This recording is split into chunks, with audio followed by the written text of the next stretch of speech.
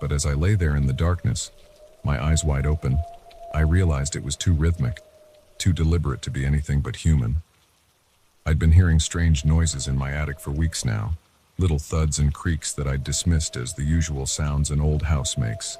But tonight was different. Tonight, the sounds were unmistakable. My heart raced as I slowly sat up in bed, careful not to make a sound. The scratching continued, steady and persistent. I reached for my phone on the nightstand, my fingers trembling as I dialed 911. But as soon as I pressed the call button, the scratching stopped abruptly. I held my breath, the phone pressed to my ear, waiting for the operator to pick up. The silence in the house was deafening. Then, just as I heard a voice on the other end of the line, a loud thud came from the attic, followed by quick, heavy footsteps. 911, what's your emergency? I whispered urgently into the phone. There's someone in my attic. Please hurry. I gave them my address and hung up, my entire body shaking. The footsteps above had stopped, but I could hear faint rustling sounds. Whoever was up there was still moving around. I slipped out of bed, my bare feet silent on the cold hardwood floor. I needed to get out of the house, but the stairs to the first floor were directly beneath the attic access. If I tried to leave, I'd be right in the intruder's path. Instead, I crept to my closet and grabbed the baseball bat I kept there for protection. My palms were sweaty as I gripped it tightly, my eyes fixed on the ceiling. The minutes ticked by agonizingly slowly. Where were the police? I strained my ears, hoping to hear sirens, but all I could hear was my own ragged breathing and the occasional creak from above. Then, a new sound made my blood run cold. It was coming from the hallway outside my bedroom, the soft scraping of the attic access panel being moved. My throat tightened as I realized the intruder was coming down. I pressed myself against the wall next to my bedroom door, the bat raised and ready. My heart was pounding so hard I was sure it would give me away. The hallway floorboards creaked under the weight of slow, careful footsteps. They paused just outside my door. I held my breath, every muscle in my body tense. The doorknob turned slowly, and the door began to open. In the dim light from my window, I saw a shadow fall across the floor. As the figure stepped into the room, I swung the bat with all my might. There was a sickening thud and a cry of pain. The intruder stumbled backward, and I took the opportunity to run. I bolted past them, down the stairs and out the front door into the cool night air. I ran to my neighbor's house, pounding on their door until the porch light flicked on. As they opened the door, I finally heard the blessed sound of police sirens in the distance. The next hour was a blur of police statements and questions. They searched my house thoroughly, but found no sign of the intruder. They assured me that they would increase patrols in the area and suggested I stay with a friend for a few days. But I couldn't shake the feeling that they had missed something. The way the intruder had moved, how they seemed to know the layout of my house. It felt too familiar, too practiced. Against my better judgment, I decided to stay. I couldn't explain it, but I needed to know what was happening in my own home. The next day, I called a locksmith and had every lock in the house changed. I installed a security system with cameras covering every entrance, but even with these precautions, I couldn't relax. Every little sound made me jump, and I found myself constantly checking the attic access panel. A week passed without incident, but my unease grew. I couldn't shake the feeling that I was being watched, even when I was alone in the house. I started noticing little things out of place. A book moved on the shelf. A cup in the sink I didn't remember using. I knew I was probably being paranoid, but I couldn't help myself. I started spending hours examining every inch of my house, looking for any sign of how the intruder had gotten in. It was during one of these searches that I found it. I was in the spare bedroom, running my hands along the baseboards, when I felt a slight give in the wall. My heart raced as I pressed harder, and suddenly a small section of the wall swung inward. Behind it was a narrow passage, dark and musty. I shone my flashlight inside, revealing a crude ladder leading up to the attic. My hands shook as I realized the truth. There had been a hidden entrance to my attic this whole time. I should have called the police right then. but curiosity and a need for answers overrode my common sense. I took a deep breath and started climbing. The attic was bigger than I had imagined, stretching the entire length of the house.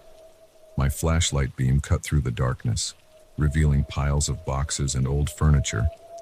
But as I moved deeper into the space, I saw something that made my stomach churn. In the far corner, hidden behind a stack of old trunks, was a makeshift living area. There was a sleeping bag on the floor, surrounded by empty food wrappers and water bottles. A small battery-powered lamp sat on an overturned crate, next to a pile of books. But what really caught my eye was the wall behind this little camp. It was covered in photographs, dozens of them. As I stepped closer, my breath caught in my throat. They were all of me. There I was, walking to my car, working in the garden, sitting in my living room. Some were clearly taken from outside the house, but others could only have been taken from inside. The realization hit me like a punch to the gut. Someone had been living in my attic, watching me for months. I stumbled backward, my mind reeling. I had to get out, had to call the police. But as I turned to leave, my flashlight beam fell on something that made me freeze. It was a small door, built into the knee wall of the attic. It was slightly ajar, and beyond it, I could see a faint light. Every instinct screamed at me to run, but I found myself moving towards the door instead. I had to know. I had to see. I pushed the door open slowly, wincing at the creak of its hinges. The space beyond was small, no bigger than a closet, but what it contained made my blood run cold. The walls were covered in writing, scrawled messages and rambling paragraphs that made no sense. In the center of the room was a small table, and on it sat a laptop, its screen glowing softly. I stepped closer, my eyes drawn to the open document on the screen. As I read the words there, I felt the world tilt around me. Day 156. She almost caught me today. I was careless, made too much noise. But it's okay. She's not ready yet. Soon, though. Soon she'll understand why I'm here. Why I've been watching her. She's the one. The only one who can help me. Help us. She just doesn't know it yet. The words blurred as tears filled my eyes. This person, this stranger, had been living in my house, watching my every move, for over 5 months, and they thought I was some kind of chosen one, to help them with what? I heard a noise behind me and spun around, my heart in my throat. There, blocking the entrance to the small room, stood a figure. In the dim light, I could make out wild, unkempt hair and eyes that gleamed with an unsettling intensity. "You weren't supposed to find this yet," the stranger said, their voice hoarse. "But maybe it's time. Maybe you're finally ready to learn the truth." I backed away, my back pressing against the table. "Who are you? What do you want from me?"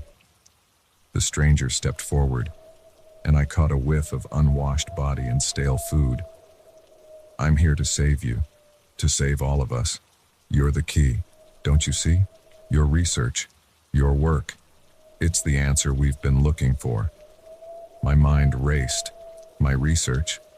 I was a data analyst for a small tech company. How could that be the answer to anything? "You're confused. You're scared. I understand," the stranger continued, taking another step closer. "But soon, you'll see. Soon, you'll understand why I had to do this. Why I had to watch you, learn everything about you." I glanced around desperately, looking for a way out, but the stranger blocked the only exit. I was trapped. "Please," I said, trying to keep my voice steady. "I don't understand. Just tell me what you want." The stranger's face softened, an unsettling smile spreading across their features. "What I want you to fulfill your destiny.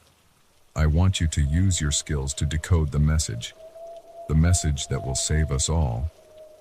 As they spoke, I noticed a small remote control on the table next to the laptop.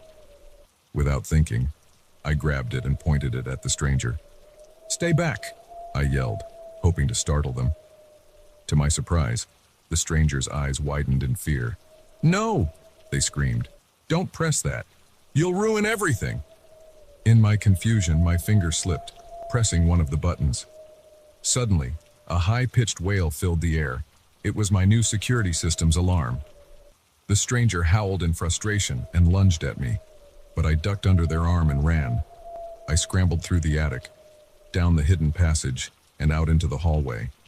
I could hear the stranger crashing behind me, but I didn't look back. I ran out of the house and into the street, the alarm still blaring behind me. As police sirens approached in the distance, I stood there, shaking and gasping for breath. My quiet life had been shattered, my sense of safety destroyed, and I was left with a chilling realization. Sometimes, the monsters aren't hiding under the bed or in the closet. Sometimes they're right above us, watching and waiting.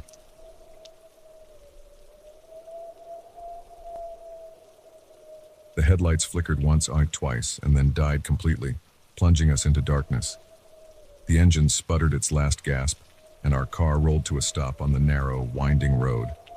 I turned the key in the ignition, but all I got was a sad clicking sound. We were stranded.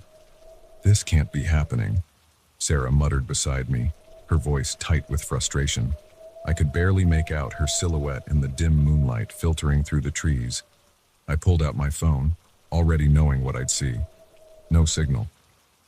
We were miles from the nearest town, surrounded by dense forest. The GPS had gone haywire about an hour ago, leading us down this lonely stretch of road that wasn't even on our map. "What do we do now, Jack?" Sarah asked, a hint of panic creeping into her voice. I squinted through the windshield, trying to pierce the darkness. That's when I saw it. A faint glow in the distance, off to our right. "Look," I said, pointing. "There's a light. Must be a house or something. Maybe they have a phone we can use." Sarah hesitated. "I don't know. Walking up to a stranger's house in the middle of nowhere. It seems risky." I understood her concern, but we didn't have many options. It's either that, or spend the night in the car and hope someone drives by tomorrow, which, judging by how deserted this road is, might not happen. She sighed, relenting. "Okay, but let's be careful." We grabbed our flashlights from the glove compartment and stepped out of the car. The night air was cool and damp, heavy with the scent of pine and wet earth. Our footsteps crunched on the gravel as we made our way towards the light. As we got closer, I could make out the shape of a large farmhouse. It was old, with peeling paint and a sagging porch, but warm light spilled from the windows, promising shelter and help. We approached the front door, and I raised my hand to knock. Before I could, the door swung open, revealing a tall, thin man with graying hair and deep-set eyes. "Well, hello there," he said, his voice gravelly, but not unkind. "What brings you folks out here so late?" I explained our situation, and the man's face broke into a sympathetic smile. "Car trouble, eh? That's a tough break. Name's Earl. Why don't you two come on in and we'll see about getting you some help." Sarah squeezed my hand, a silent reminder to be cautious. But Earl's friendly demeanor and the warmth emanating from the house were too inviting to resist. We stepped inside, and I was immediately struck by how cluttered the place was. Every surface was covered with knickknacks, old newspapers, and what looked like mechanical parts. The air was thick with the smell of tobacco and something else I couldn't quite place. "Martha," Earl called out. We've got company." A short, plump woman with frizzy gray hair appeared from what I assumed was the kitchen. She wiped her hands on her apron and gave us a wide smile that didn't quite reach her eyes. "Oh my, visitors at this hour. How exciting," she exclaimed, her voice high and reedy. "You poor dears must be exhausted. Why don't you have a seat in the living room while I fix you some tea?" Before we could protest, Martha ushered us into a cramped room dominated by a large, threadbare sofa. The walls were covered in old photographs, their subjects staring at us with blank eyes. Earl settled into a worn armchair across from us. "So, where you folks headed?"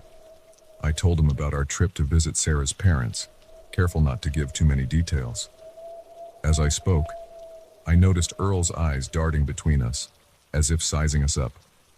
Martha bustled in with a tray of tea and cookies. As she set it down, I caught a whiff of that strange smell again. It reminded me of chemicals, like something you'd find in a garage. "Now then," Earl said, leaning forward. "About your car. I'm pretty handy with engines. Why don't I take a look at it in the morning? It's too dark now, and these roads can be dangerous at night." Sarah and I exchanged glances. The thought of spending the night here made me uneasy, but the alternative, walking back to our car in the dark, seemed even less appealing. "That's very kind of you," Sarah said cautiously, "but we wouldn't want to impose. If we could just use your phone to call for a tow truck." "Oh, I'm afraid our phone line's been down for days," Martha chimed in, her smile never wavering. "Terrible service out here, you know. But don't you worry, we have plenty of room. You can stay in the guest bedroom upstairs." As she spoke, I noticed a dark stain on her apron. It looked fresh, and in the dim light, it appeared almost red. Earl must have noticed me staring because he quickly stood up, blocking my view of Martha. "Well, it's settled then. You'll stay the night, and we'll sort out your car in the morning. Now, how about some dinner? Martha makes a mean stew." The mention of food made my stomach growl, reminding me that we hadn't eaten since lunch. Despite my unease, I found myself nodding. As we followed them to the dining room, I whispered to Sarah, "Something feels off about this place." She nodded slightly. "I know. But what choice do we have? Let's just get through the night and leave first thing in the morning." The dining room was as cluttered as the rest of the house. The table was set with mismatched plates and tarnished silverware. Martha ladled out bowls of thick, dark stew that smelled surprisingly good. As we ate, Earl regaled us with stories about the farm and the surrounding area. He seemed to know every inch of the forest, describing hidden caves and forgotten trails with vivid detail. "You know," he said, his eyes glinting in the candlelight, "people have been known to disappear in these woods. Hikers, campers, even the occasional lost traveler." I felt Sarah stiffen beside me. Earl's tone was casual, almost cheerful, but there was an undercurrent of something, a warning, a threat. Martha tittered nervously. "Oh, Earl, don't scare our guests with those old stories. I'm sure they're tired and would like to get some rest." As if on cue, I felt a wave of drowsiness wash over me. My limbs felt heavy, and I had to fight to keep my eyes open. I glanced at Sarah and saw that she was struggling too, her head nodding forward slightly. Alarm bells started ringing in my head, but they seemed far away, muffled. I tried to stand, but my legs wouldn't cooperate. I think we should go to bed," I managed to slur out. Earl's smile widened, showing too many teeth. Of course. Martha, why don't you show our guests to their room?" The trip up the stairs was a blur. I vaguely remember Martha's constant chatter as she led us to a small, musty bedroom with a single bed. As soon as she left, Sarah and I collapsed onto the mattress, too groggy to do anything but succumb to the encroaching darkness. I don't know how long I slept, but I woke with a start, my head pounding. The room was pitch black, and for a moment, I couldn't remember where I was. Then it all came rushing back. The car, the farmhouse, Earl and Martha. I fumbled for my phone, using its dim light to check the time. 3:17 a.m. Sarah was still asleep beside me, her breathing deep and even. That's when I heard it. Voices, muffled but audible, coming from somewhere below us. I strained to listen, catching snippets of conversation. Perfect condition. Fetch a good price. Have to move quickly. My blood ran cold as the implications of what I was hearing sank in. We needed to get out of here, now. I shook Sarah awake, clamping a hand over her mouth to stifle her startled cry. "We have to go," I whispered urgently. "Something's very wrong here." She nodded, her eyes wide with fear. We crept to the door, wincing at every creak of the old floorboards. The hallway was dark and silent, but I could still hear the murmur of voices from downstairs. We made our way down the stairs, pausing at every sound. As we reached the bottom, I saw light spilling from beneath a closed door. The basement, I realized. We were almost to the front door when a floorboard let out a loud groan under my foot. The voices in the basement suddenly stopped. "Did you hear that?" Earl's voice, no longer friendly but sharp with suspicion. Sarah and I didn't wait. We bolted for the door, fumbling with the lock. Behind us, I heard the basement door open, followed by rapid footsteps. We burst out into the cool night air, running blindly down the overgrown driveway. I could hear Earl shouting behind us, his words lost in the pounding of my heart. We ran until our lungs burned, not daring to look back. When we finally stopped, gasping for air, we found ourselves back on the road where we'd left our car. To our amazement, the car started on the first try. As we sped away, leaving the farmhouse and its sinister occupants far behind, I couldn't shake the feeling that we'd narrowly escaped a fate worse than a broken-down car on a lonely road. We drove in silence for a long time, both of us processing what had happened. It wasn't until we saw the lights of the next town that Sarah finally spoke. "Jack," she said, her voice shaky, "what do you think they were going to do to us?" I shook my head, not wanting to voice the terrible possibilities that had been running through my mind. "I don't know, and I don't want to know. Let's just be grateful we got out of there." As we pulled into a well-lit gas station, surrounded by the comforting signs of civilization, I made a silent vow. No matter how long the detour, no matter how inconvenient, we would never again seek help from strangers on a dark, lonely road.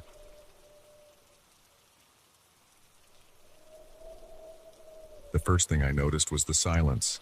No birds chirping, no leaves rustling, just an eerie stillness that seemed to swallow every sound. I had been hiking for hours, my boots crunching over fallen leaves and twigs, but now even that seemed muffled. It was as if the forest itself was holding its breath, waiting. I checked my phone again. Still no signal. The GPS had stopped working about an hour ago, leaving me with nothing but a vague sense that I was heading in the right direction. The sun was sinking lower in the sky, painting the trees with long shadows that seemed to reach for me like grasping fingers. I should have turned back when I realized I was lost. Should have retraced my steps and found my way to the marked trail. But something kept pulling me forward, a mixture of stubbornness and curiosity that I would soon regret. As the light faded, I spotted a flicker of brightness through the trees. Hope surged through me. Maybe it was a ranger station or a campsite. I quickened my pace, pushing through the underbrush towards the light. What I found instead made me stop in my tracks. Nestled in a clearing was a collection of ramshackle buildings, their windows glowing with warm, inviting light. Smoke curled from crooked chimneys, and I could hear the faint murmur of voices carried on the evening breeze. Relief washed over me. I had found people, civilization of a sort. They could help me get back to my car, or at least point me in the right direction. I stepped into the clearing, waving to catch someone's attention. The reaction was immediate and unsettling. The voices cut off abruptly, and I saw curtains twitch in windows as faces peered out at me. A door creaked open, and a man stepped out onto a porch, his weathered face set in a wary frown. "Evening," I called out, trying to keep my voice friendly and non-threatening. "I'm sorry to intrude, but I've gotten a bit turned around on the trails. I was hoping you could point me back to the main road." The man didn't respond immediately. His eyes, dark and deep-set, scanned me from head to toe. When he finally spoke, his voice was rough, as if unused to conversation. "Ain't no roads around here, stranger. This is Piney Grove. We don't get many visitors." I felt a chill that had nothing to do with the cooling evening air.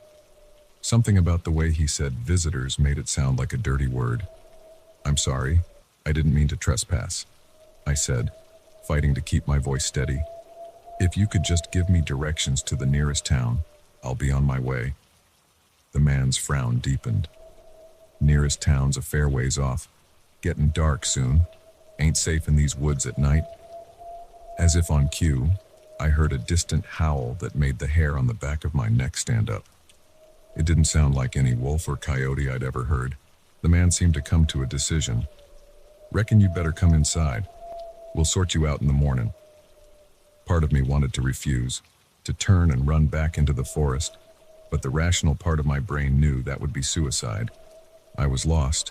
It was getting dark, and who knew what kind of animals were out there? Reluctantly, I nodded and followed him towards one of the larger buildings. As we walked, I noticed more people emerging from the other houses. They watched me with a mixture of curiosity and suspicion, their faces gaunt and pale in the fading light. Children peered around their parents' legs, their eyes wide and unblinking. The inside of the building was dimly lit by oil lamps, casting flickering shadows on walls covered in faded floral wallpaper. The furniture looked ancient, as if it had been passed down through generations. The air was thick with the smell of wood smoke and something else. Something earthy and slightly sweet that I couldn't quite place. "Name's Ezekiel," the man said, gesturing for me to sit at a worn wooden table. "This here's my wife, Martha." A thin woman with long gray hair nodded at me from near the fireplace. Her eyes never left me as she stirred something in a large pot hanging over the flames. "I'm Lisa," I said, forcing a smile. "Thank you for your hospitality." Ezekiel grunted in response. "You'll stay here tonight. In the morning, we'll see about getting you back where you came from." I wanted to protest, to insist on leaving right away, but I knew it would be pointless. I was at their mercy, at least for now. Martha ladled some stew into a chipped bowl and set it in front of me. The smell made my stomach growl, reminding me that I hadn't eaten since that morning. I took a cautious bite, surprised by the rich, gamey flavor. "What kind of meat is this?" I asked, more to break the uncomfortable silence than out of real curiosity. "Best not to ask questions you don't want answers to," Ezekiel replied, his tone making it clear that the subject was closed. As I ate, I couldn't shake the feeling that something was very wrong here. The way Ezekiel and Martha watched me, the strange silence from outside, the odd smell that seemed to permeate everything, it all added up to a sense of wrongness that made my skin crawl. After dinner, Martha showed me to a small room upstairs. The bed was lumpy, and the blankets smelled musty, but I was too exhausted to care. I lay down, fully clothed, and tried to sleep. I must have dozed off because I woke with a start, disoriented in the unfamiliar darkness. For a moment, I couldn't remember where I was. Then it all came flooding back. The hike, getting lost, finding Piney Grove. A noise from outside caught my attention. Voices, low and urgent, drifted up from below. I crept to the window, careful not to make any noise, and peered out. In the moonlight, I could see a group of people gathered in the center of the clearing. They were dressed in long robes, their faces hidden by hoods. In the center of the circle stood Ezekiel, his arms raised as he spoke in a language I didn't recognize. My heart pounded in my chest as I watched the strange ritual unfold. What kind of place had I stumbled into? Suddenly, one of the robed figures looked up, straight at my window. I ducked down, praying they hadn't seen me. I waited, barely breathing, for what felt like hours. When I finally dared to look again, the clearing was empty. Sleep was impossible after that. I lay in bed, every creak of the old house making me jump. As soon as the first light of dawn crept through the window, I made my decision. I had to get out of here. I eased the door open, wincing at every squeak of the hinges. The house was silent as I crept down the stairs, my heart in my throat. I had just reached the front door when a voice behind me made me freeze. "Leavin'? So soon?"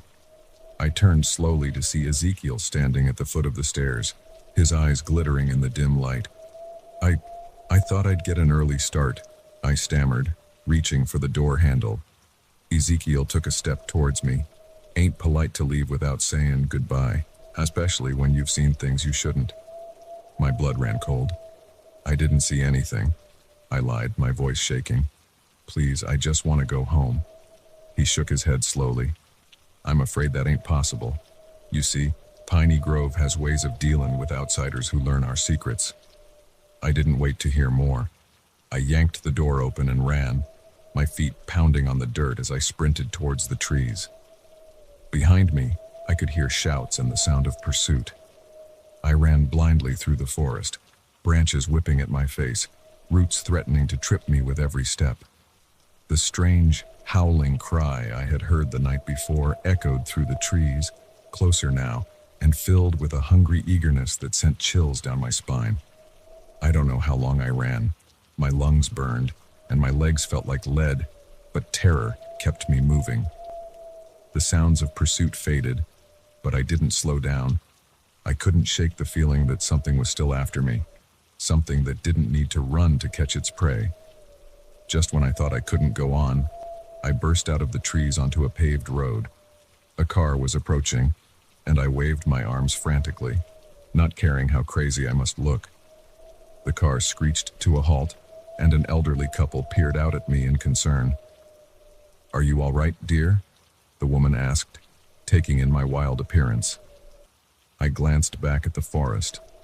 There was no sign of pursuit, but I could feel eyes watching me from the shadows between the trees. "Please," I gasped, "I need to get out of here. Can you give me a ride to the nearest town?" They hesitated for only a moment before nodding, and I scrambled into the back seat. As we drove away, I kept my eyes on the receding tree line, half expecting to see robed figures emerge from the forest, but there was nothing, just trees and shadows, hiding whatever secrets lay within. I never reported what happened in Piney Grove. Who would believe me? Sometimes, late at night, I still hear that strange howl in my dreams, and I wake up in a cold sweat, grateful for the familiar sounds of the city around me. But I know the truth. Out there, deep in the forest where no roads lead, Piney Grove is waiting, and I pray that no other lost hiker ever stumbles upon its secrets.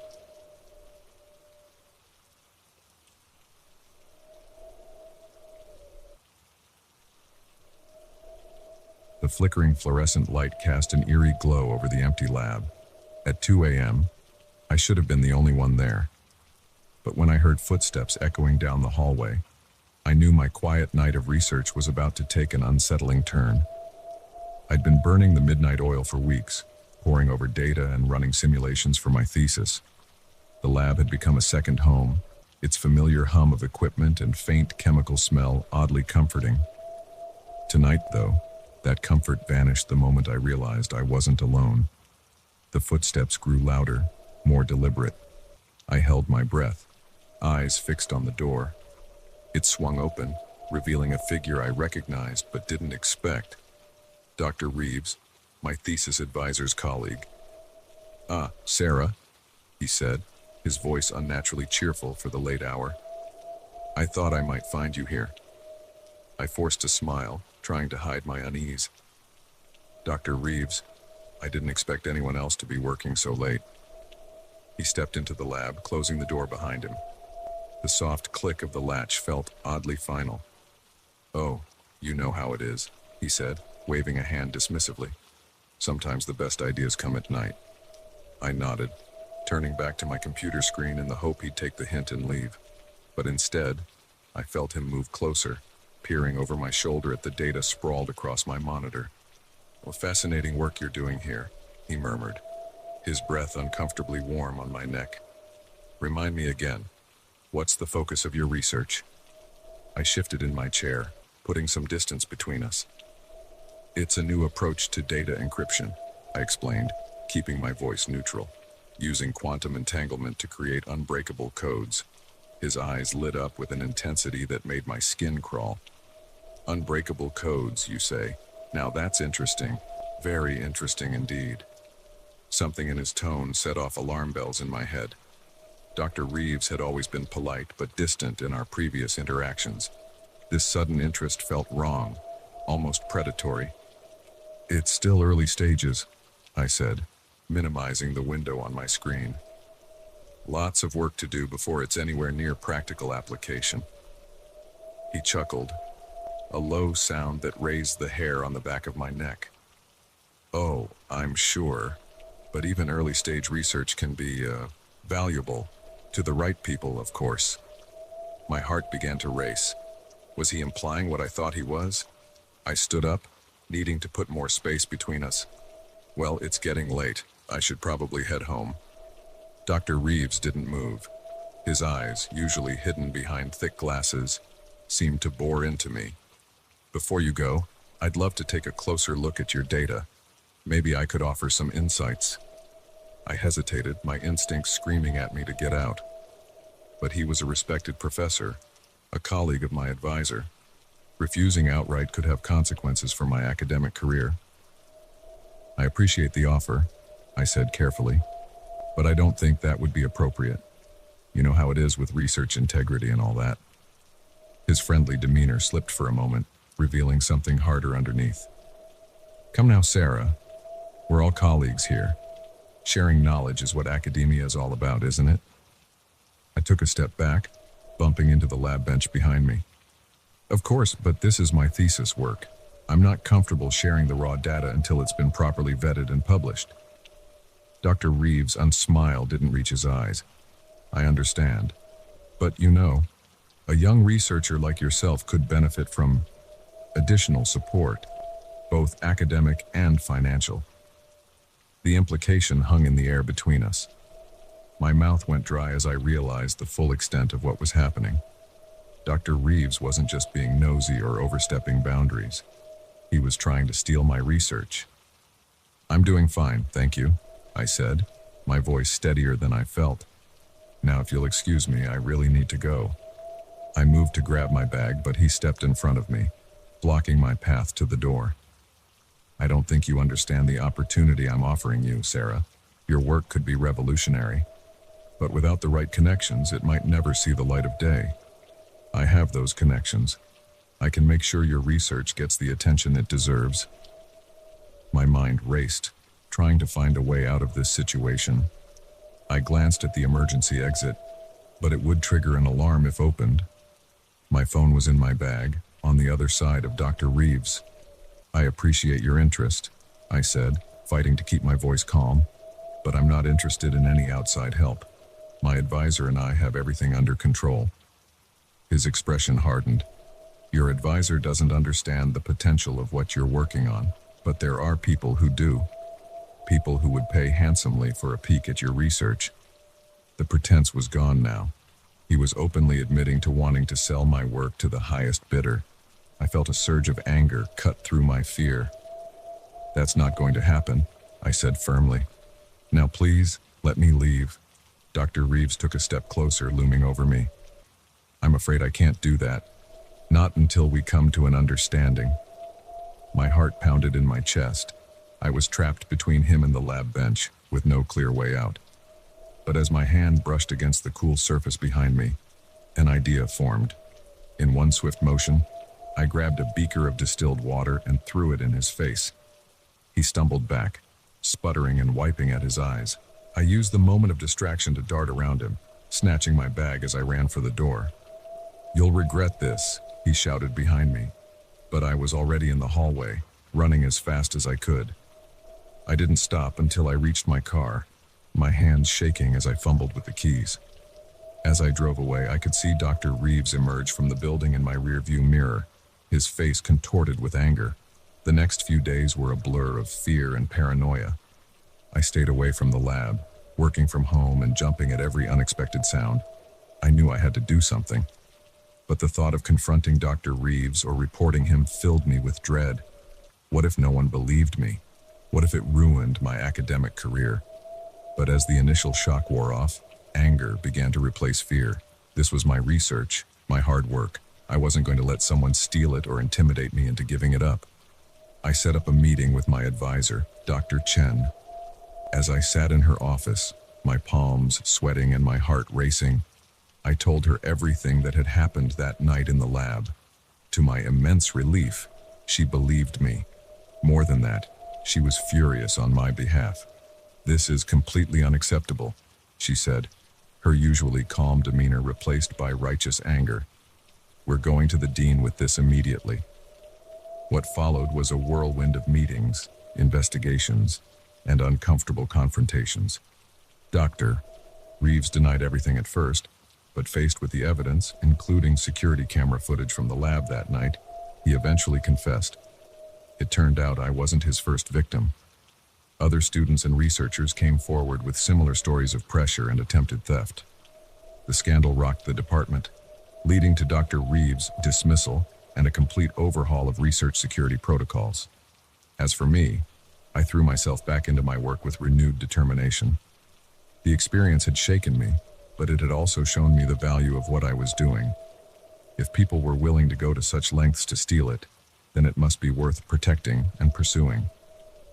Months later, as I stood at the podium presenting my completed thesis, I felt a sense of triumph that went beyond academic achievement. I had faced a threat to my work and my integrity, and I had come out stronger for it. The applause that followed my presentation was sweet, but the real victory was in knowing that the research was mine, earned through hard work and perseverance in the face of adversity. As I left the auditorium, Dr. Chen caught up with me, a proud smile on her face. "Brilliant work, Sarah," she said. "You know, we've received some interesting inquiries about potential applications for your encryption method, completely above board, of course." I grinned, feeling a mix of excitement and vindication. "That's great news. I can't wait to see where this research goes next." As we walked out into the bright sunlight, I felt a sense of optimism about the future. The path ahead might not always be easy or straightforward, but I knew now that I had the strength to face whatever challenges came my way. The incident with Dr. Reeves had taught me a valuable lesson. In the world of cutting-edge research, knowledge truly is power. And sometimes, protecting that knowledge is just as important as discovering it in the first place.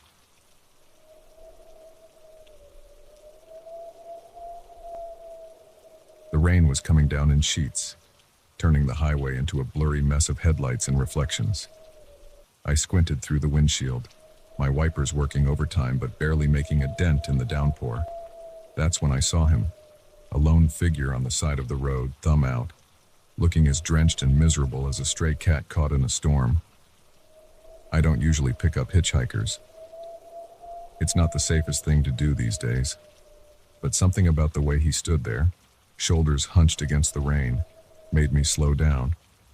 Before I could talk myself out of it, I was pulling over to the shoulder, the car's tires splashing through puddles. The man jogged over, his face hidden beneath the hood of a dark jacket.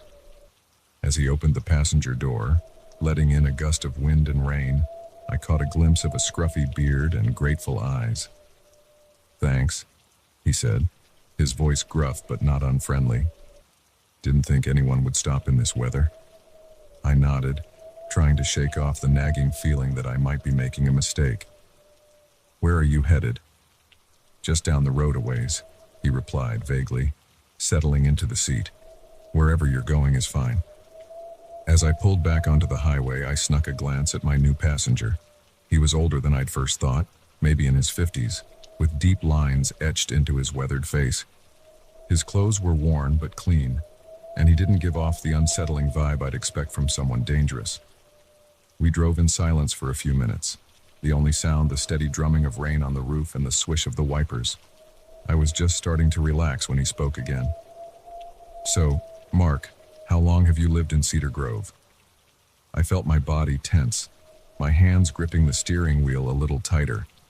I hadn't told him my name, and I certainly hadn't mentioned where I lived. "How did you know that?" I asked, trying to keep my voice steady. He chuckled, a low sound that sent a chill down my spine. "Oh, I know a lot of things about you, Mark. I know you work at the bank on Main Street. I know you have a golden retriever named Max. And I know your wife, Sarah, is probably wondering why you're running late tonight." My mind raced. How could he possibly know all this? I'd never seen this man before in my life. Cedar Grove was a small town, sure, but not so small that everyone knew everyone else's business. "Who are you?" I demanded, my voice shaking despite my best efforts to stay calm. He turned to face me, and in the dim light from the dashboard, his eyes seemed to gleam with an unnatural intensity. "Just a traveler," passing through, but I make it my business to know things about people. It's amazing what you can learn if you just pay attention. I swallowed hard, fighting the urge to slam on the brakes and order him out of the car.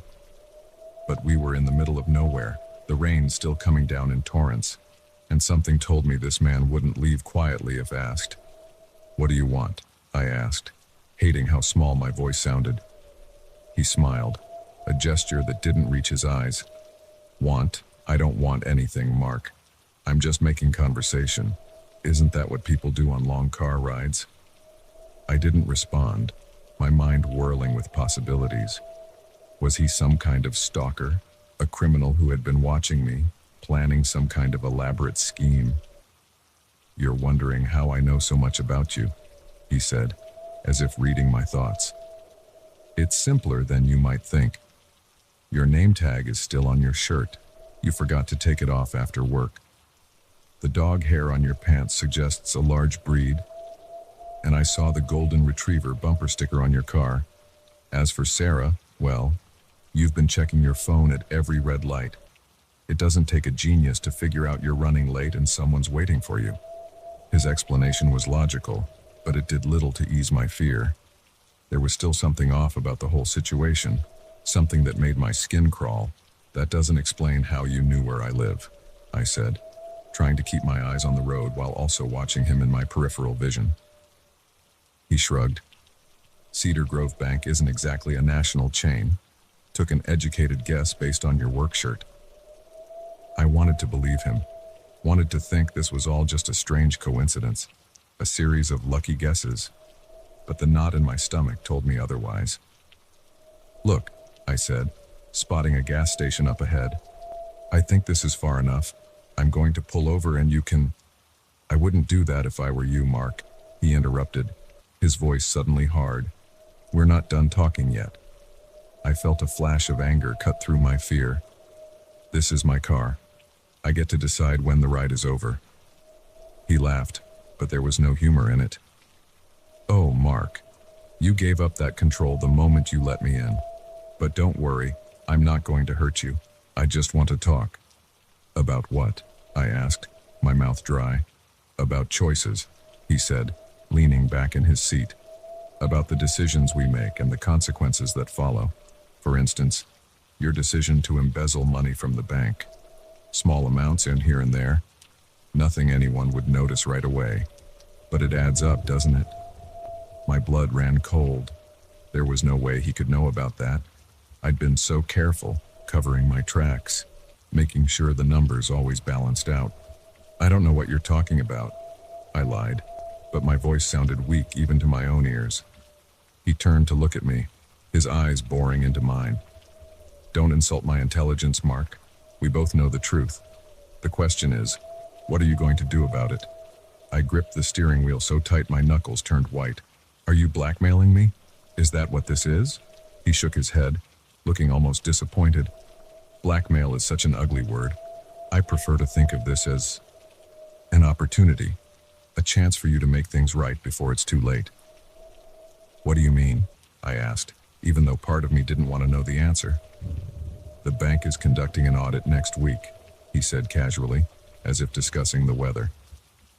"They're going to find the discrepancies. And when they do, your comfortable life in Cedar Grove will come crashing down. Unless—" He let the word hang in the air between us. I knew I shouldn't ask, shouldn't engage with this stranger who seemed to know far too much about my life and my mistakes. But I couldn't help myself. "Unless what?" "Unless you turn yourself in," he said simply. "Go to your boss first thing tomorrow morning. Confess everything. Pay back what you took. It won't be easy, but it'll be a lot better than waiting for them to discover it on their own." I laughed bitterly. "And why would I do that, eh? Why should I believe anything you say?" He sighed, reaching into his jacket pocket.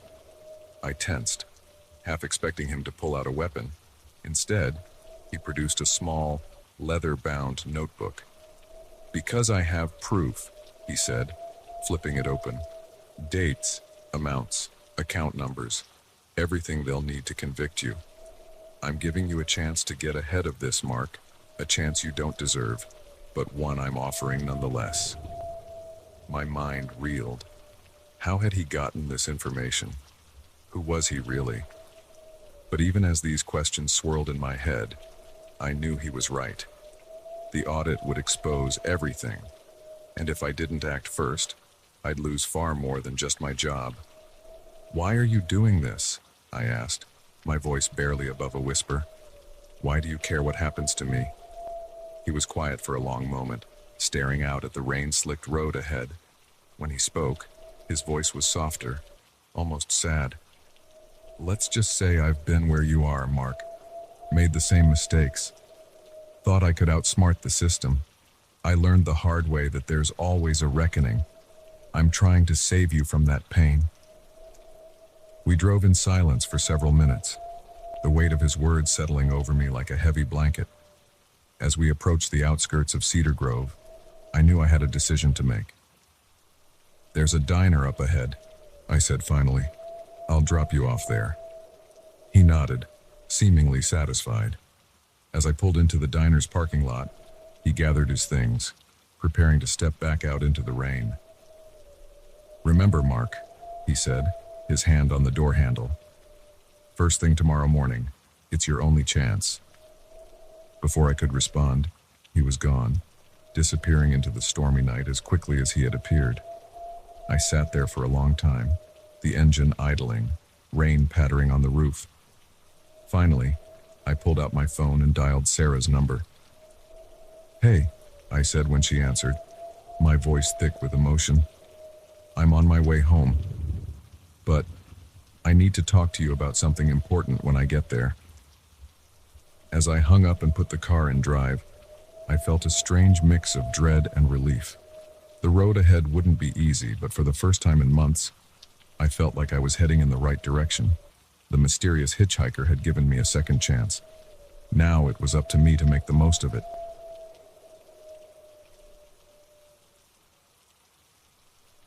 The crack of a twig snapping jolted me from my peaceful reverie. I froze, my marshmallow-laden stick hovering over the campfire. The dense forest around me, which had seemed so inviting during the day, now loomed ominously in the gathering dusk. I held my breath, straining to hear over the crackling of the fire. There it was again, the unmistakable sound of footsteps, too heavy and deliberate to be an animal.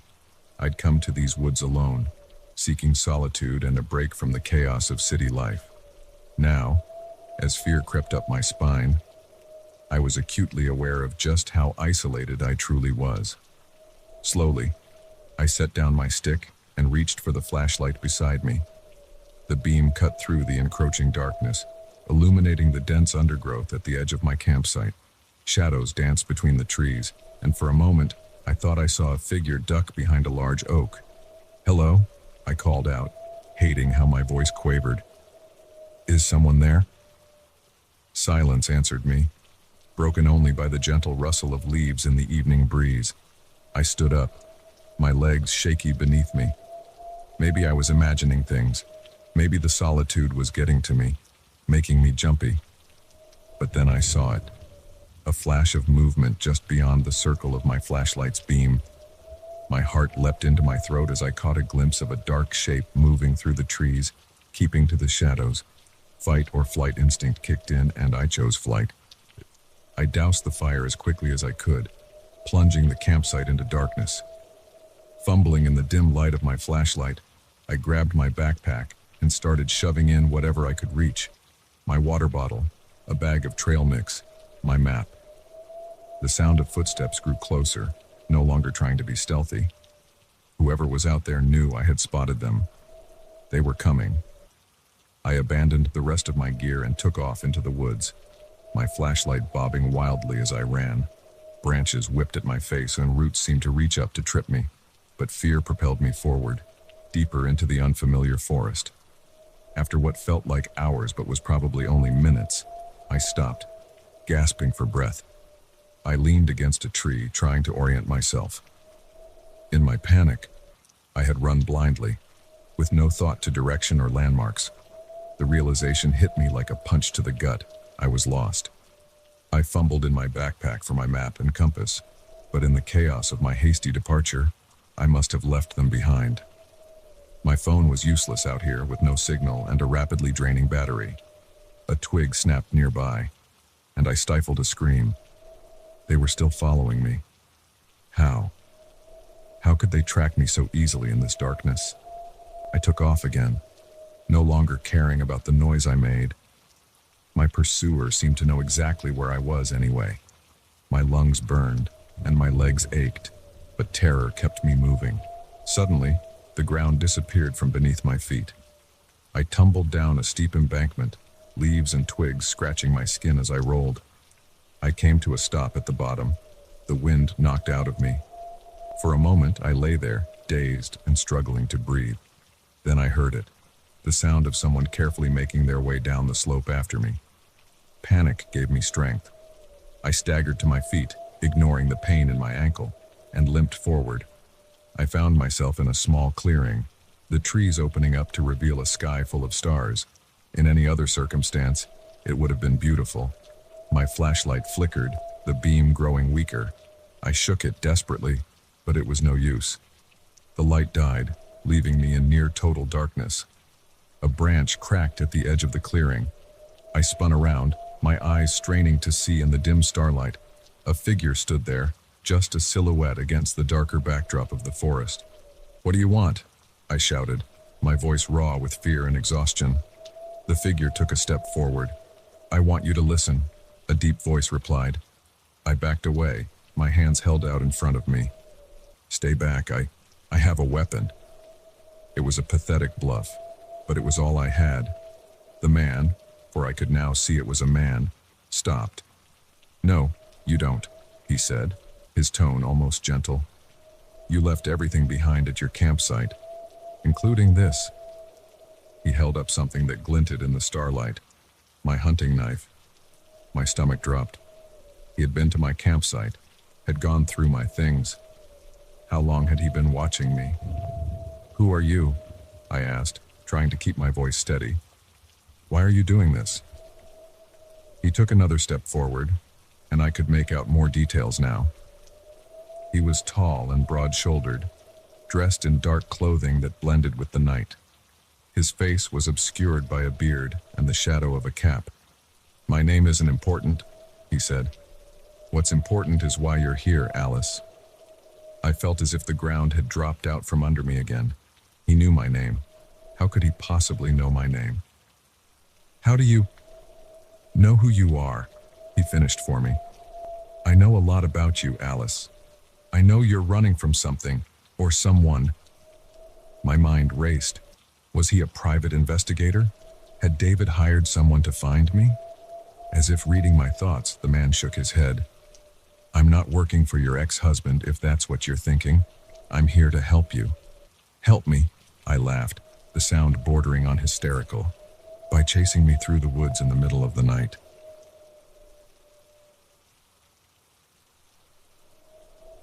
The first night in our new home, I woke to the sound of children laughing.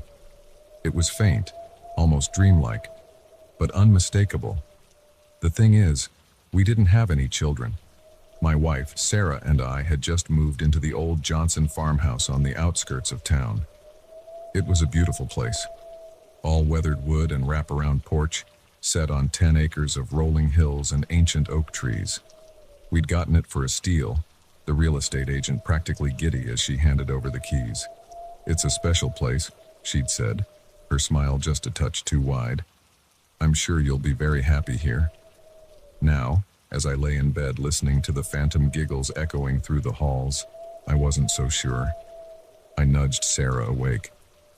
"Do you hear that?" I whispered. She blinked at me sleepily. "Hear what?" The laughter faded away, leaving only the creaks and groans of the old house settling. I shook my head. Nothing. Must have been dreaming.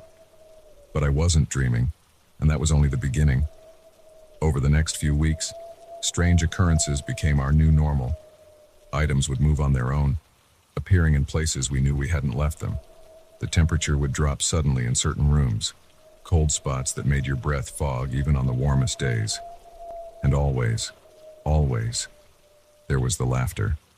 Sarah tried to rationalize it all. The moving objects were just us being forgetful in a new place. The cold spots were drafts in an old house. The laughter was probably just kids from a neighboring farm, sound carrying far in the country quiet. I wanted to believe her, but deep down, I knew something wasn't right. It came to a head about a month after we moved in. I was in the attic, unpacking some of the last boxes, when I found the journal. It was old, the leather cover cracked and faded, tucked away behind a loose board in the wall. Curious, I opened it. The handwriting inside was spidery and difficult to read, but as I deciphered the words, a chill ran down my spine. It was a diary, belonging to Margaret Johnson, the matriarch of the family who had built this house over a century ago, and what she described was horrifying.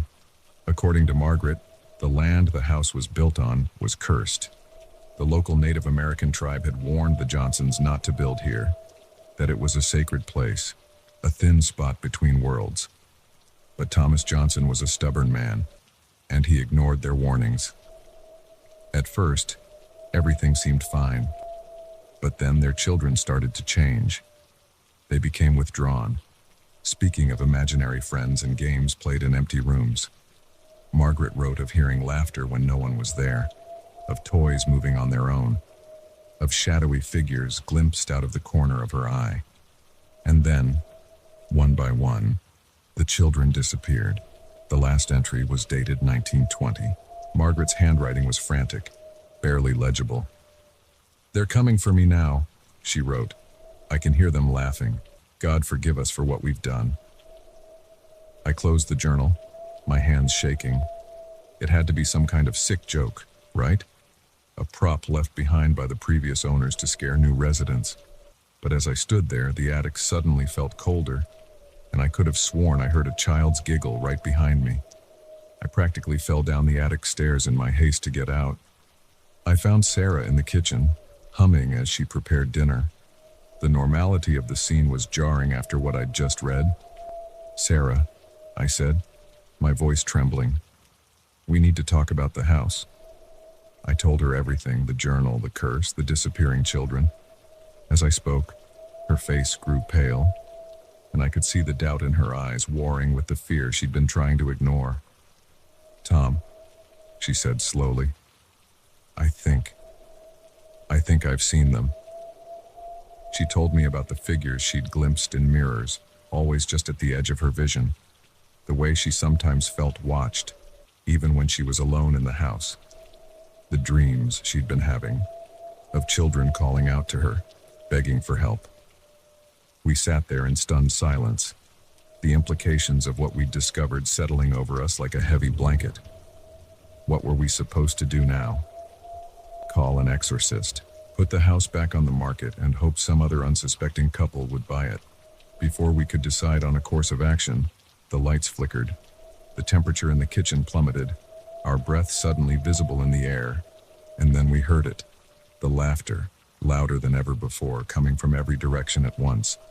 Sarah grabbed my hand, her nails digging into my skin. "Tom," she whispered, "we need to get out of here. Now." We ran for the front door, but it wouldn't open. The knob turned, but it was as if something on the other side was holding it shut. We tried the back door, the windows, even the cellar entrance, all locked, all immovable. The laughter grew louder, mixed now with the sound of running feet and childish voices calling out to us. "Play with us," they said. "Stay with us forever." We ended up huddled in the living room, watching in horror as objects began to move on their own. Books flew off shelves, furniture slid across the floor, and all the while, those voices kept calling to us. It was Sarah who found the solution. As a chair whizzed past her head, she spotted something glinting on the mantelpiece. It was an old arrowhead, probably Native American, displayed as a curio by a previous owner. "The journal," she gasped. "It said this was sacred land. Maybe." She didn't need to finish the thought. I lunged for the arrowhead, snatching it just as an unseen force tried to pull it away. The moment my fingers closed around it, everything stopped. The flying objects dropped to the floor, The laughter cut off abruptly, and the oppressive cold dissipated. We didn't wait to see if it was truly over. The front door swung open easily now, and we ran to our car, still in our pajamas, the arrowhead clutched tightly in my hand. We drove through the night, not stopping until we were 2 states away. We never went back to the farmhouse. We hired a company to pack up our belongings and sell the place, making sure to include the arrowhead and Margaret's journal with the property. We also made them promise to disclose the house's history to any potential buyers. Last I heard, the place is still on the market. The real estate agent calls it a charming fixer-upper with a rich history. Sarah and I call it a nightmare we barely escaped. Sometimes, late at night, I still wake up thinking I hear children laughing. But now, in our new home in the city, surrounded by the comforting sounds of traffic and neighbors, I can convince myself it's just a dream. Most of the time, anyway. We don't talk much about what happened in that house. It's easier to pretend it was all some shared delusion, a product of stress and an overactive imagination. But we both know the truth. And we both know that sometimes, the most haunting things aren't the ghosts themselves, but the questions they leave behind. Why us? Why that house? And what happened to those children? All those years ago. I don't think we'll ever know the answers. And maybe that's for the best. Some mysteries are better left unsolved, some doors better left unopened. All I know is, if you're ever driving through the countryside and you see an old farmhouse for sale, one that seems just a little too perfect, a little too cheap, keep driving, because you never know what might be waiting inside, laughing in the darkness, ready to welcome you home.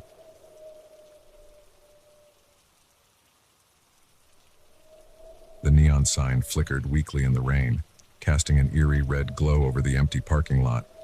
Mario's Pizza, it read, the NZ sputtering in and out of existence like a dying firefly.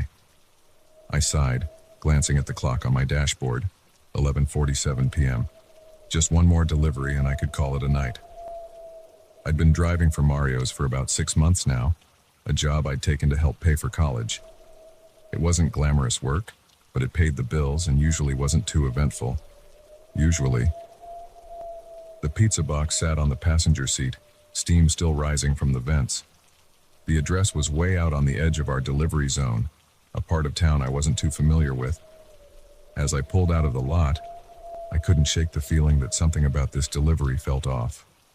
The rain intensified as I drove, fat droplets splattering against the windshield faster than my wipers could clear them. The streets grew narrower, the houses more spread out. Soon, I was driving down a winding road with dense forest on either side. My GPS chirped, instructing me to turn onto a gravel driveway I almost missed. The path was overgrown, branches scraping against the sides of my car as I inched forward. After what felt like an eternity, the trees opened up to reveal a ramshackle house, its windows dark save for a single light on the second floor. I parked and grabbed the pizza, the box already growing cold in the damp night air. As I approached the front door, the porch steps creaked ominously beneath my feet. I raised my hand to knock, but before I could, the door swung open. The man who stood there made me take an involuntary step back. He was tall, easily over 6 feet, with a wild beard and eyes that seemed to bore right through me. He wore a stained wife beater and jeans that had seen better days. Pizza delivery, I stammered, holding out the box. The man's face split into a grin that didn't reach his eyes.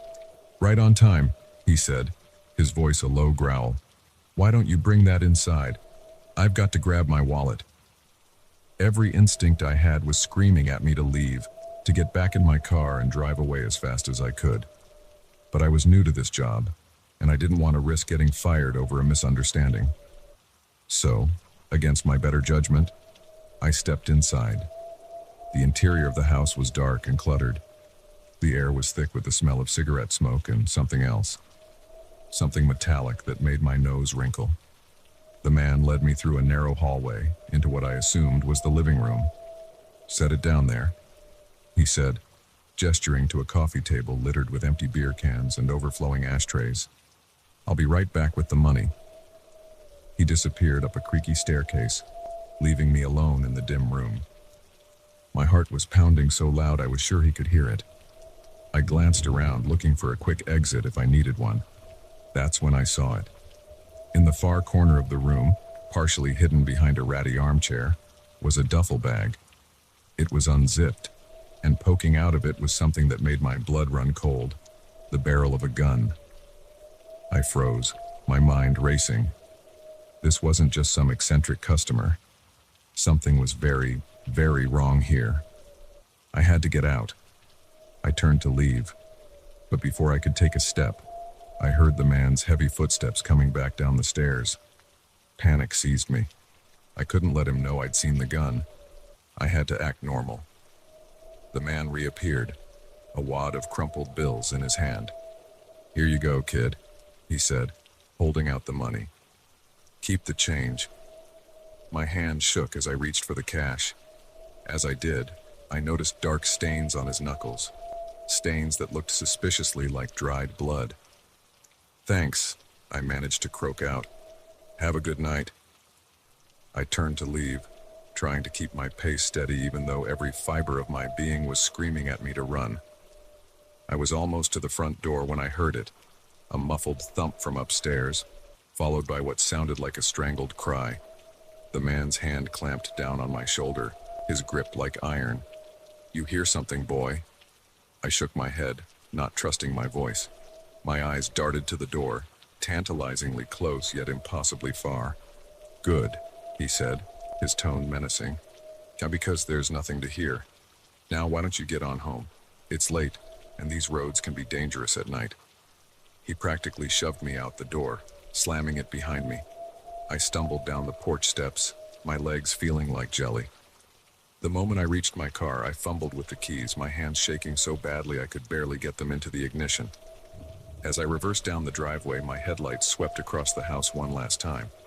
And there, in the upstairs window, I saw a face. A woman's face, pale and terrified, her mouth open in a silent scream.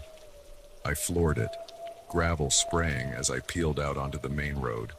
My mind was reeling, trying to process what I'd just seen. The gun, the blood, the woman in the window. It all added up to a horrifying conclusion. I needed to call the police. But as I reached for my phone, doubt crept in.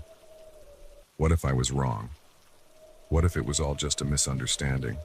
My imagination running wild. I could lose my job, or worse, get in trouble for making a false report. I pulled over to the side of the road, my hands gripping the steering wheel so tight my knuckles turned white. I had to make a decision. Drive back to the pizzeria and pretend nothing happened, or potentially save someone's life. In the end, it wasn't really a choice at all. I dialed 911, my voice shaky as I relayed what I'd seen to the dispatcher. They told me to drive to the nearest police station and wait there. The next few hours were a blur of questions and statements. I told the police everything: the gun, the blood, the woman in the window. They seemed to take it seriously, especially when I gave them the address. It wasn't until the next morning that I found out the full story.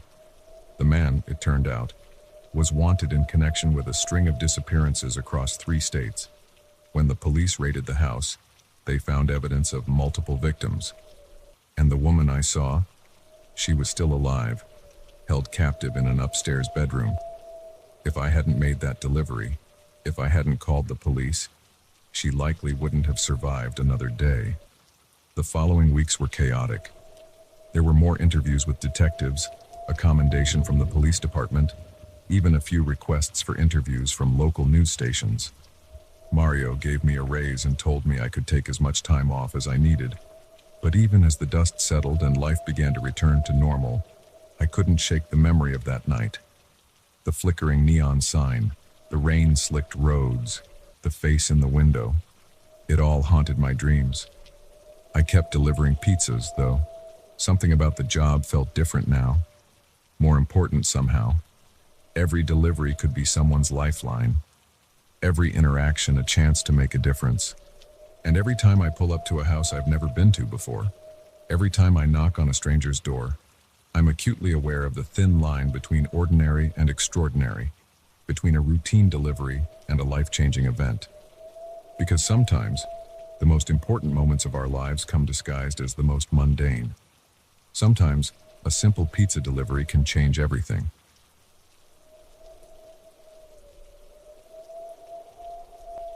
The lock clicked open with a finality that sent a shiver down my spine. As the door swung inward, revealing the rustic interior of our rented cabin, I couldn't shake the feeling that we were stepping into something we couldn't easily escape. If only I'd known then how right that feeling was.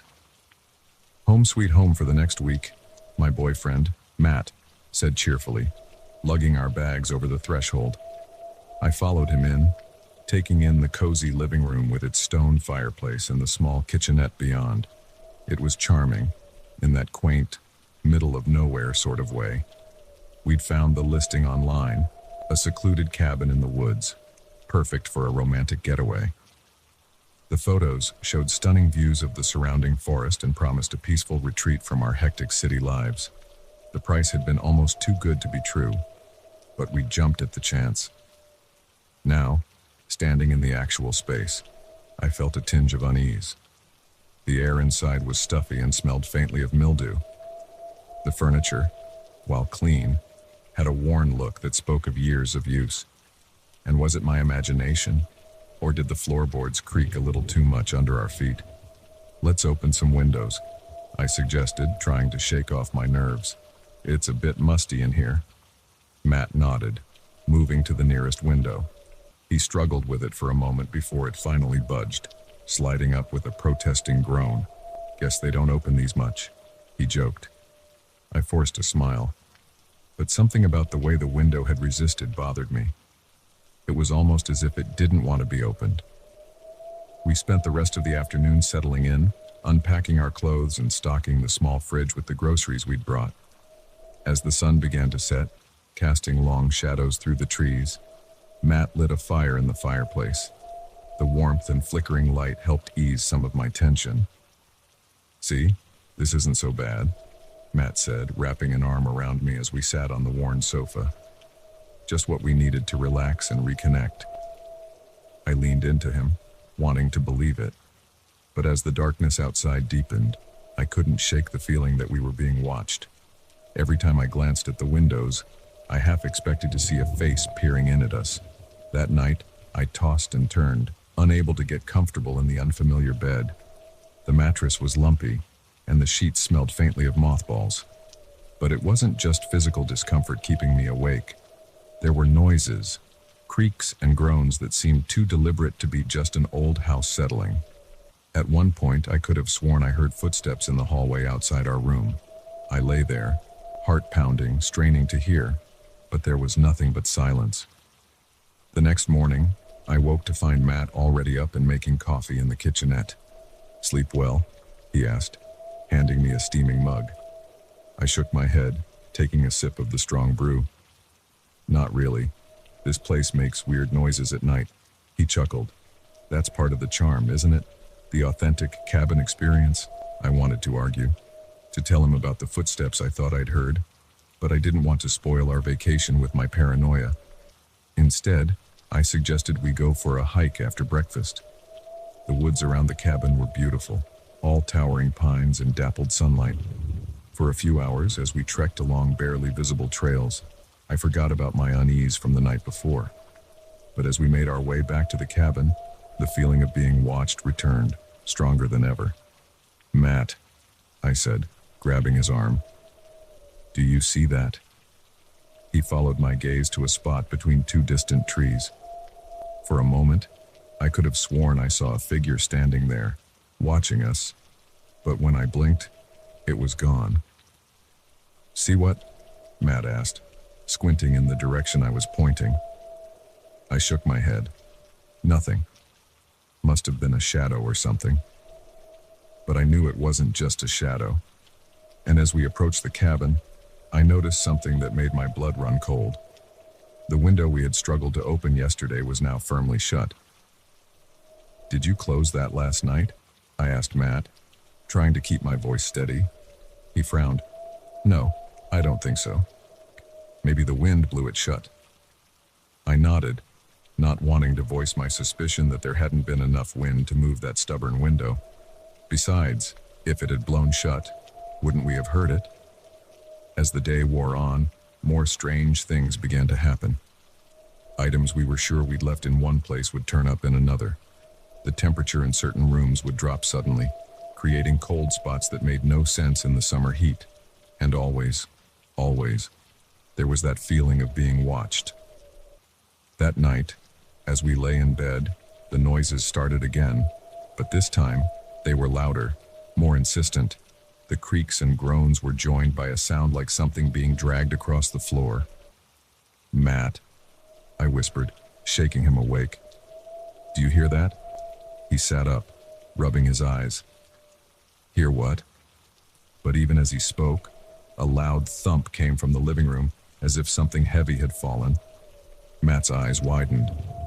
"Okay, I heard that," he said, throwing back the covers. "Stay here. I'll go check it out." "No!" I grabbed his arm. "We should go together." Slowly, we made our way down the hallway, Matt in front with a flashlight he'd grabbed from the nightstand. The beam cut through the darkness, revealing nothing. The living room was exactly as we'd left it. "See? Probably just something outside," Matt said, but I could hear the uncertainty in his voice. We were about to head back to bed when I noticed something. On the coffee table, next to the book I'd been reading earlier, was a small, leather-bound journal. I was certain it hadn't been there before. With trembling hands, I picked it up and opened it. The pages were filled with handwritten entries, the ink faded with age. As I skimmed the contents, my heart began to race. It was a diary, belonging to a woman named Eleanor, who had lived in this cabin decades ago. She wrote of strange occurrences, of items moving on their own, of voices in the night. And she wrote of a presence, something dark and malevolent that seemed to grow stronger with each passing day. The final entry chilled me to the bone. "It's here," Eleanor had written, her usually neat handwriting now a frantic scrawl. "God help me, it's here and I can't escape. If anyone finds this, please, don't stay. Run while you still can."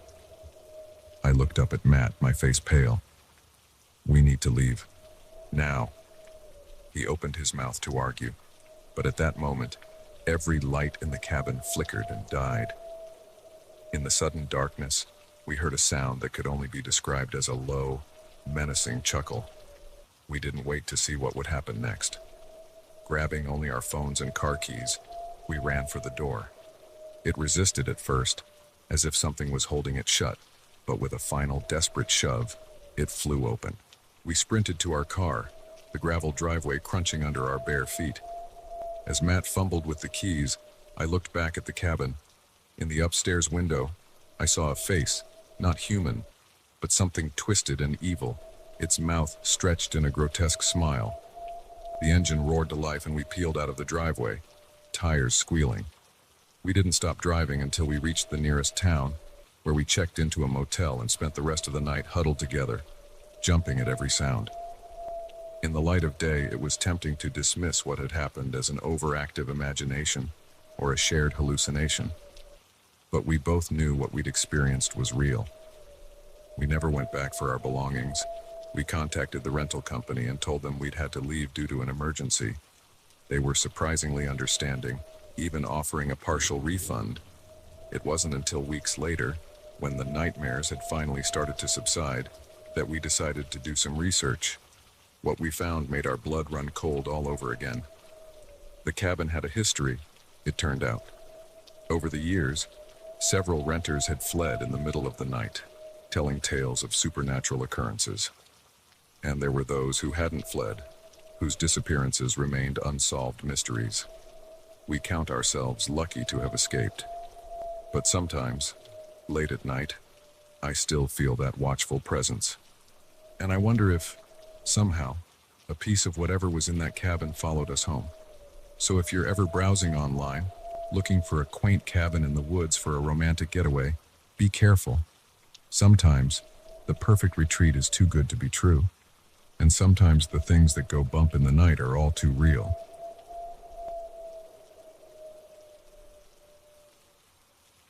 first sign that something was wrong was the door to the master bedroom. It was closed. I never closed that door, not since I'd started house-sitting for the Wilsons 2 days ago. I stood there, hand hovering over the doorknob, a chill creeping up my spine despite the summer heat. I'd taken this job as a way to make some extra cash during my college break. The Wilsons were loaded. Their sprawling mansion sat on 5 acres of manicured lawns and gardens.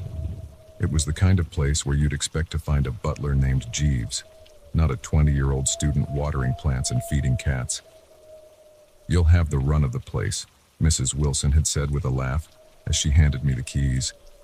"Just don't throw any wild parties while we're gone." As if I knew anyone who'd want to party in this mausoleum of marble and antiques.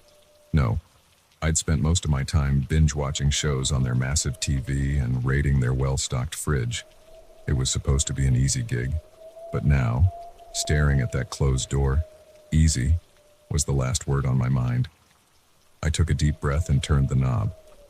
The door swung open silently, revealing the immaculate master suite. Everything looked normal.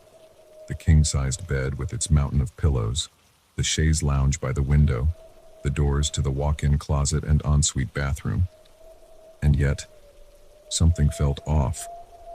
I couldn't put my finger on it, but the hairs on the back of my neck stood up. It was like walking into a perfect replica of a room you know well. Everything looks right, but it doesn't feel right. I shook my head, trying to clear away the paranoia. I was letting my imagination run wild. Probably watched one too many horror movies on that big TV. I was about to leave when I noticed it, a faint scent in the air, something floral and unfamiliar. It wasn't Mrs. Wilson's usual perfume, which lingered on her clothes in the closet. This was different, fresher. My heart began to race. Had someone been in here? I did a quick scan of the room, looking for anything out of place. The jewelry box on the dresser caught my eye. Was it slightly askew? With trembling hands, I opened it. I didn't know much about jewelry, but even I could tell that the glittering diamonds and pearls inside were worth a fortune, and they all seemed to be there. If someone had broken in, why wouldn't they take these? A noise from downstairs made me jump. It sounded like footsteps, but that was impossible. I was alone in the house. The cats were outside. The cleaning service wasn't due for days, and the Wilsons weren't set to return from their European vacation for another week.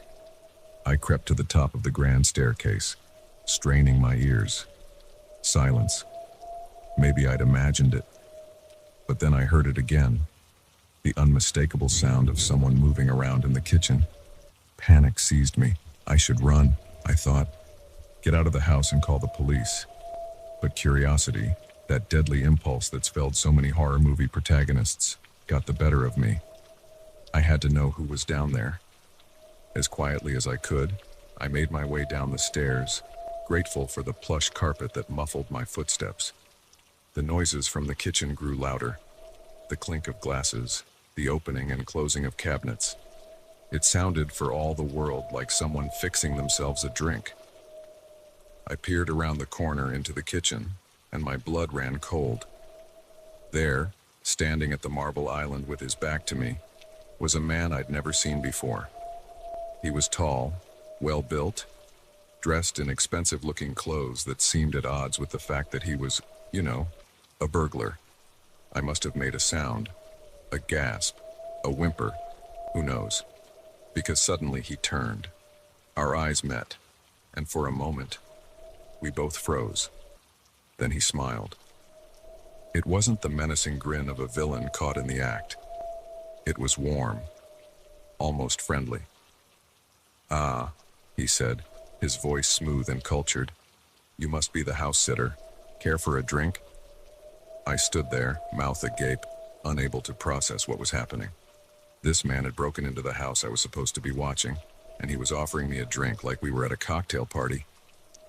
Who are you?" I finally managed to stammer out. He chuckled, taking a sip from his glass. "Not a friend of the family, you could say. Thomas Wilson and I go way back." I frowned. Mr. Wilson had never mentioned any friends having access to the house while they were away. I don't believe you, I said, trying to sound braver than I felt. I'm calling the police. I reached for my phone, but before I could dial, he spoke again. I wouldn't do that if I were you. Not unless you want Thomas to find out about your little, explorations. I froze. How could he know? I'd been so careful.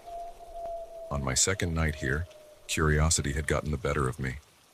I'd started poking around in Mr. Wilson's study, opening drawers, leafing through papers. I told myself I was just being thorough in my house-sitting duties, but deep down, I knew it was wrong.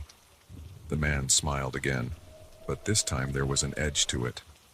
Oh yes, I know all about that. Just like I know about the little joyride you took in the Bentley yesterday. Tsk-tsk. What would the Wilsons say? My mind raced. How could he possibly know these things? Unless, you've been watching me, I said, the realization dawning with a sickening clarity. He raised his glass in a mock toast. Bright girl.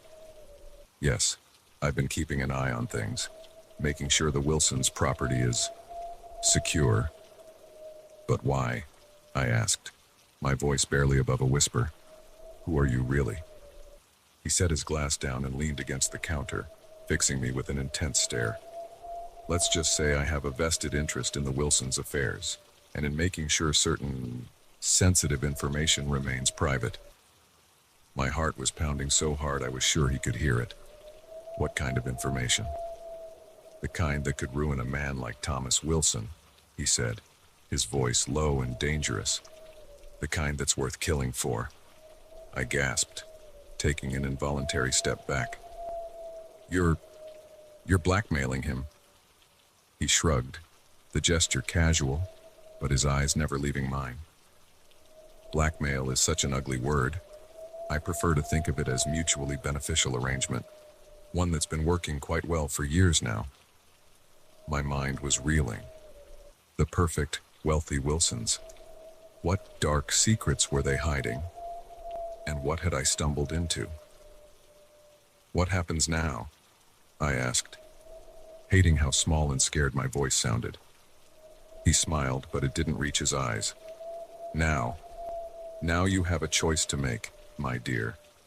You can forget this ever happened, finish your house-sitting job, and walk away with a nice paycheck and your conscience clear.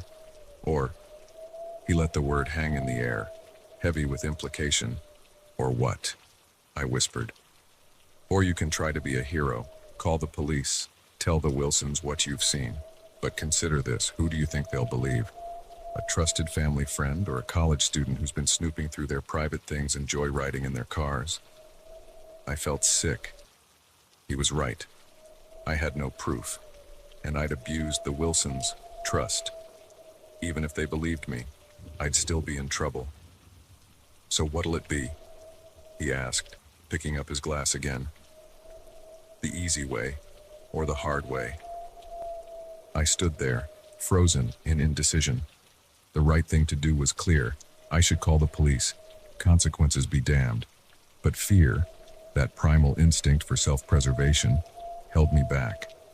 In the end, it wasn't courage or morality that decided it. It was pure, dumb luck. At that moment, headlights swept across the kitchen window. A car was coming up the driveway. The man's eyes widened in surprise. Impossible, he muttered. They're not due back for days. But the sound of car doors slamming, followed by familiar voices, proved him wrong. The Wilsons were home early. In the chaos that followed, the Wilsons' shock at finding an intruder, my fumbling explanations, the man's smooth lies, the truth came out. It wasn't pretty. There were tears, recriminations, threats of legal action. But in the end, justice prevailed. The man, whose real name I never learned, was arrested. The Wilsons' secrets, whatever they were, remained hidden. And me, I lost my house-sitting jobs, of course, but gained something far more valuable, a story I'll never forget, and a lesson about the dangers of curiosity. Now, whenever I pass by a grand house with its manicured lawns and gleaming windows, I can't help but wonder what secrets lie behind those perfect facades. But I've learned my lesson. Some doors are better left unopened, some questions better left unasked, because you never know when you might find yourself caught in the middle of someone else's dangerous game.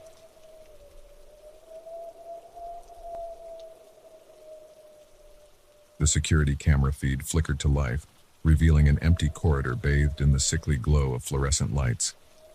I leaned closer to the monitor, my eyes straining in the darkness of the security office. That's when I saw it, a shadow darting across the screen, there and gone in an instant. My heart rate quickened. I was supposed to be alone in this building tonight. My name's Mike, and I've been working the night shift at Grayson Tech for about 6 months now. It's a big, soulless office building on the outskirts of the city, all glass and steel and eerily quiet after hours. Most nights, my biggest challenge is staying awake, but tonight was different. Tonight, something was off. I flipped through the different camera feeds, searching for any sign of movement. Nothing on the ground floor, nothing in the stairwells. But then, as I switched to the view of the executive offices on the top floor, I saw it again. A figure, moving swiftly between the cubicles, clearly trying to avoid detection. My first instinct was to call the police, but something held me back. Maybe it was curiosity, or maybe it was the nagging feeling that there was more going on here than a simple break-in. Whatever it was, I found myself reaching for the keycard that would give me access to the upper floors. The elevator ride to the top floor felt like it took an eternity. With each passing second, my mind raced through possible scenarios. Was it a burglar, a disgruntled employee, or something worse? The doors slid open with a soft ding that seemed deafening in the silence of the night. I stepped out cautiously, my flashlight beam cutting through the darkness. The executive floor was a maze of cubicles and corner offices, most of them filled with expensive-looking furniture and state-of-the-art computers. I moved slowly, my ears straining for any sound. For a moment, all I could hear was the soft hum of electronics and the pounding of my own heart. Then, from somewhere to my left, came the unmistakable sound of typing. Creeping towards the noise, I rounded a corner and froze. There, bathed in the blue glow of a computer screen, sat a woman I recognized from the company directory, Sarah Chen, one of the senior software engineers. "Miss Chen?" I called out, my voice shaky. She whirled around, her eyes wide with fear and... Was that guilt? "Who are you?" she demanded, her hand moving to close the laptop. I stepped forward, shining my flashlight badge. "Mike Thompson, Night Security. What are you doing here so late?" Sarah's shoulders slumped, and for a moment, I thought she might break down. But then she straightened, a look of determination crossing her face. "I'm uncovering the truth," she said. "And now that you're here, you need to see this too." Confused and more than a little wary, I moved closer. Sarah reopened the laptop, revealing lines of code that meant nothing to me. "Grayson Tech isn't what you think it is," she said, her voice low and urgent. "The software we're developing, it's not just for business analytics. It's a surveillance tool, more powerful than anything that's ever existed." I frowned, not quite understanding. "What do you mean?" Sarah took a deep breath. "It can track anyone, anywhere. Social media, security cameras, financial transactions. It pulls it all together in real time. And it's being sold to governments, corporations, anyone who can afford it." The implications hit me like a truck. If what she was saying was true, this was big, huge, the kind of thing that could bring down companies and topple governments. "Why are you telling me this?" I asked, my mouth dry. Sarah's eyes met mine, and I saw the fear there, but also a steely resolve. "Because I need your help. I'm gathering evidence, but I can't do this alone. If they catch me..." She didn't need to finish the sentence. We both knew what happened to whistleblowers in the corporate world. I should have said no. Should have walked away and pretended I'd never seen any of this. But something in Sarah's eyes, the desperation and the determination, made me nod. "What do you need me to do?" For the next hour, Sarah walked me through what she'd discovered, the secret servers hidden in the building's basement, The coded messages and seemingly innocuous emails, the offshore accounts where the money from these less-than-legal sales was being funneled.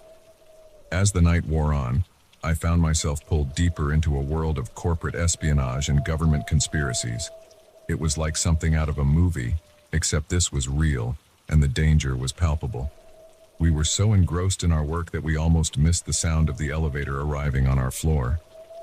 Sarah's head snapped up, her face pale.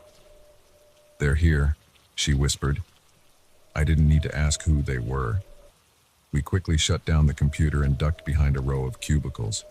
Peering over the top, I saw two men in expensive suits step out of the elevator. Even from a distance, I could see the bulge of weapons under their jackets. "We need to get out of here," I whispered to Sarah. She nodded, clutching a small flash drive that contained all the evidence we'd gathered. Slowly, carefully, we began to make our way towards the emergency stairs at the far end of the office. We could hear the men moving through the cubicles, their voices low but angry. "We know you're here, Sarah," one of them called out. "Make this easy on yourself. You know you can't win against us." Sarah's hand found mine in the darkness, squeezing it tightly. I could feel her trembling, but her voice was steady when she whispered, "We have to make it. The world needs to know the truth." We were almost to the stairs when disaster struck.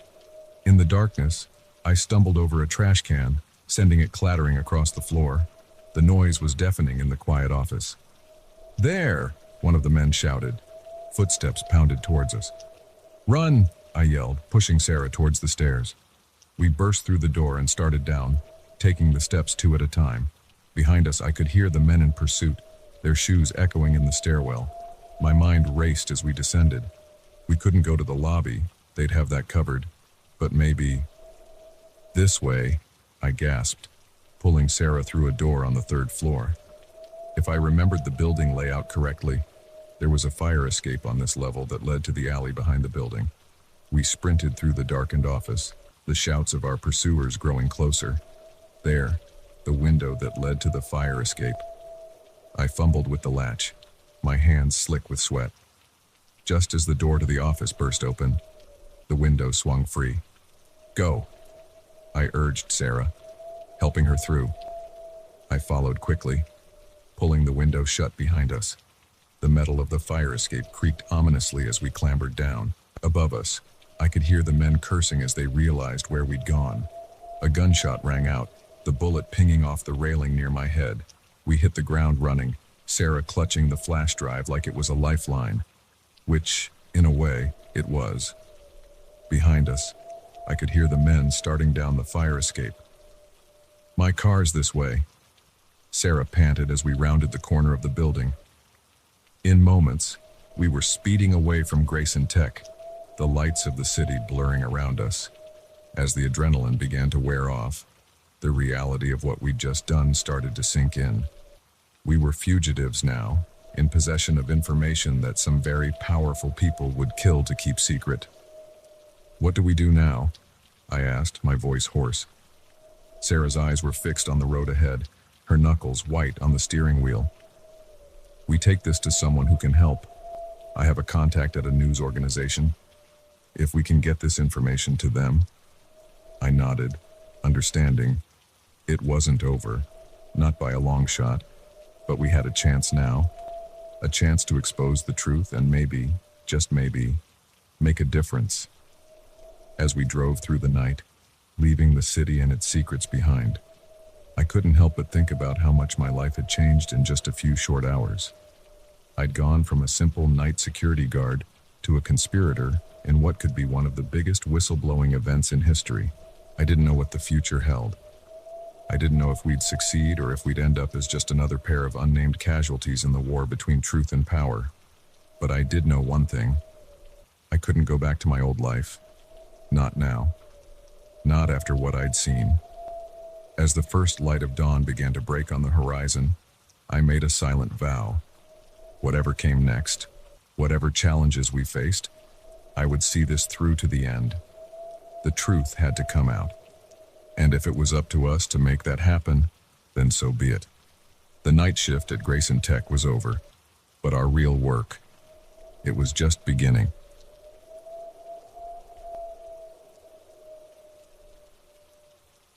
The rusty gate creaked open, its protest echoing through the still night air. I hesitated, one foot on the overgrown path leading to the abandoned Oakwood Asylum. The dilapidated building loomed before us, its broken windows like hollow eyes staring down accusingly. This was a bad idea. I knew it, but the thrill of adventure and the goading of my friends pushed me forward. "Come on, Alex. Don't chicken out now," Mia called from ahead, her flashlight beam dancing erratically across the crumbling facade. I took a deep breath and stepped fully onto the property, the gate clanging shut behind me with a finality that sent a shiver down my spine. There were 4 of us: Mia, our self-appointed leader; Jake, her boyfriend and resident skeptic; Liv, our amateur photographer; and me, the reluctant voice of reason that no one ever listened to. We'd been planning this excursion for weeks, ever since Mia stumbled across an article about the asylum's dark history. Opened in the 1800s and shut down in the 1970s amid allegations of patient abuse and unethical experiments, Oakwood had become the stuff of local legend. Ghost hunters and thrill seekers had tried to explore it over the years, but most were scared off by the building's deteriorating state or chased away by the police. But tonight was different.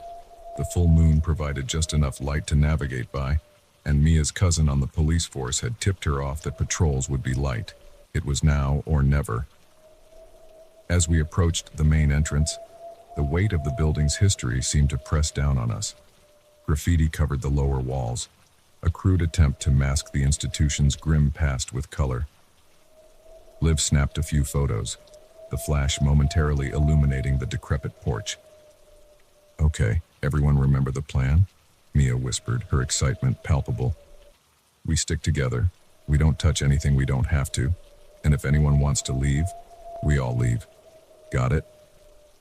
We nodded in agreement, though I noticed Jake rolling his eyes. He'd made it clear he thought this whole ghost hunting thing was ridiculous, but he wasn't about to let Mia go in without him. The front door was chained shut, but Jake made quick work of it with the bolt cutters he'd brought. The chain fell away with a clank that seemed to echo forever in the quiet night. Mia pushed the door open, and we were hit with a wave of stale, musty air. Stepping inside was like crossing a threshold into another world. Our flashlights revealed a reception area frozen in time. Dust-covered chairs lined the walls, and an ancient reception desk stood sentinel, its surface littered with moldering papers and long-dead plants. "This is incredible," Liv breathed, her camera clicking rapidly. "It's like they just walked out one day and never came back." We moved deeper into the building, our footsteps echoing off the peeling walls.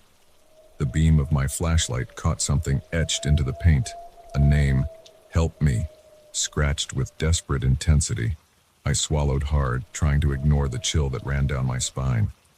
The further we went, the more oppressive the atmosphere became. The air grew thicker, heavier with dust and decay. We passed by old treatment rooms, their equipment rusted and ominous in the dim light. An overturned gurney in one hallway made us all jump, its wheels squeaking slightly as our movement disturbed decades of stillness. "Hey, check this out," Jake called, his voice unnaturally loud in the quiet. He was standing in front of a heavy metal door, its surface marred by deep scratches. "Looks like someone really wanted out of here." As we gathered around, I noticed something odd. Unlike everything else we'd seen, this door seemed cleaner somehow, less dusty. Before I could point this out, Mia was already pushing it open. The room beyond was pitch black, swallowing our flashlight beams. As we stepped inside, I felt a change in the air. It was cooler here, with a faint breeze that shouldn't have been possible in a sealed building. "Guys, I don't like this," I said, my voice barely above a whisper. "Maybe we should—" I never finished that sentence. The door slammed shut behind us with a resounding bang, plunging us into total darkness. Liv screamed, and I heard the clatter of her camera hitting the floor. "What the hell?" Jake's voice was tight with barely controlled panic. "Mia, where are you? Everyone okay?" I fumbled with my flashlight, my hands shaking so badly I could barely keep hold of it. When I finally got it working, the beam revealed a room that hadn't been there a moment ago. Gone was the decrepit asylum interior. Instead, we found ourselves in what looked like a modern laboratory, all gleaming stainless steel and softly humming machinery. This isn't possible, Mia whispered, her earlier bravado completely gone. Where are we?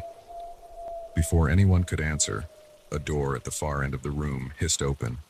A figure stepped through, backlit so we couldn't make out any features. But its silhouette was all wrong. Too tall, limbs too long and jointed in impossible ways.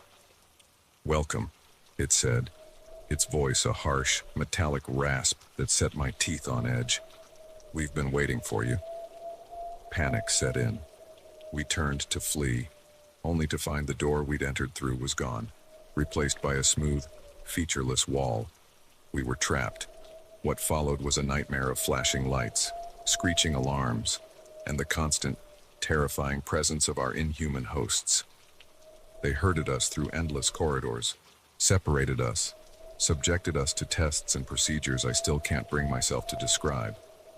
I lost all sense of time.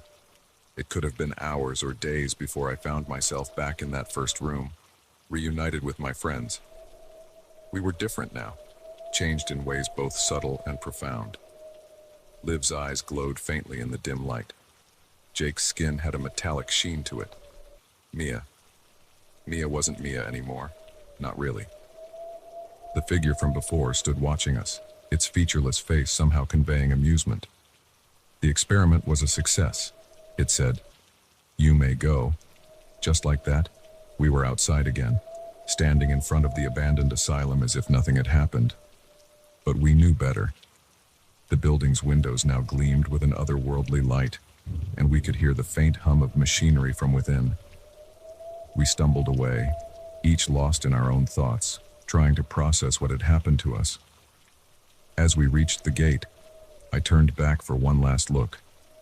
The asylum seemed to shimmer, its form shifting subtly before my eyes.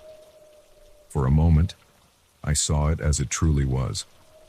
Not an abandoned relic, but a facade hiding something far more advanced and alien than we could have imagined. We never spoke about that night again. Not really.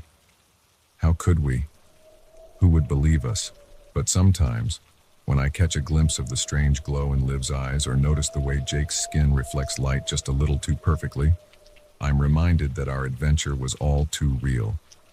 And late at night, when the moon is full and the world is quiet, I swear I can hear it, that metallic voice calling me back to Oakwood Asylum, back to the place where everything changed and where I fear a part of me will always remain. I don't know if we uncovered some long-buried secret that night, or if we stumbled into something that was never meant for human eyes. All I know is that the next time someone suggests exploring an abandoned building, I'll be running in the opposite direction. Because sometimes, the unknown is better left undiscovered, and some doors are meant to stay closed forever. But even as I tell myself this, I can't shake the feeling that our experience at Oakwood was just the beginning. That somewhere out there, in other abandoned places and forgotten corners of the world, similar experiments are taking place. And I wonder, with a mixture of dread and morbid curiosity, what will happen when whatever is behind it all decides it's time to stop hiding. For now, though, I'll keep my head down and try to live a normal life. But a part of me will always be on guard, watching for signs that the world isn't what it seems. Because once you've seen behind the curtain, there's no going back. And in the end, the scariest thing isn't what we found in that asylum. It's the knowledge that it's still out there, waiting for its next unsuspecting victims.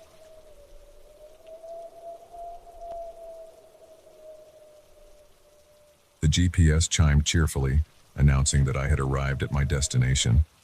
I stared out the windshield, my hands still gripping the steering wheel, at a town that definitely wasn't Millbrook. The faded welcome sign read, Willow Creek, population 719. But something about those numbers seemed off, like they hadn't been updated in decades. I'd been driving for hours, heading to my cousin's wedding in Millbrook. It was supposed to be a straight shot down the highway, But somewhere along the way, my usually reliable GPS had led me astray. Now, as the sun dipped below the horizon, painting the sky in ominous shades of red and purple, I found myself in a place that looked like it had been forgotten by time. Willow Creek's main street stretched before me, lined with buildings that seemed more suited to the 1950s than the present day. Neon signs flickered weakly in shop windows, and the few people visible on the sidewalks moved with an odd, shuffling gait that set my nerves on edge. I pulled over, fishing my phone out of my pocket to try and figure out where I'd gone wrong. No signal, of course. I sighed, resigning myself to the fact that I'd have to ask for directions the old-fashioned way. The diner across the street seemed as good a place as any to start. Its chrome exterior gleamed dully in the fading light, and a buzzing sign proclaimed it Dot's Diner, best pie in the county. I stepped out of my car, the humid air immediately clinging to my skin. As I approached the diner, the hairs on the back of my neck stood up. The few people on the street had stopped to stare at me, their eyes unnaturally wide and unblinking. I quickened my pace, pushing open the diner door with more force than necessary. The bell above the door jangled discordantly, drawing the attention of everyone inside. And I do mean everyone. Every head turned in perfect unison to look at me, expressions blank and eyes glazed. For a moment, the only sound was the soft crackle of a radio playing what sounded like a big band tune from the 1940s. I cleared my throat. Hi, I'm a bit lost. Could someone point me in the direction of Millbrook? Silence. Then, slowly, conversation resumed as if I hadn't spoken. The patrons turned back to their meals, forks moving mechanically from plate to mouth. A waitress appeared at my elbow, making me jump. Her name tag read Dot, and her smile was just a little too wide to be natural. "Well, honey, you're a long way from Millbrook," she said, her voice syrupy sweet. "Why don't you sit down and have a slice of pie while we figure out how to get you back on track?" Every instinct I had was screaming at me to leave, to get back in my car and drive as fast and as far as I could. But something in Dot's eyes held me in place. It wasn't kindness, exactly. More like hunger. Before I knew it, I was seated in a booth, a slice of cherry pie in front of me that I definitely hadn't ordered. Dot hovered nearby, that too wide smile still plastered on her face. "Eat up, honey," she urged. "It'll help you think clearer." I picked up the fork, if only to appease her. The pie filling glistened in a way that reminded me uncomfortably of fresh blood. I took a small bite, and immediately my senses were overwhelmed. It was the best thing I'd ever tasted, sweet and tart and rich in a way that seemed impossible. I found myself taking another bite, and another, unable to stop. As I ate, the diner around me seemed to shift and blur. The patrons' movements became more fluid, more natural. The music on the radio clarified, resolving into a tune I almost recognized. Even Dot's smile seemed less forced, more genuine. "There, isn't that better?" she asked, sliding into the seat across from me. "Now tell me, what brings you to our little town?" I blinked, trying to remember. Why was I here?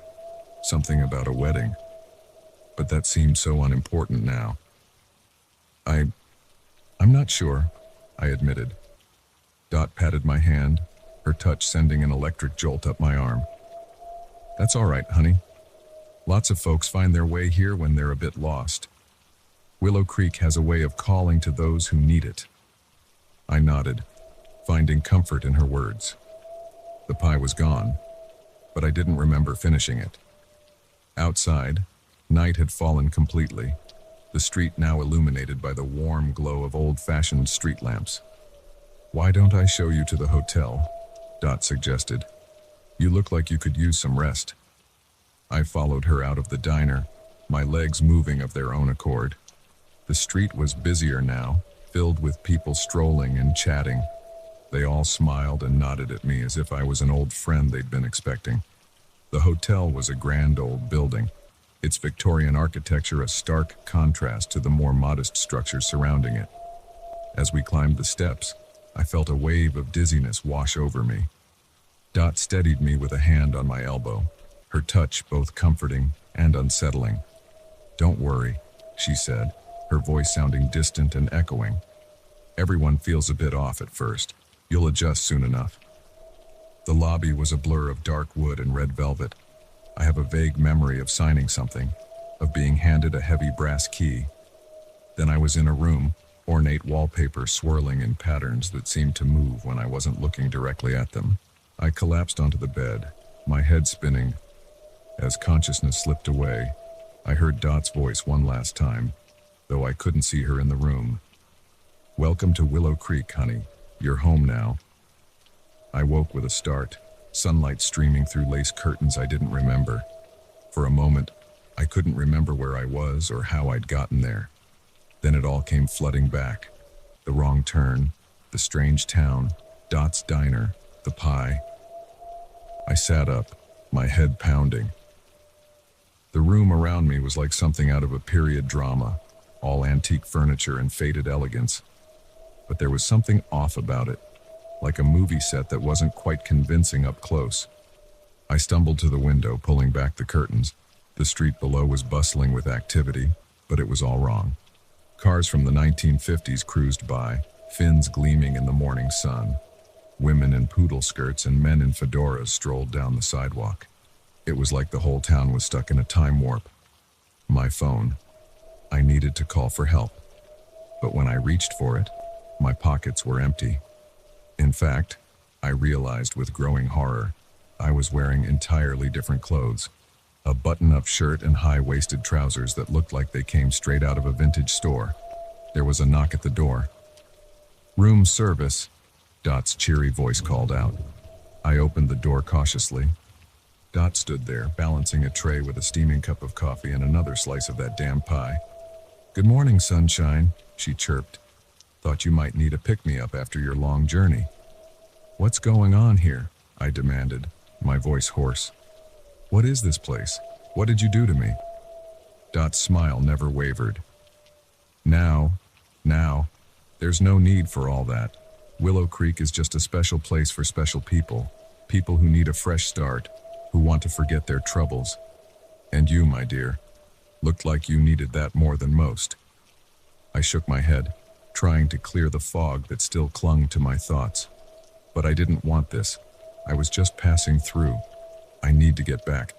I have a wedding to... "A wedding?" Dot interrupted, her eyes gleaming. "Oh, honey, is that what's got you so worked up? Well, why didn't you say so? We love weddings here in Willow Creek.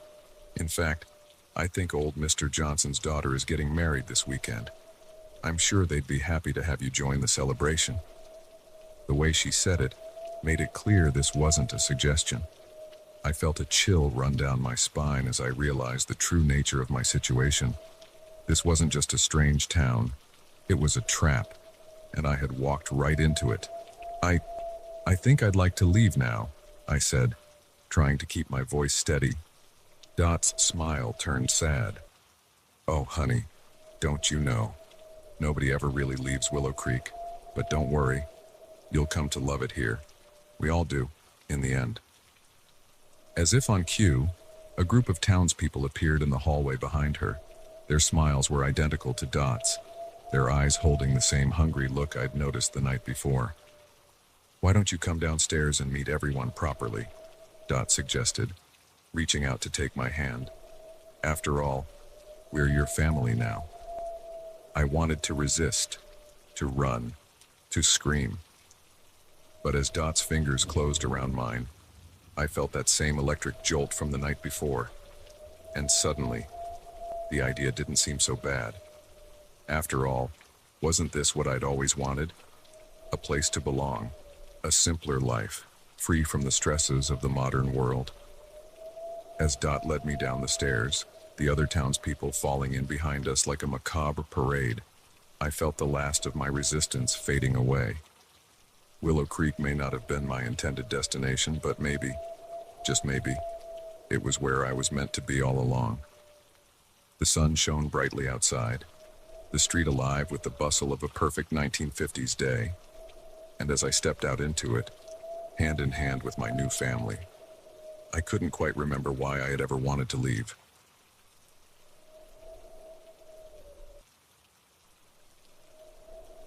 The first gunshot shattered the stillness of the forest, sending birds scattering into the sky. I froze, my heart pounding in my chest. This was supposed to be a peaceful hike, a chance to clear my head and enjoy nature.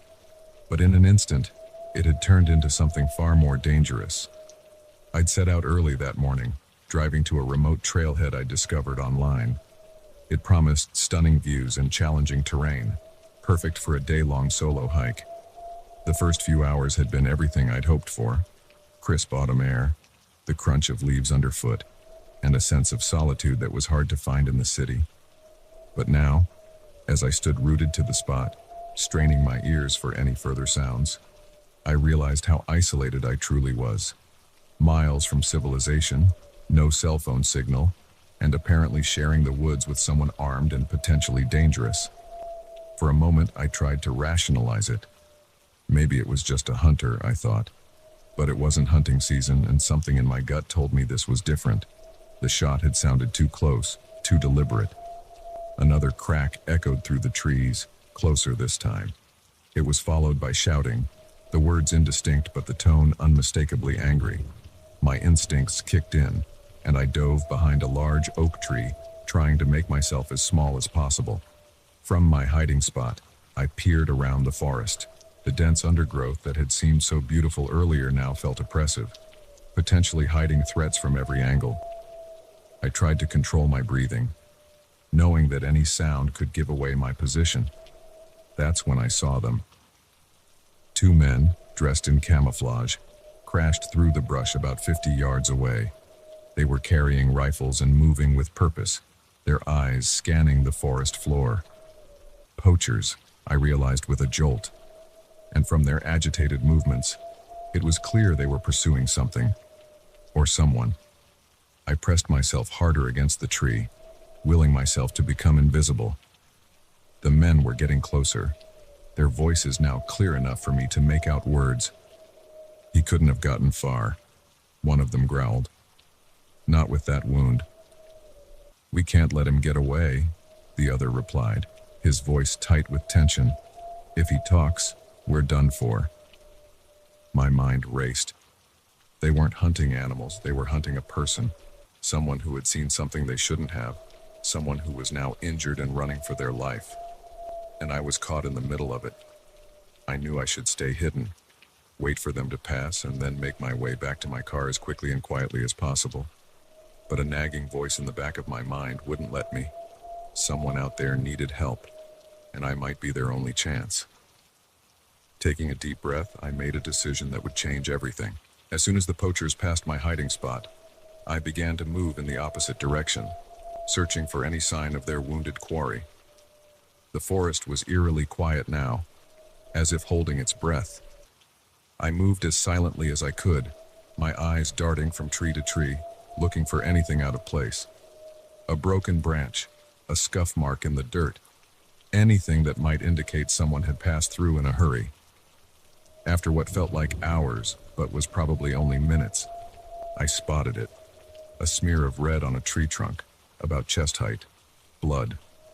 My stomach churned, but I pressed on, following the sporadic trail deeper into the woods. The sound of running water grew louder, and I soon found myself at the edge of a small stream. That's where I saw him.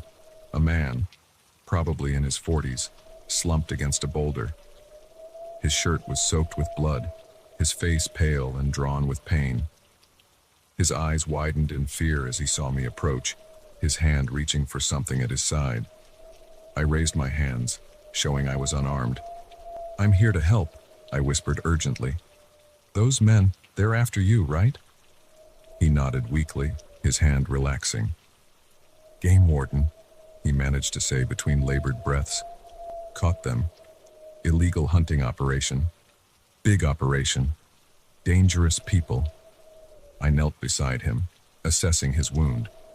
The bullet had caught him in the shoulder, and while it was bleeding heavily, it didn't look immediately life-threatening. But he'd lost a lot of blood, and in this wilderness, even a minor injury could be fatal. We need to move, I said, already shrugging off my backpack. Can you walk? He nodded again, gritting his teeth as I helped him to his feet. I quickly wrapped his wound as best I could with supplies from my first aid kit, then let him lean on me as we started to move. Our progress was agonizingly slow. Every snapping twig, every rustle of leaves sounded like a gunshot in the quiet forest. I had no real plan beyond putting distance between us and the poachers, hoping to find higher ground where we might get a cell signal. We had been moving for maybe 20 minutes when we heard it. Voices, carried on the wind. The poachers had picked up our trail. There, the warden whispered, pointing to a steep hill. Cave system. We can lose them in there. It was risky. If we got lost in the caves, we'd be in even more trouble. But with the poachers closing in, we didn't have much choice. We started the climb, each step a struggle for the injured man. Just as we reached the cave entrance, a shout rang out behind us. They had spotted us. Without hesitation, we plunged into the darkness of the cave. The next few hours were a blur of dark passages, stumbling steps, and heart-stopping moments of silence as we listened for our pursuers.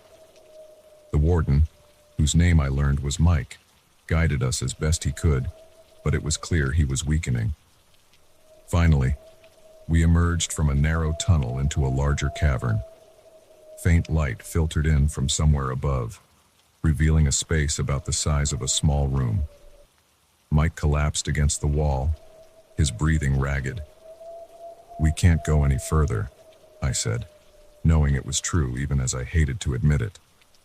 "We'll have to make a stand here." Mike nodded grimly. "There's a backup gun in my boot," he said. "You know how to shoot?" I shook my head. The only shooting I'd ever done was at a carnival booth once. Mike sighed, then walked me through the basics. The weight of the pistol felt strange and terrifying in my hand. We didn't have to wait long. The sound of footsteps echoed through the tunnel, growing louder. I positioned myself behind a large rock, my heart pounding so hard I was sure it would give away our location. The first poacher entered the cavern cautiously, his rifle sweeping the space. I held my breath, finger on the trigger, praying I wouldn't have to use it. Suddenly, a shower of loose rocks clattered down from above, startling the man. In that moment of distraction, Mike lunged from his hiding spot, tackling the poacher to the ground. The gun went off, the sound deafening in the enclosed space. For a terrifying moment, I didn't know who had been hit. Then the second poacher burst into the cavern, his rifle aimed at Mike. Time seemed to slow down. I saw the poacher's finger tightening on the trigger. Without thinking, I stepped out from behind the rock and fired. The gun kicked in my hand, the shot going wide, but it was enough. The poacher turned towards me, giving Mike the opening he needed to knock him down. In the chaos that followed, I somehow managed to find some rope in my backpack. We tied up the poachers, who had both been subdued more by surprise than by our fighting skills. As the adrenaline wore off, the reality of what had just happened hit me. I sank to the ground, my whole body shaking. Mike sat heavily beside me, his face pale but his eyes clear. "You did good, kid," he said softly. Not many people would have stopped to help a stranger in the woods. I managed a weak smile. Guess I watched too many superhero movies as a kid. A faint sound caught our attention, the whir of helicopter blades. Mike's face broke into a relieved grin. "Back up," he said. I missed my check-in. They must have come looking. As the sound grew louder, sunlight suddenly flooded the cavern. A hole in the ceiling, previously unnoticed, was large enough for us to be spotted from the air. Within minutes, rescue crews were rappelling down, and our ordeal was finally over. In the days that followed, as I gave statements to police and park rangers, the full scope of what we had stumbled into became clear. The poachers were part of a large, illegal hunting operation that had been targeting endangered species in the area for years. Our actions had led to the bust of a major wildlife crime ring. Mike recovered from his injuries and made sure I was recognized for my role in the incident. But the greatest reward was the knowledge that I had made a difference. that when faced with a critical moment, I had chosen to help rather than turn away. Now, whenever I go hiking, I carry a more comprehensive first aid kit, a satellite phone, and a newfound appreciation for the unexpected turns life can take. The forest is still my sanctuary, but I move through it with opened eyes, always aware that adventure, and the opportunity to make a difference, might be waiting just around the next bend in the trail.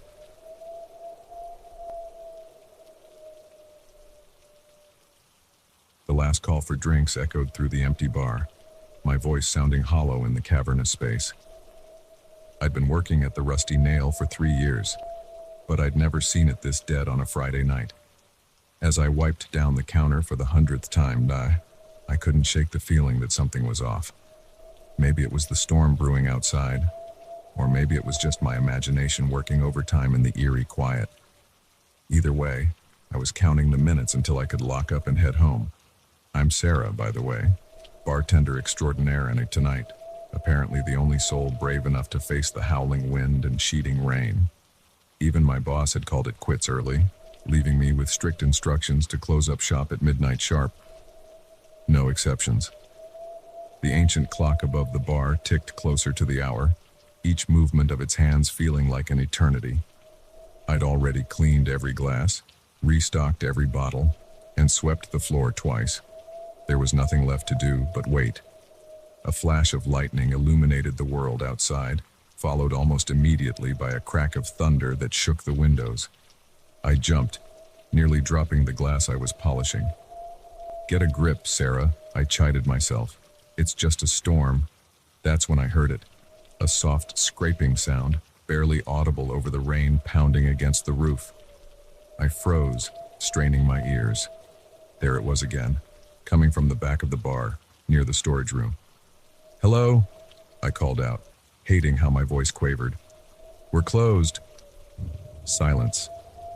Then, unmistakably, the sound of footsteps. Slow, deliberate, moving towards me. My heart raced as I scanned the bar for anything I could use as a weapon. I settled on a heavy bottle of bourbon, gripping it tightly as I edged towards the end of the bar. "I'm armed," I lied, trying to sound more confident than I felt. "And I've already called the police." The footsteps stopped. For a moment, all I could hear was the storm and the pounding of my own heart. Then, a voice, low and raspy. "No, you haven't."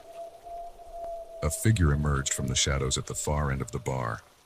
A man, tall and broad-shouldered, his face hidden beneath the hood of a dark jacket. He moved with an unsettling grace, each step precise and measured. "We're closed," I repeated, my knuckles white around the neck of the bourbon bottle. "You need to leave." He chuckled, the sound sending a chill down my spine. "Oh, I don't think so. In fact, I think you're going to pour me a drink." As he stepped into the dim light cast by the bar's old neon signs, I caught a glimpse of his face.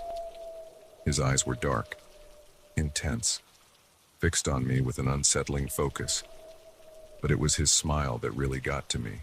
Too wide, too many teeth like a predator eyeing its prey. "Listen," I said, trying to keep my voice steady. "I don't want any trouble. Take whatever's in the till and go. I won't call the cops, I swear." He laughed again, sliding onto a bar stool with fluid ease. "I'm not here for money, Sarah. I'm here for something far more valuable." The fact that he knew my name sent a fresh wave of fear through me. I glanced at the door, gauging my chances of making a run for it. As if reading my thoughts, the man's smile widened. "I wouldn't if I were you," he said softly. "Now, how about that drink?" My bartender instincts kicked in, overriding my fear for a moment. "What's your poison?"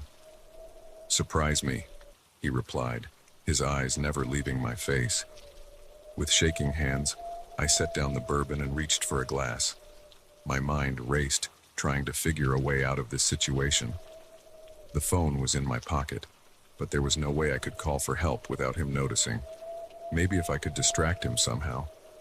I settled on a classic old-fashioned, my hands moving almost on autopilot as I mixed the drink. The familiar routine helped calm my nerves, if only slightly. As I worked, I tried to engage him in conversation, hoping to learn something, anything that might help me.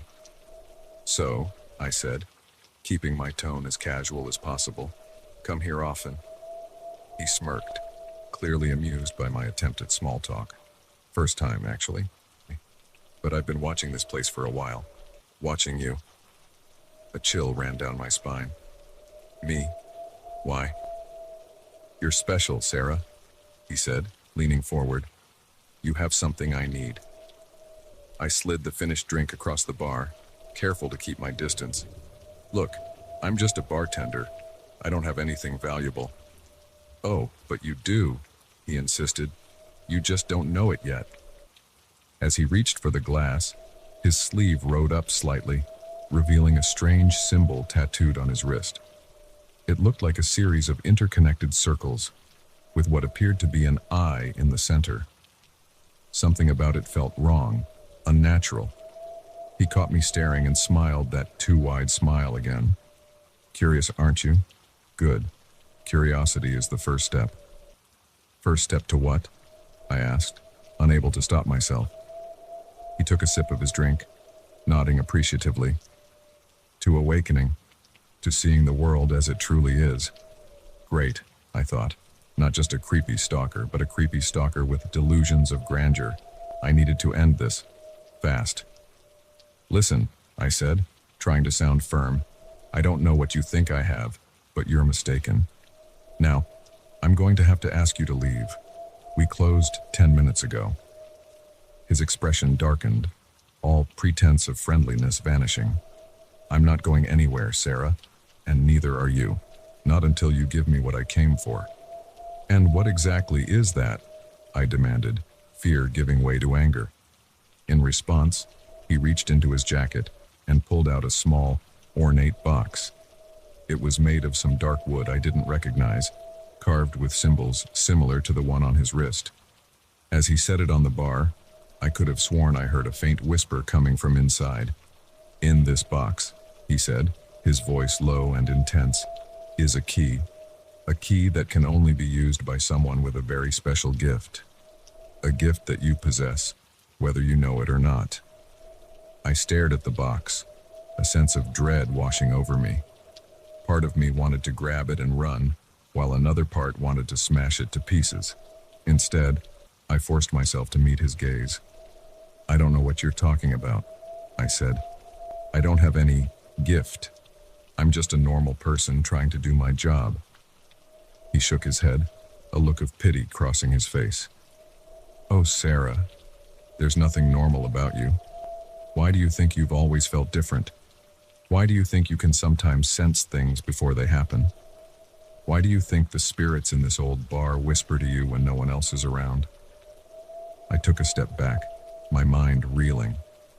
How could he know about the whispers? I'd never told anyone about those, convinced I was just imagining things. But here was this stranger, laying bare secrets I'd kept hidden even from myself. What are you?" I whispered. His smile returned, but this time it held a hint of sadness. "I am a keeper, one of those charged with maintaining the balance between this world and the ones beyond. And you, Sarah, are a gatekeeper, one with the power to open doors that should remain closed, or to seal them shut forever." As he spoke, the air in the bar seemed to thicken. The shadows in the corners grew deeper, more menacing, and the whispers I'd always dismissed as my imagination grew louder, more insistent. "This isn't real," I said, but even as the words left my mouth, I knew they were a lie. Deep down, in a part of myself I'd always tried to ignore, I knew he was telling the truth. "It's very real," he said softly, "and it's time for you to accept your role. Open the box, Sarah. Claim the key. Embrace your destiny." I looked at the box, then back at him. In that moment, I realized I was standing on a precipice. One choice would lead me back to my normal life, tending bar and pretending I didn't hear whispers in the night. The other would plunge me into a world I didn't understand, full of dangers I couldn't imagine. But as the whispers grew to a crescendo, as the shadows seemed to press in around us, I knew there was really only one choice. With a trembling hand, I reached for the box. As my fingers touched the carved wood, a jolt of energy shot through me. The box sprang open, revealing a key that seemed to be made of pure light. As I lifted it, the world around me shifted, reality peeling away to reveal glimpses of other places, other times. The stranger, the keeper, nodded approvingly. "And so it begins," he said, his voice seeming to come from very far away. I clutched the key to my chest, feeling its power coursing through me. Whatever came next, whatever challenges this new reality held, I knew my life would never be the same. The rusty nail faded away, and with it, my old life as just another bartender in just another small-town bar.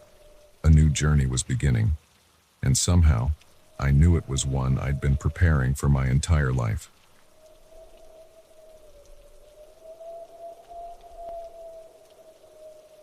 The crunch of twigs under heavy boots jolted us from our peaceful morning. Emma and I froze, our coffee mugs suspended midway to our lips, as we locked eyes across the cabin's small porch.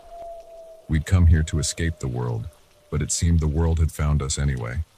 And it was armed. It was supposed to be the perfect getaway. A quaint cabin nestled in the woods, miles from the nearest town, with no cell service, and only the sounds of nature to keep us company. Emma had found it online, a last-minute booking for a long weekend. "Just what we need," she'd said, her eyes sparkling with excitement. No distractions, no interruptions, just us. I'd agreed, eager to leave behind the stress of work and the constant buzz of city life. And for the first day and a half, it had been perfect.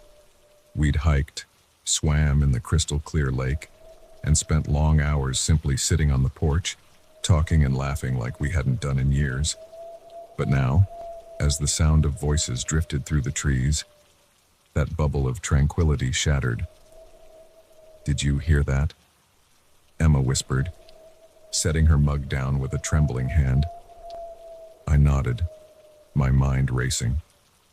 It could be other hikers, I told myself. Or maybe the property owner coming to check on something. But the tension in the air, the way the forest had suddenly gone quiet, told me this was something else entirely. "Get inside," I said, keeping my voice low.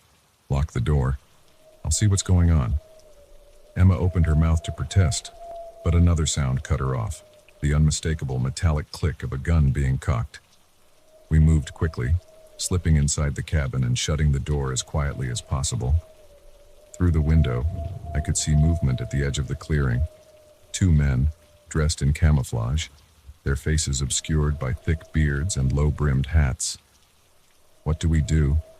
Emma asked, her voice barely above a whisper. I shook my head, at a loss. We were trapped. The cabin had no basement, no secret passages, just 4 walls and a roof, suddenly feeling very flimsy against the threat outside. The men were closer now, their voices clear enough for us to make out words. "I'm telling you, I saw something," one of them said, his tone urgent. "Could have sworn it was a person." "Better not be," the other replied, his voice gruff. "We can't have any witnesses." My blood ran cold. Witnesses to what? What had we stumbled into? Emma tugged at my sleeve, pointing to the back of the cabin. There was a small window there, barely big enough for a person to squeeze through. It was our only chance. We moved silently, gathering what we could. Our phones, though useless without signal, a flashlight, a bottle of water. As Emma worked on opening the window, I scanned the cabin for anything we could use as a weapon. My eyes landed on a heavy cast-iron skillet hanging by the stove. It wasn't much, but it was better than nothing. The window creaked as Emma pushed it open, the sound impossibly loud in the tense silence. We both froze, listening. The voices outside had stopped. "Go," I whispered, giving Emma a boost. She slithered through the opening, landing with a soft thud on the other side. I passed her our makeshift supplies, then began to squeeze through myself. I was halfway out when I heard the cabin door slam open. "Hey!" a voice shouted. "We've got runners!" Adrenaline surged through me. I tumbled out of the window, scraping my back on the rough wood. Emma was there, pulling me to my feet, and then we were running. We plunged into the forest, branches whipping at our faces, roots threatening to trip us with every step. Behind us, I could hear the men crashing through the underbrush, their shouts growing fainter as we put distance between us. We ran until our lungs burned and our legs felt like lead. Finally, gasping for breath, we ducked behind a large fallen tree.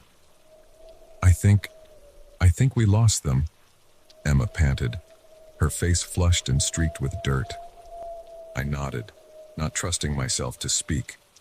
My mind was whirling, trying to make sense of what was happening. Who were those men? What were they doing out here?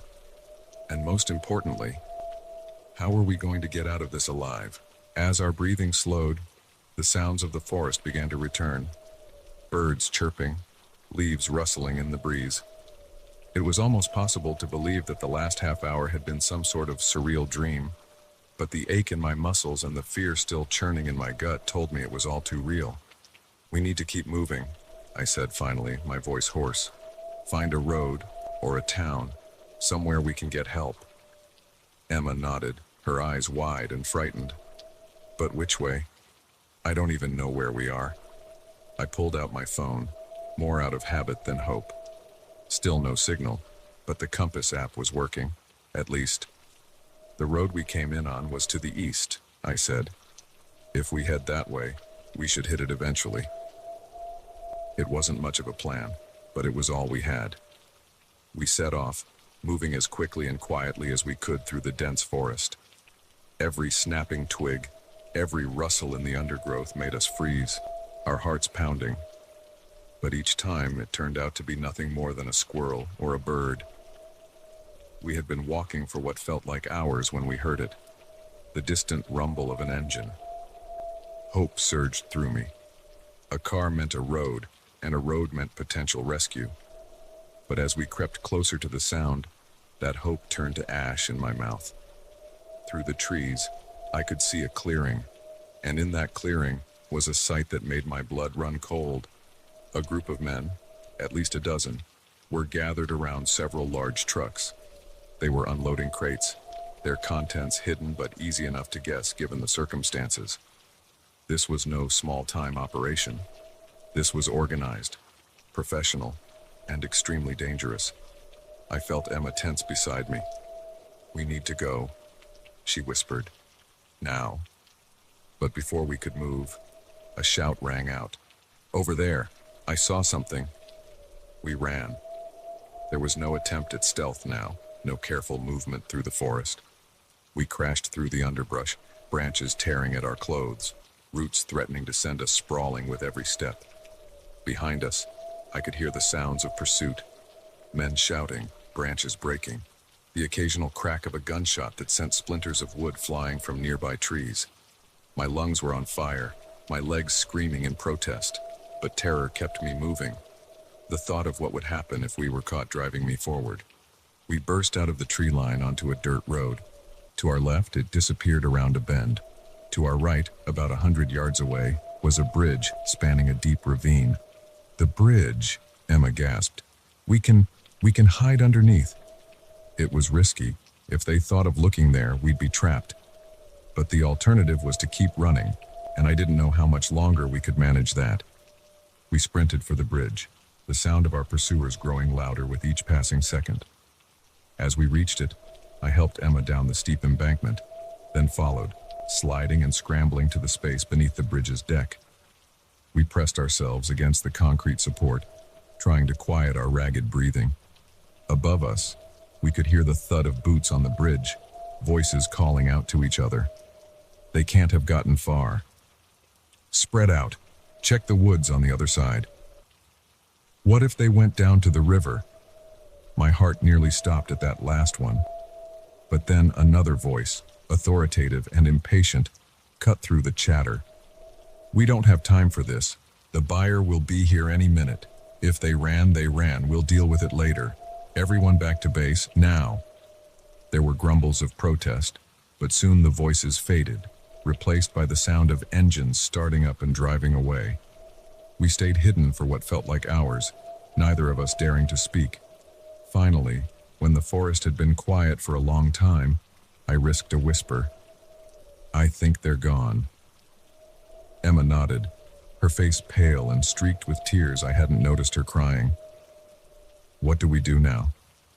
I took a deep breath, trying to think clearly despite the fear and exhaustion clouding my mind. "We follow the road," I said finally. "But we stay in the woods, out of sight. Sooner or later, it has to lead to a town or a highway." It wasn't much of a plan, but it was all we had. As we climbed back up to the road, the reality of our situation hit me anew. We were lost in the wilderness, being hunted by dangerous criminals, with no way to call for help. Our survival would depend on our wits, our stamina, and no small amount of luck. But as I looked at Emma, saw the determination in her eyes despite her fear, I felt a glimmer of hope. We were in this together, and together, somehow, we would find a way out. We set off down the road, staying just inside the tree line. Every step took us further from the nightmare we'd stumbled into, and closer, I hoped, to safety. But I knew the real journey was just beginning. Even if we made it out of these woods, we'd have a story to tell. A dangerous story that some very dangerous people would want to keep quiet. Our relaxing weekend getaway had turned into a fight for survival, and it was a fight I was determined to win.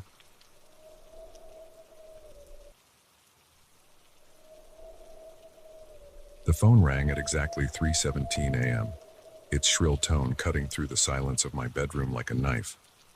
I jolted awake, my heart racing as I fumbled for the device on my nightstand. The screen showed an unknown number, and for a moment, I considered letting it go to voicemail. But something, instinct perhaps, or just morbid curiosity, made me answer. "Hello?" I mumbled, my voice thick with sleep. "I see you, Amanda," a low, gravelly voice responded. "You really should invest in better curtains." I bolted upright, fully awake now, my eyes darting to the window. The curtains were drawn, but suddenly they felt as transparent as gauze. I could almost feel unseen eyes boring into me from the darkness outside. "Who is this?" I demanded, trying to keep the tremor out of my voice. The voice chuckled, a sound that sent chills down my spine. "Just a friend, Amanda. A friend who's been watching you for a very long time."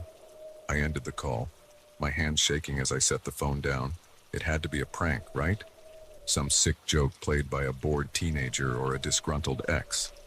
But as I sat there in the dark, the silence now oppressive rather than peaceful, I couldn't shake the feeling that this was something more sinister. Sleep eluded me for the rest of the night.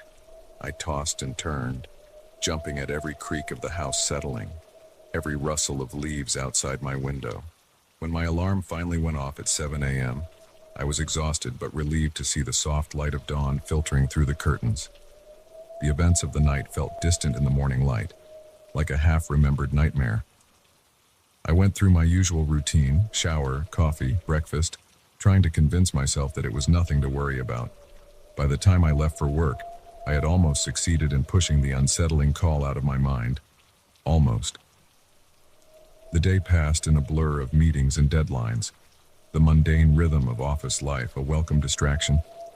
It wasn't until I was packing up to leave that the memory of the call came rushing back. My phone buzzed with a text from an unknown number. "Red is a good color on you, Amanda, but I prefer the blue blouse you wore last Tuesday." My blood ran cold.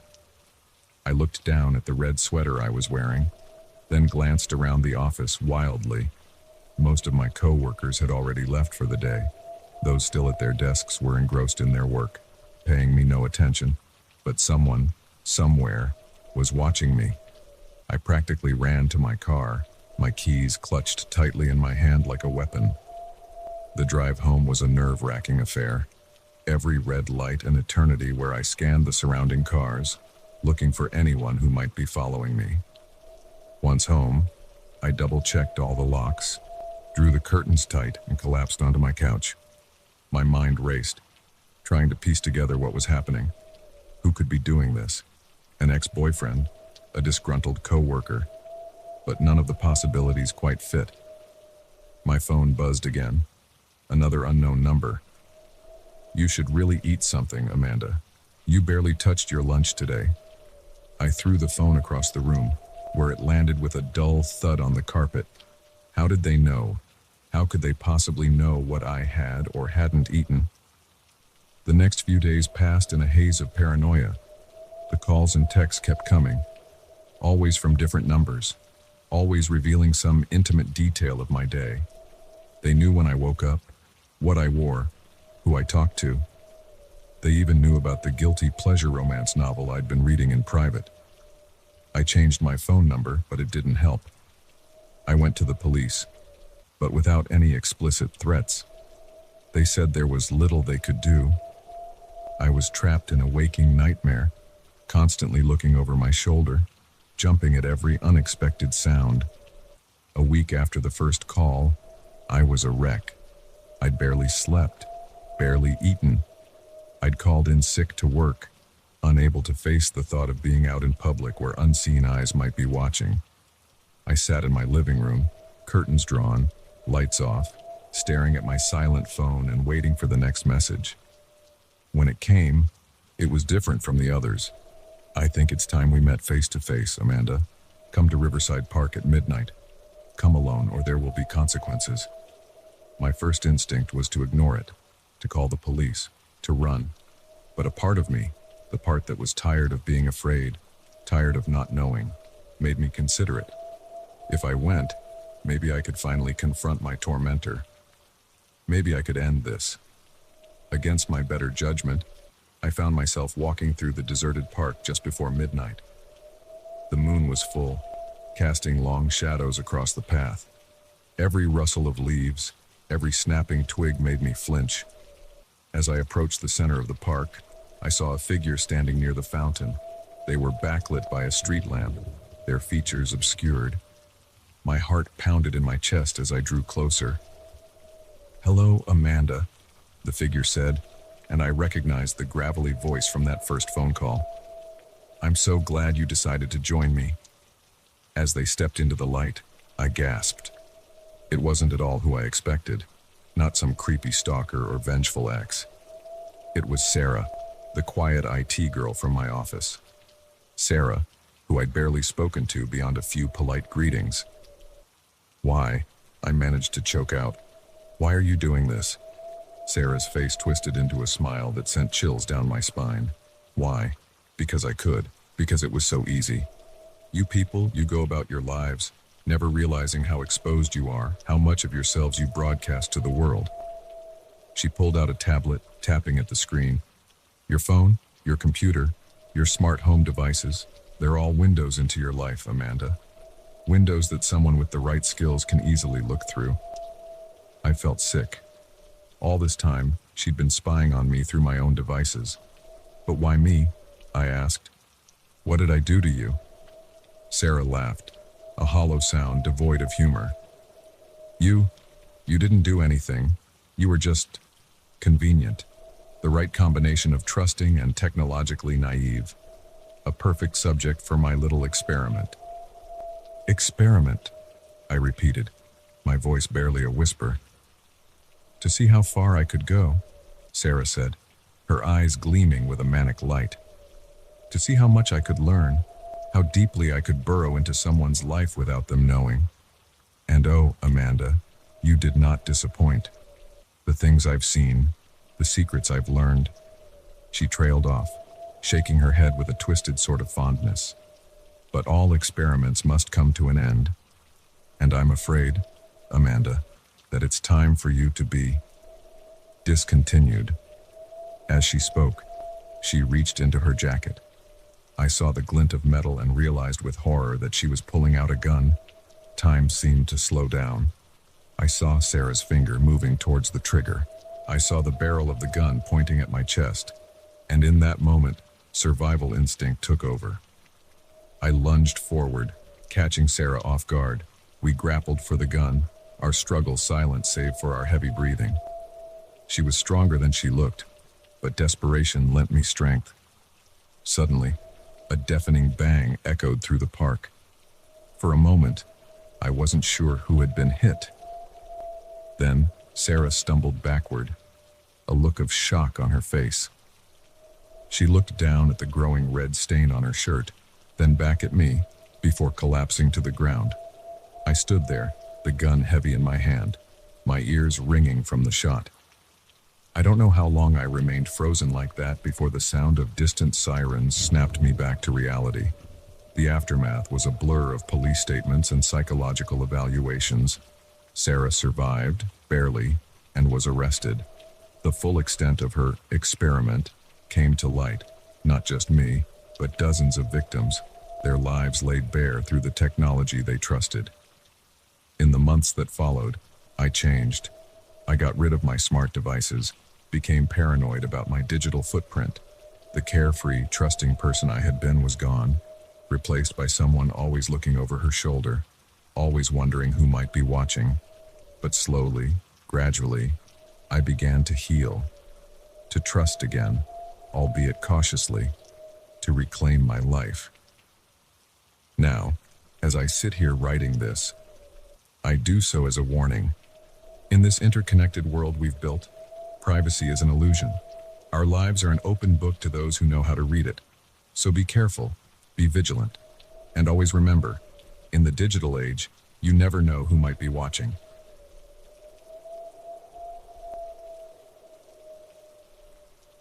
The cardboard box was heavier than it looked, its contents shifting ominously as I lifted it from the dusty shelf.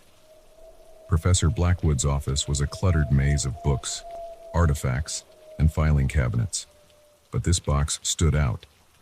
It was unmarked, sealed with thick packing tape that had yellowed with age.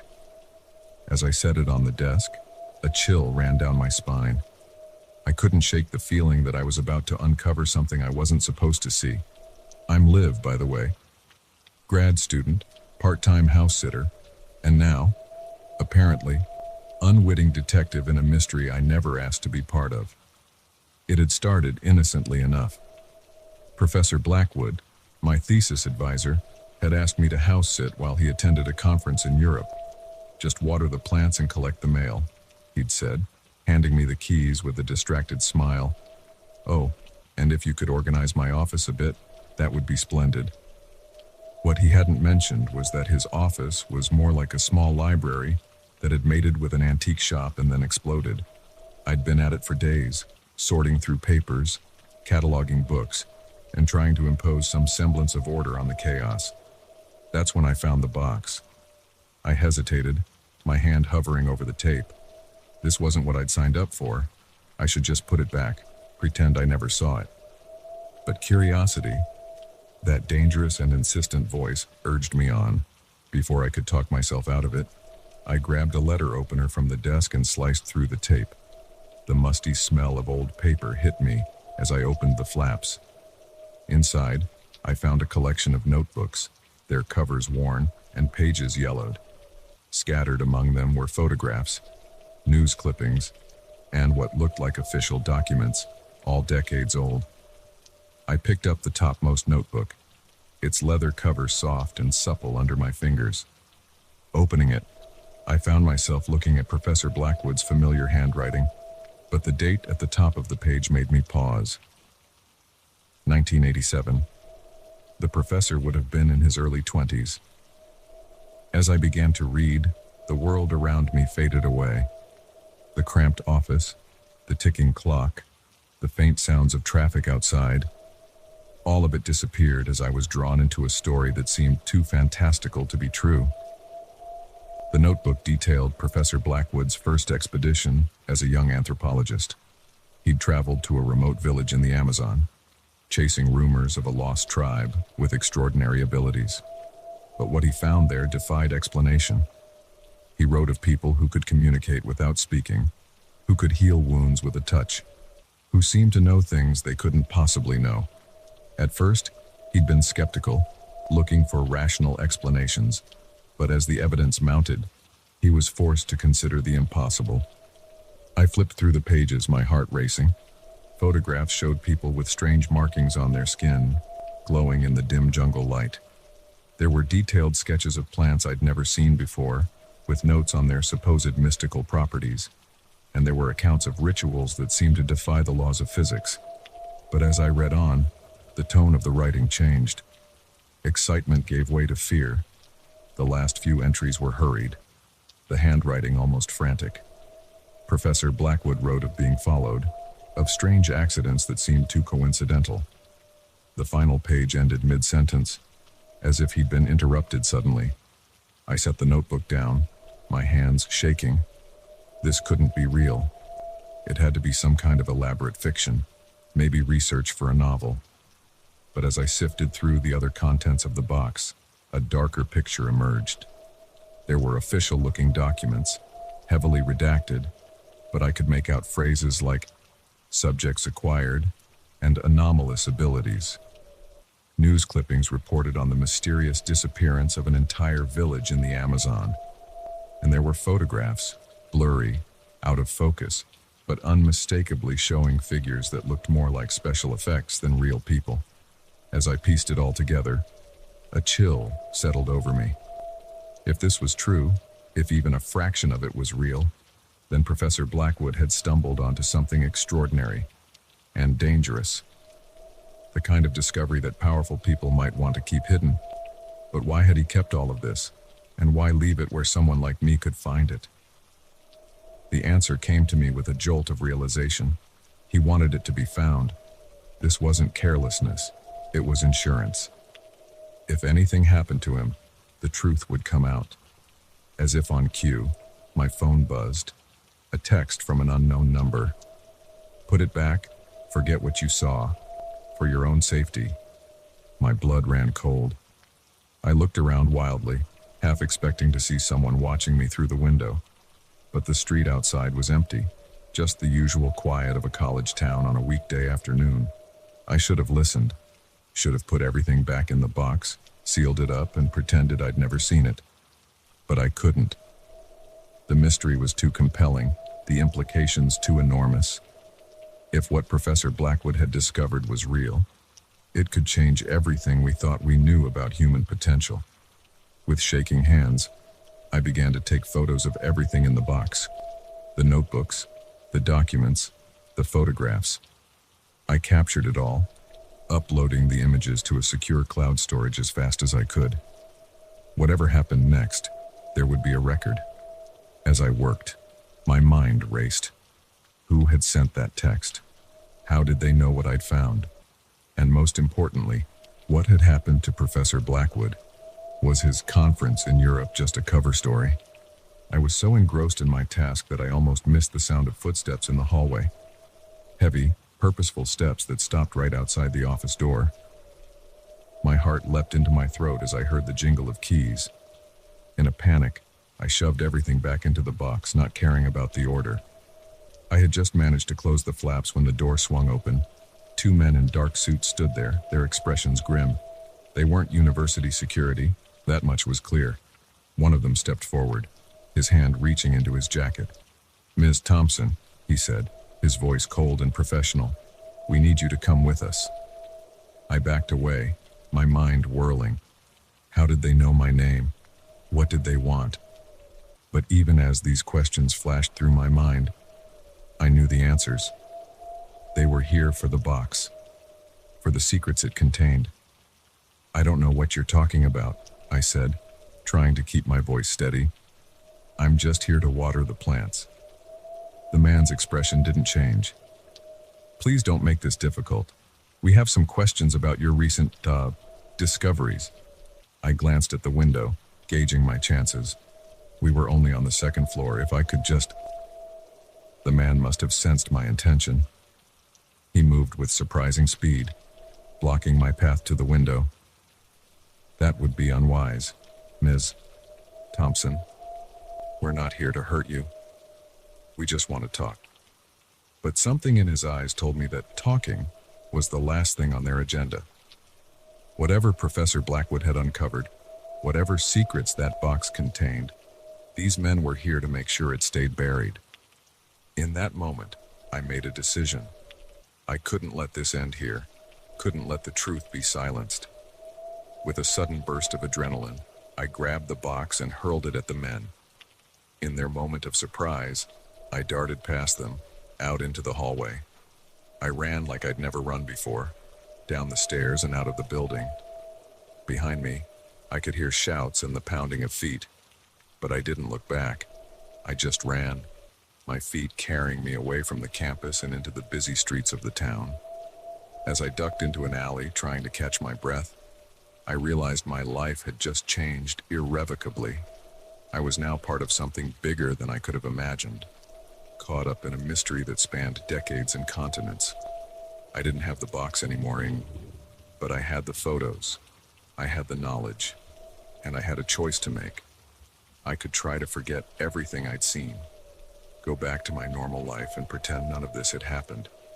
Or I could dig deeper, follow the trail that Professor Blackwood had left behind, and uncover the truth, no matter the cost.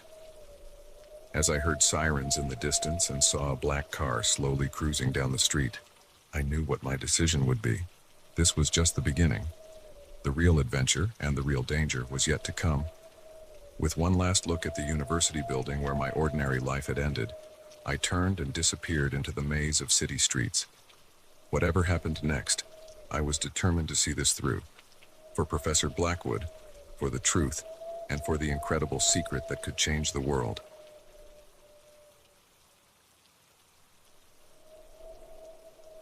The rhythmic slap of my sneakers against the pavement was the only sound breaking the eerie silence of the park. Moonlight filtered through the trees, casting long shadows across my path. It was just another late-night run, or so I thought. But as I rounded the bend near the old fountain, a chill ran down my spine. Someone was following me. I'm Jack, by the way. 32 software engineer, and until tonight, just another guy trying to stay in shape with his nightly jogs. I'd been running this same route through Oakwood Park for years, even after the city cut the budget for park maintenance and the place started to look a bit rough around the edges. The solitude and the challenge of navigating the poorly lit paths had always been part of the appeal. But tonight was different.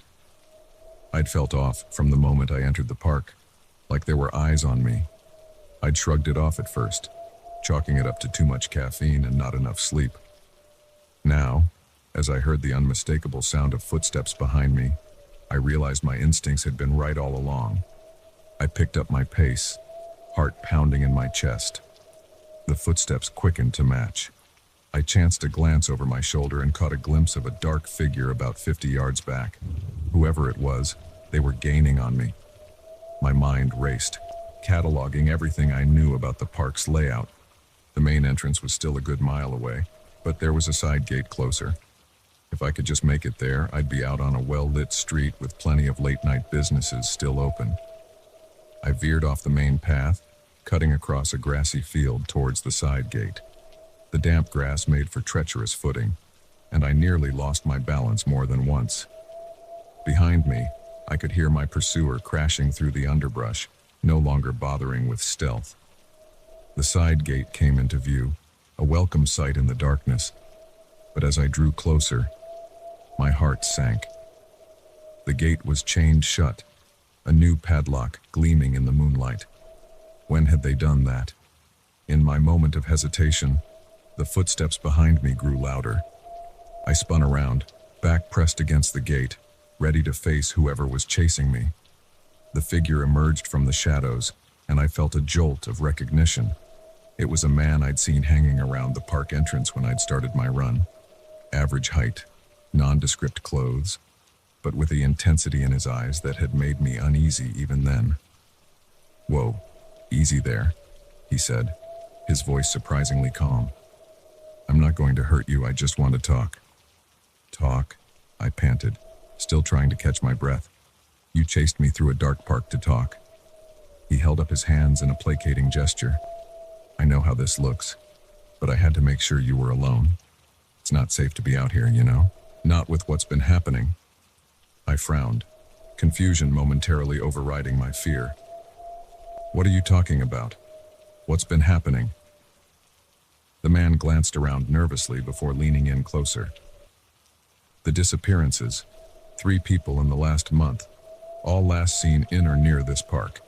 The police are keeping it quiet, but something's going on here. Something bad. I'd heard rumors, of course. Whispers of people going missing, but nothing concrete. Nothing in the news. How do you know about this? I asked, still wary, but curiosity getting the better of me.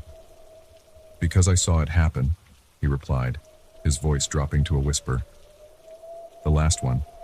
A woman, jogging just like you. 1 minute she was there, the next, gone. Like she'd been swallowed up by the shadows. A chill ran down my spine that had nothing to do with the cool night air. That's not possible, I said. But even as the words left my mouth, I wasn't so sure. The man nodded grimly. I know how it sounds, but I've been watching this place, trying to figure out what's going on, and I think I'm close. That's why I had to warn you. You're not safe here. Part of me wanted to dismiss him as a crackpot, to push past him and run home as fast as I could. But there was an earnestness in his eyes, a desperation that gave me pause. And if I was honest with myself, hadn't I felt something off about the park lately? A heaviness in the air, a sense of being watched even when I was alone. Okay, I said slowly. Let's say I believe you. What do we do about it? A look of relief washed over his face. We need to find the source. I've narrowed it down to the old maintenance shed near the center of the park. Strange lights, weird noises. Something's happening there. I hesitated.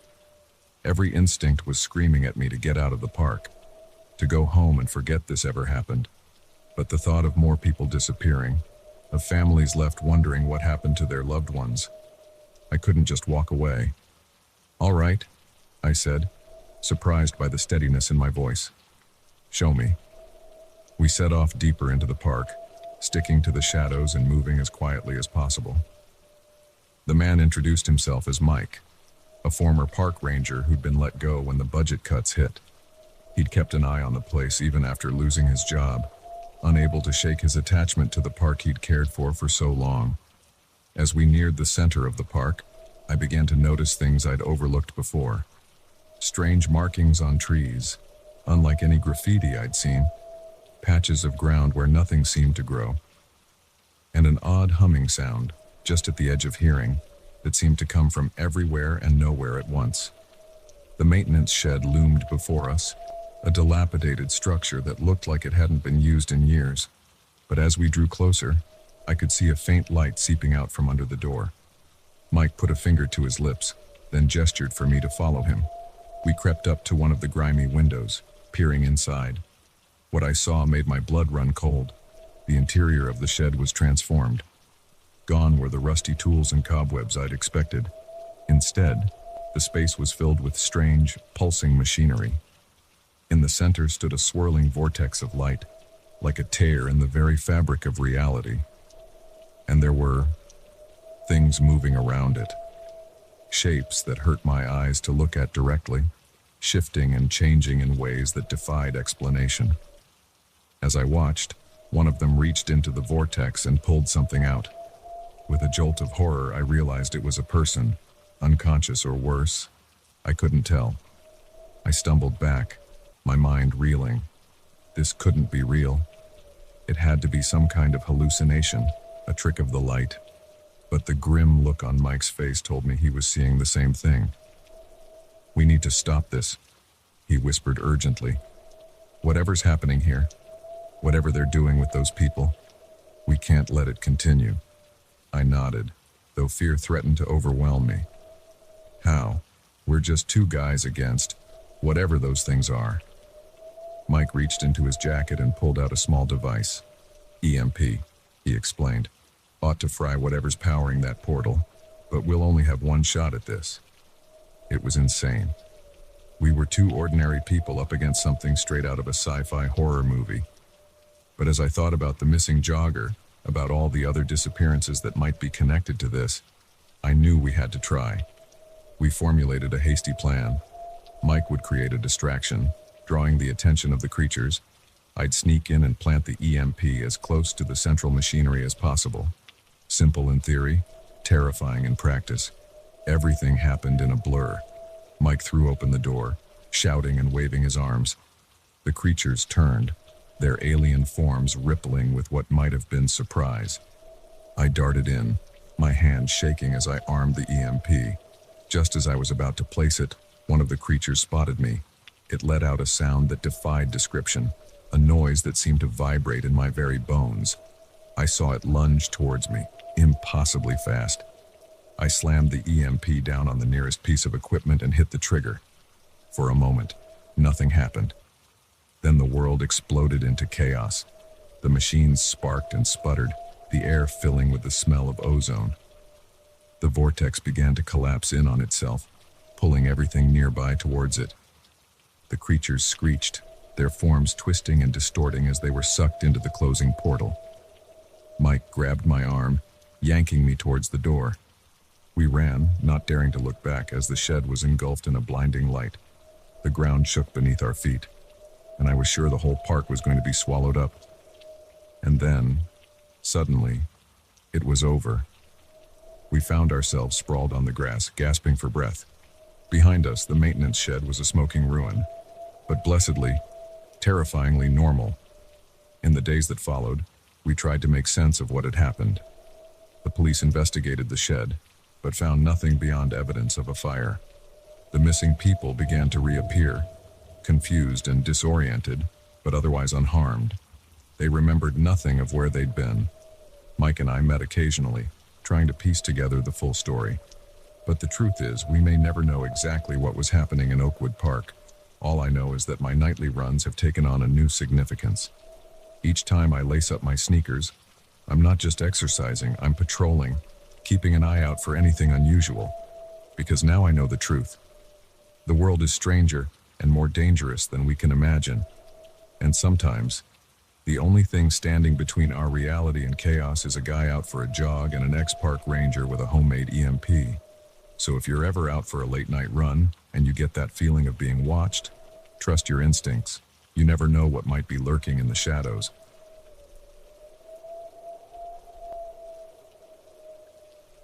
The sharp pop of the tire exploding shattered the quiet night, sending our car skidding across the empty highway. I wrestled with the steering wheel, my knuckles white with effort, as we finally came to a stop on the gravel shoulder. The silence that followed was deafening, broken only by our ragged breathing and the faint tick-tick-tick of the cooling engine. "Everyone okay?" I asked, glancing at my wife, Sarah, in the passenger seat, and our daughter, Emily, in the back. They nodded, shaken but unharmed. I stepped out of the car, the cool night air a stark contrast to the stuffy interior. We were in the middle of nowhere, miles from the last town we'd passed through and who knows how far from the next. The moon hung low and heavy in the sky, casting long shadows across the deserted landscape. As I inspected the shredded remains of our tire, a sense of unease began to creep over me. It was too quiet out here. No crickets chirping, no distant sounds of traffic. Just an oppressive silence that seemed to press in from all sides. I pulled out my phone, already knowing what I'd see. No signal, of course. "Looks like we're going to be here for a while," I told Sarah as I climbed back into the car. "I'll change the tire, but we should probably wait until morning to try and find help." She nodded, her face pale in the dim light. "I don't like it out here, John. It feels wrong." I knew what she meant. There was something off about this stretch of highway, something that set my nerves on edge. But I pushed the feeling aside, focusing on the practical aspects of our situation. "It'll be fine," I assured her, trying to sound more confident than I felt. "We've got water, some snacks. We'll just hunker down for the night and head out at first light."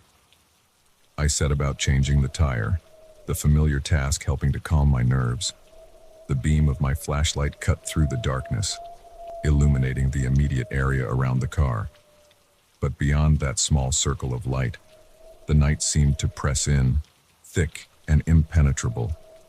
That's when I saw it. A pair of headlights in the distance, approaching slowly. Relief washed over me. Another car meant help, or at least the possibility of it. But as the vehicle drew closer, that relief turned to unease. It was moving too slowly, almost cautiously, and there was something off about the headlights. They seemed too far apart, too high off the ground for a normal car. The vehicle came to a stop about 50 yards behind us. In the rearview mirror, I could just make out the outline of a large truck or van. The headlights stayed on, blinding in their intensity. "John." Sarah's voice was tight with fear. "What's going on?" I shook my head, trying to appear calm for her and Emily's sake. "Probably just someone stopping to help. I'll go check it out." But as I stepped out of the car, a chill ran down my spine. The truck's engine had cut off, but no one had gotten out. It just sat there, headlights blazing, like some predatory animal watching its prey. I took a few tentative steps towards it, my hand raised in a friendly wave. "Hello? We could use some help if you've got a moment." No response, no movement, just the steady glare of those headlights. I was about to turn back to our car when I heard it, the sound of a door opening and closing, followed by footsteps on gravel. But I couldn't see anyone. The space between the headlights remained empty. "Who's there?" I called out, my voice sounding thin and weak in the vast emptiness around us. The footsteps continued, slow and deliberate, moving towards me. But there was still no one visible. Panic seized me. I ran back to our car, practically diving into the driver's seat. "We need to go, now." Sarah's eyes were wide with fear. "But the tire—" "No time." I cut her off, jamming the key into the ignition. The engine sputtered once, twice, before roaring to life. I threw the car into drive, the partially attached spare tire wobbling dangerously as we pulled away.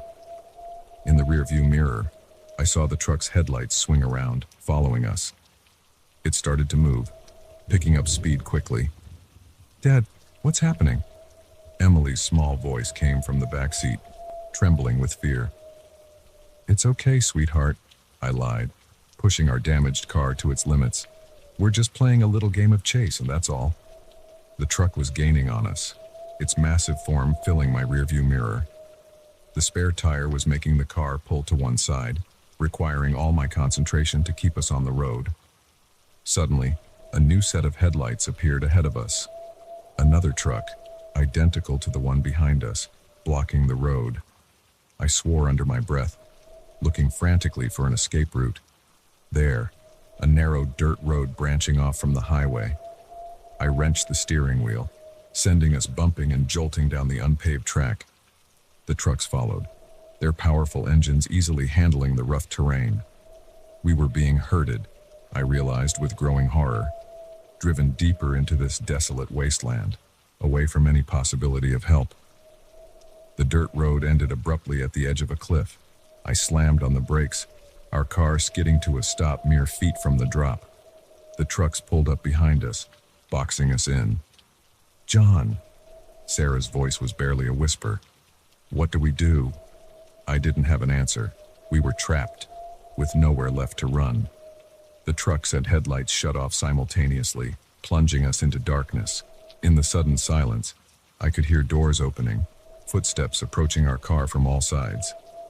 "Lock the doors," I instructed, knowing it was a futile gesture. Whatever was out there, I doubted locked doors would stop them. Shapes moved in the darkness, barely visible in the faint moonlight. They were human-like, but something about their movements was off. Too fluid, too precise. A tap on my window made me jump. I turned to see a face peering in at me. But it wasn't a face, not really. It was smooth, featureless, like a mannequin's head. Where the eyes should have been, there were only dark, empty sockets. I heard Sarah stifle a scream. Similar faces were pressed against every window, staring in at us with their eyeless gaze. One of the figures reached for the door handle. I tensed, prepared to fight, to do whatever it took to protect my family. But the door didn't open. Instead, a sound filled the car, a high-pitched whine that made my teeth ache and my vision blur. Sarah and Emily slumped in their seats, unconscious. I fought against the encroaching darkness, struggled to stay awake, but it was a losing battle. As my eyes closed, the last thing I saw was those blank faces, watching impassively as we succumbed to whatever force they were exerting.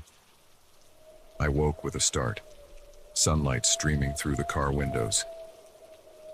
We were parked on the side of the highway, our spare tire properly attached.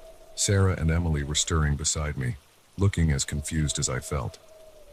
What happened?" Sarah asked, rubbing her eyes. I shook my head, trying to clear the fog from my mind. "I'm not sure. Must have been more tired than I thought. Pulled over to rest for a bit." But even as I said it, I knew it wasn't true. The events of the night came flooding back. The chase, the cliff, those faceless figures. It couldn't have been a dream. It had felt too real, too vivid. Yet here we were, safe and sound on the highway. No sign of any trucks, no mysterious dirt road, no cliff. As we pulled back onto the road, continuing our journey as if nothing had happened, I couldn't shake the feeling that we'd experienced something beyond explanation. Something that had chosen, for whatever reason, to let us go. I glanced in the rearview mirror, half expecting to see a truck appearing on the horizon. But there was nothing there. Nothing but the long, empty stretch of highway behind us. We drove on in silence, each lost in our own thoughts. But I knew that none of us would ever look at a deserted highway the same way again, because now we knew what could be lurking out there in the darkness, waiting for unwary travelers. And as we passed a sign welcoming us to the next town, I made a silent vow. No more night driving. No more remote highways. From now on, we'd stick to the well-traveled roads, the busy interstates.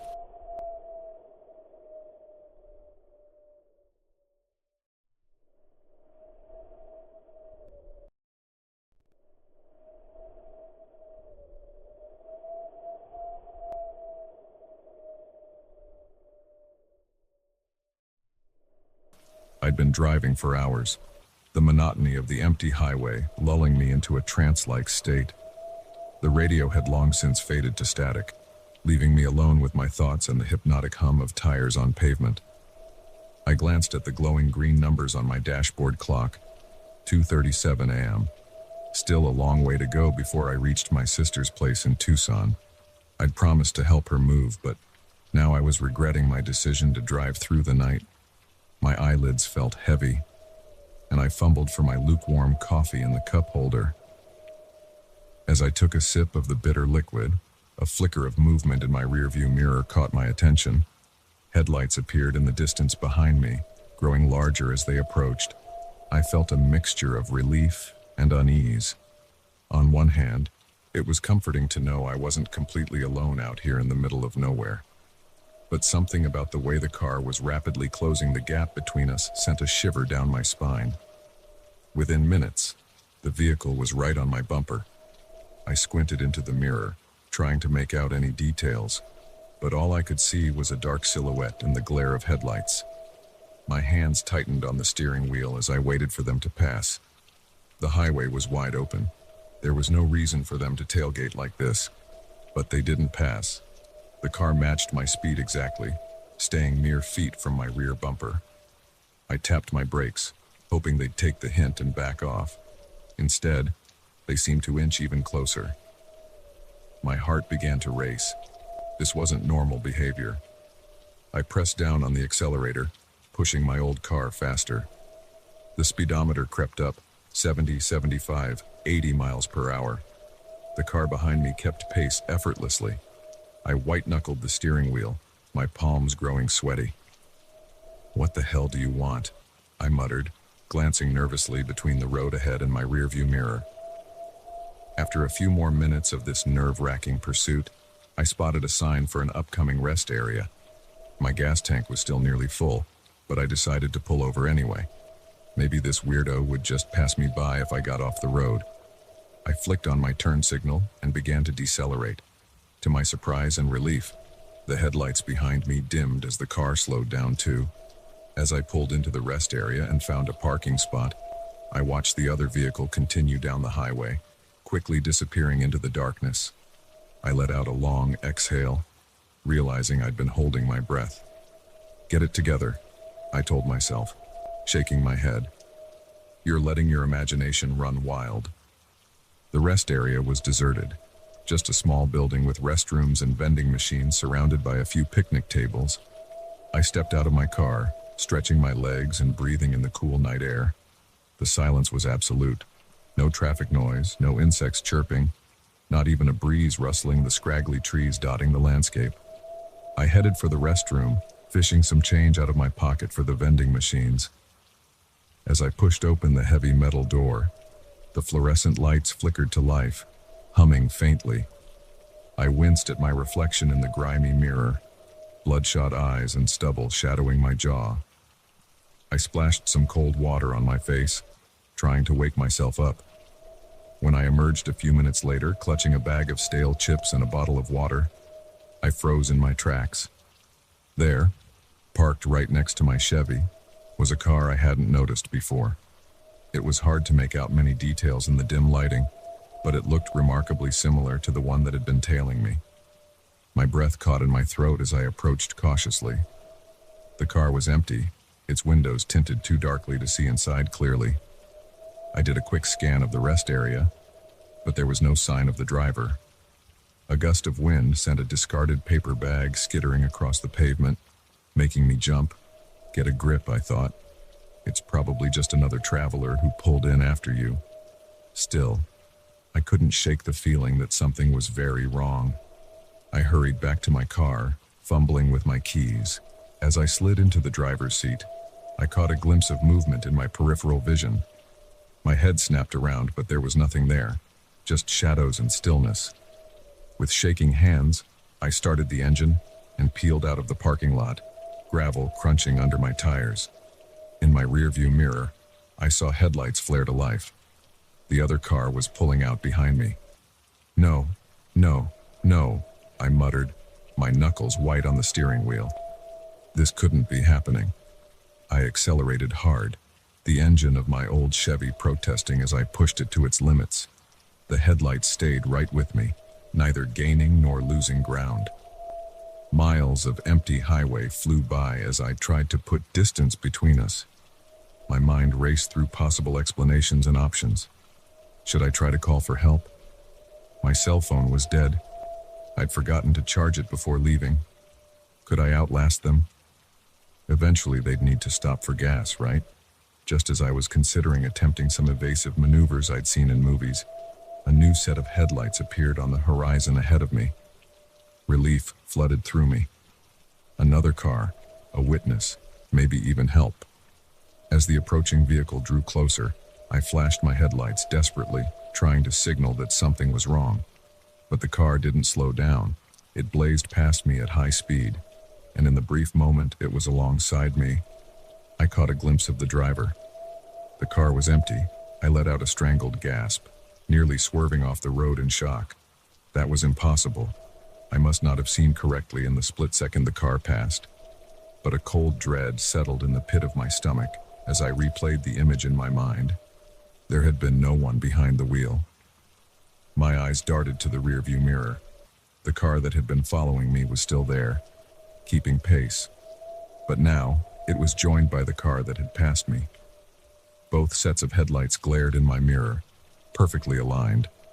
I was trapped between them. Panic clawed at my throat. This couldn't be real. I was hallucinating. I had to be. The lack of sleep, the stress of the long drive. It was all catching up to me. I shook my head violently, trying to clear it. When I looked back at the road, my blood ran cold. Ahead of me, more headlights were appearing. First, just a few pairs, then dozens, all speeding towards me. As they drew closer, I could see that every single vehicle was empty, driver's seats vacant, yet moving with precision. I was surrounded on all sides by a convoy of ghost cars. My breath came in ragged gasps as I searched desperately for an escape route, but the phantom vehicles had formed an impenetrable wall around me. No matter which way I swerved, they moved to block my path.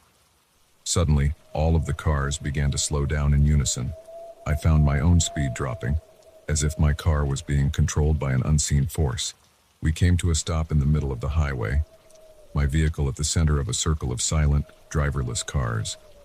For a long moment, nothing happened. The only sound was my own panicked breathing and the ticking of my engine as it cooled. Then, one by one, the doors of the surrounding cars began to open. Dark figures emerged from each vehicle, humanoid shapes, but wrong somehow. They moved with an unnatural fluidity, gliding rather than walking. As they drew closer, I could see that their bodies seemed to be made of swirling shadows, constantly shifting and reforming. I scrambled to lock my doors, but my trembling fingers couldn't seem to find the button. One of the shadow figures reached my car and placed a hand on the window. Where it touched, frost spread across the glass in intricate patterns. The temperature inside my car plummeted. My breath fogged in front of me as I shrank back against the seat, as far from the window as I could get.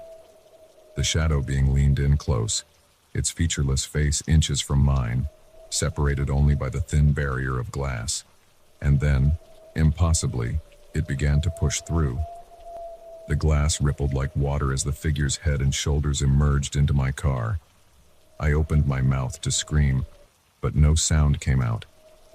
The shadow creature reached for me with hands made of darkness.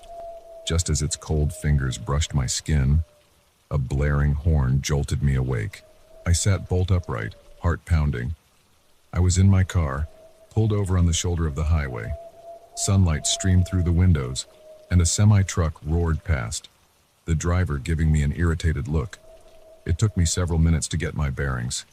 I must have pulled over at some point during the night, too tired to continue. The terrifying journey had all been a dream. I scrubbed my hands over my face, trying to shake off the lingering dread from the nightmare. As my breathing slowly returned to normal, I reached for the key to restart my car. My hand froze. There, on the passenger seat next to me, was a single black feather. As I watched, it crumbled to ash and blew away on a phantom breeze. I sat there for a long time, staring at the empty seat and trying to convince myself that I was truly awake. Eventually, I put the car in drive and pulled back onto the highway, but I couldn't shake the feeling that just beyond my peripheral vision, shadows were moving. And somewhere in my rearview mirror, phantom headlights were gaining ground. The scream that echoed across our farm that night wasn't human. It wasn't animal either. It was something in between, a sound that made my blood run cold and my hair stand on end. I'd heard all manner of noises growing up on this land, the low bellow of cattle, the shrill cries of hawks, even the occasional mountain lion's screech. But this was different, and it was coming from the old silo. I'm Jim Hawkins, third-generation owner of Hawkins Family Farm. We're not a big operation, just a modest spread of cornfields and cattle pastures nestled in the rolling hills of rural Ohio. The farm's been in my family for nearly a century, passed down from my grandfather to my father, and now to me. I know every inch of this land like the back of my hand, or at least, I thought I did. The night everything changed started like any other. I'd finished my evening chores, fed the livestock, and was looking forward to a cold beer and some mindless TV before bed. The sun had just dipped below the horizon, painting the sky in hues of orange and purple. A warm breeze rustled through the cornfields, carrying the earthy scent of late summer. I was halfway to the house when I heard it, that bone-chilling cry piercing the twilight. I froze, my work boots rooted to the dusty path. For a moment, I thought I must have imagined it. Then it came again, louder this time, unmistakable. My first instinct was to run, either away from the sound or towards the house to call for help. But something held me in place. Curiosity, stubbornness. or maybe just the ingrained responsibility of being the man of the farm. Whatever it was, I found myself turning towards the old silo instead of away from it. The silo loomed against the darkening sky, a hulking cylinder of corroded metal that hadn't been used in years. It was the oldest structure on the property, built by my grandfather in the 1930s. We'd switched to more modern grain storage decades ago, and the silo had stood empty ever since, a silent sentinel at the edge of the cornfields. As I approached, my footsteps crunching on gravel, an eerie silence fell over the farm. No crickets chirping, no distant lowing of cattle, just the sound of my own ragged breathing and the thudding of my heart in my ears. The silo's rusted door stood slightly ajar, creaking softly in the breeze. I hesitated, suddenly aware of how foolish this was. I had no weapon, no flashlight, nothing but my own two hands and a stubborn need to know what was going on in my own backyard. I pushed the door open wider, wincing at the screech of metal on metal. The interior was pitch black, the fading twilight unable to penetrate the silo's depths. I fumbled in my pocket for my phone, cursing under my breath when I realized I'd left it charging in the house. "Hello?" I called out, my voice echoing in the empty space. "Is anyone in here?" Silence. I took a tentative step inside, letting my eyes adjust to the darkness. The air was thick with the musty smell of old grain and something else, something sharp and acrid that made my nose wrinkle. As my vision slowly cleared, I began to make out shapes in the gloom. The concrete floor was littered with debris, old pieces of machinery, empty feed bags, rusted tools. But something else caught my eye, something that didn't belong. Scratches, deep, jagged grooves carved into the metal walls of the silo. They started near the floor and ran upwards, some as high as I could see in the dim light. My mind reeled, trying to make sense of what I was seeing. What could have made marks like that? And why? I ran my hand over one of the scratches, feeling the roughness under my calloused fingers.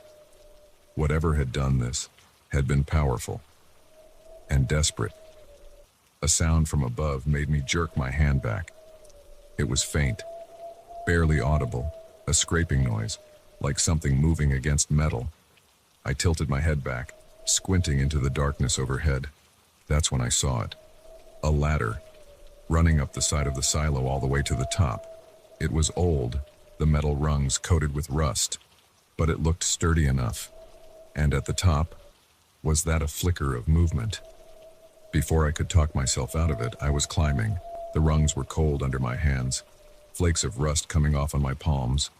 Every instinct screamed at me to turn back, to run from this place and never look back.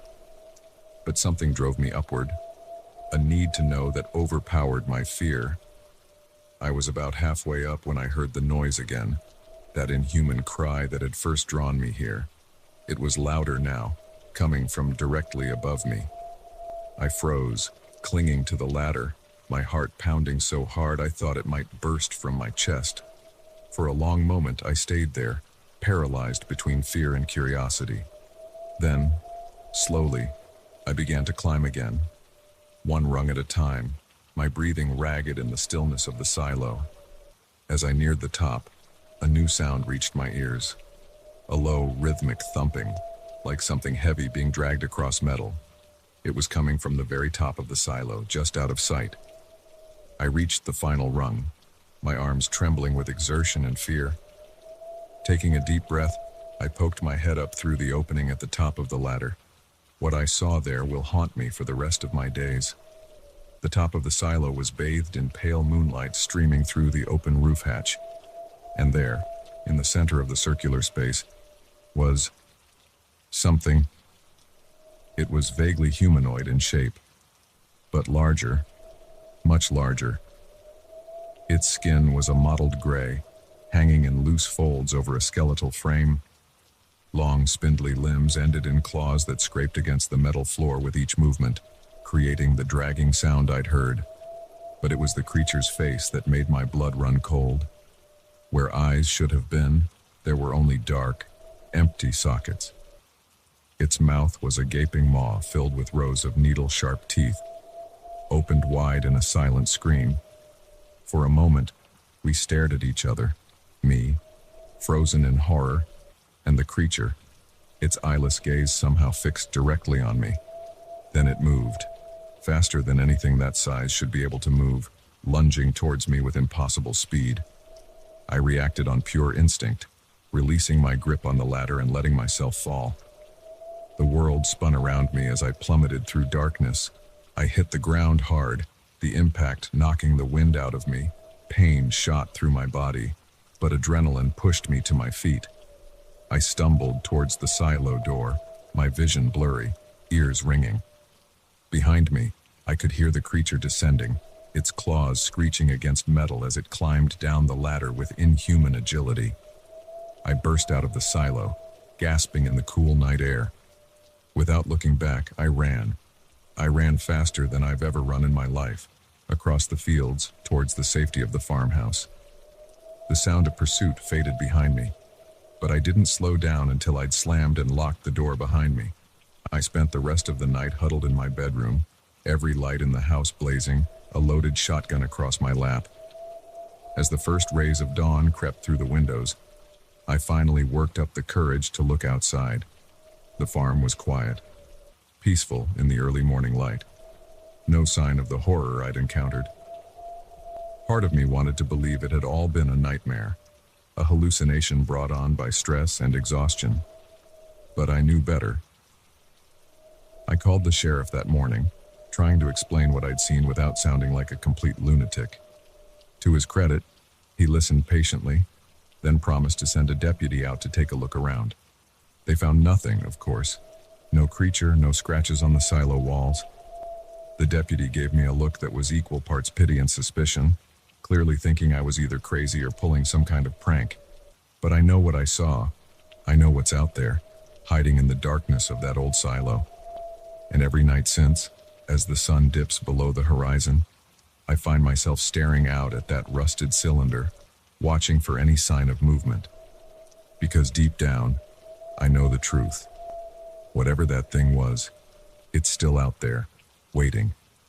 And someday, it will be back. The farm's been in my family for generations. This land is in my blood. But now, for the first time in my life, I'm thinking of selling. Of packing up and leaving this place behind. Because some things once seen can't be unseen. And some horrors once awakened can never truly be put back to sleep. The moment I saw those blood-stained hands, I knew I'd made a terrible mistake. But by then, it was already too late. The sun was setting, my phone was dead, and I was stranded on a lonely stretch of road with a stranger whose smile didn't quite reach his eyes. It had all started so innocently. Just another long drive on my cross-country road trip. The kind of journey I'd dreamed about since I was a kid. Me, my beat-up Honda Civic, and the open road. Freedom, adventure, and the promise of new horizons. I'm Sarah, 28 years old, and finally taking that gap year I never got around to after college. 5 years of grinding away in a cubicle had left me feeling hollow, unfulfilled. So I'd quit my job, sold most of my stuff, and hit the road. No real destination in mind, just a vague plan to head west and see where the wind took me. For the first few weeks, it had been everything I'd hoped for. Stunning vistas, quirky roadside attractions, late nights around campfires with fellow travelers. I'd felt more alive than I had in years. But as I pushed deeper into the heartland, the romance of the road started to wear thin. Long stretches of monotonous highway, endless fields of corn and wheat. The novelty of gas station coffee and greasy diner food had long since faded. So when my car started making an ominous rattling noise somewhere in the middle of Nebraska, my heart sank. I'm no mechanic, but even I could tell this wasn't good. I managed to limp along for another hour or so, the rattling growing louder with each passing mile. Just as the sun was starting to dip towards the horizon, I spotted a faded sign for a town called Millbrook, population 362. It wasn't much, but it was my best hope for finding a mechanic before nightfall. I never made it to Millbrook. About 5 miles outside of town, my car gave a final sputtering gasp and died. I coasted to the shoulder, a plume of smoke rising from under the hood. Cursing under my breath, I got out to survey the damage. The acrid smell of burning oil hit me as soon as I popped the hood. Even to my untrained eye, it was clear this was beyond a quick roadside fix. I reached for my phone only to find the battery completely drained. In my haste to get on the road that morning, I'd forgotten to plug it in. Panic started to set in as I looked around. Nothing but empty fields and darkening sky in every direction. The last car I'd seen had passed by over an hour ago. I was well and truly stranded. Just as I was contemplating whether to start walking towards town or hunker down in my car for the night, I heard the rumble of an engine in the distance. Relief flooded through me as I saw headlights approaching. The vehicle, an old pickup truck that had seen better days, slowed as it neared. The driver, a man who looked to be in his mid-40s, leaned out the window. "Car trouble," he called out, his voice friendly enough. I nodded, trying not to look as desperate as I felt. "Yeah, I think it's the engine. Any chance you know of a mechanic in town?" He smiled, and something about it made me uneasy. It didn't quite reach his eyes, which remained cold and assessing. "Well, you're in luck," he said. "I do a bit of mechanical work myself. Why don't I take a look?" Before I could respond, he was already out of his truck and heading towards my car.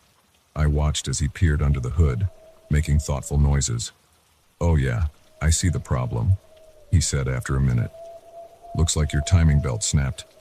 Took out a good chunk of your engine with it, I'm afraid." My heart sank.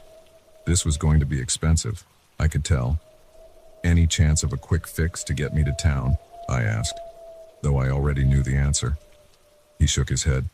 "No, I'm afraid this old girl isn't going anywhere under her own power. But tell you what, I can give you a tow into my shop in Millbrook. We can sort it out there." I hesitated. Every instinct was screaming at me not to get in a car with this stranger. But what choice did I have? It would be dark soon, and I couldn't very well spend the night out here. "That's really kind of you," I said, trying to sound grateful rather than apprehensive. "I really appreciate it." He waved off my thanks. "No trouble at all. Always happy to help a traveler in need. Name's John, by the way." "Sarah," I replied, shaking his offered hand. That's when I noticed it. As our palms met, I caught a glimpse of something dark caked under his fingernails and in the creases of his knuckles. At first, I thought it was grease or oil. He was a mechanic, after all.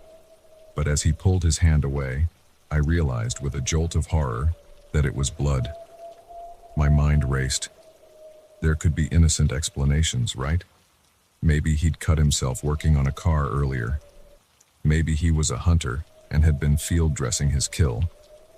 But the way his eyes glittered as he watched my reaction told me this was something far more sinister. I forced a smile, trying to act as if I hadn't noticed anything amiss. "So, shall we get started on that tow?" John nodded, turning back to his truck to fetch a tow cable. As soon as his back was turned, I made a split-second decision. I had to run. But before I could take more than a couple of steps, I felt a hand clamp down on my shoulder. John's voice was low and dangerous in my ear. Now, Sarah. Let's not do anything foolish." I felt something sharp press against my side. A knife, I realized with growing terror. "Get in the truck," John said, his friendly demeanor gone. "And don't try anything stupid." With the knife at my back, I had no choice but to comply. As we pulled away, leaving my car behind, I watched the last traces of sunlight disappear from the horizon. The darkness that fell seemed to mirror the despair settling over me. We drove in silence for what felt like hours, though it couldn't have been more than 20 minutes. The knife remained pressed against my side, a constant reminder of the danger I was in. Finally, John turned off the main road onto a rutted dirt track. We bumped along for another few minutes before a dilapidated farmhouse came into view. My heart sank. This was no mechanic's shop. "Home sweet home," John said, his voice dripping with mockery. As we got out of the truck, I tried one last desperate plea. "Please," I said, hating the tremor in my voice. "You don't have to do this. Just let me go, and I swear I won't tell anyone." John's laugh was cold and humorless. "Oh, Sarah, don't you know? No one ever leaves Millbrook." He marched me towards the house, the knife now openly visible in his blood-stained hand. As we neared the porch, I heard something that made my blood run cold, the sound of muffled screams coming from inside. In that moment, I knew I had to act. It was now or never. Summoning every ounce of strength and courage I possessed, I drove my elbow back into John's solar plexus. He let out a grunt of pain and surprise, his grip on me loosening just enough. I bolted, running blindly into the darkness. I could hear John cursing behind me, his heavy footsteps in pursuit. But fear and adrenaline lent me speed I never knew I had. I ran until my lungs burned and my legs felt like jelly. When I finally dared to look back, there was no sign of John. But I didn't stop. I couldn't. I ran through cornfields and across muddy creeks. I ran until the first pale light of dawn began to streak the eastern sky, and still, I ran. It was mid-morning when I finally stumbled onto a highway. A kind-faced woman in a minivan stopped to help, her eyes widening at my wild appearance and frantic story. She drove me straight to the sheriff's office in the next town over.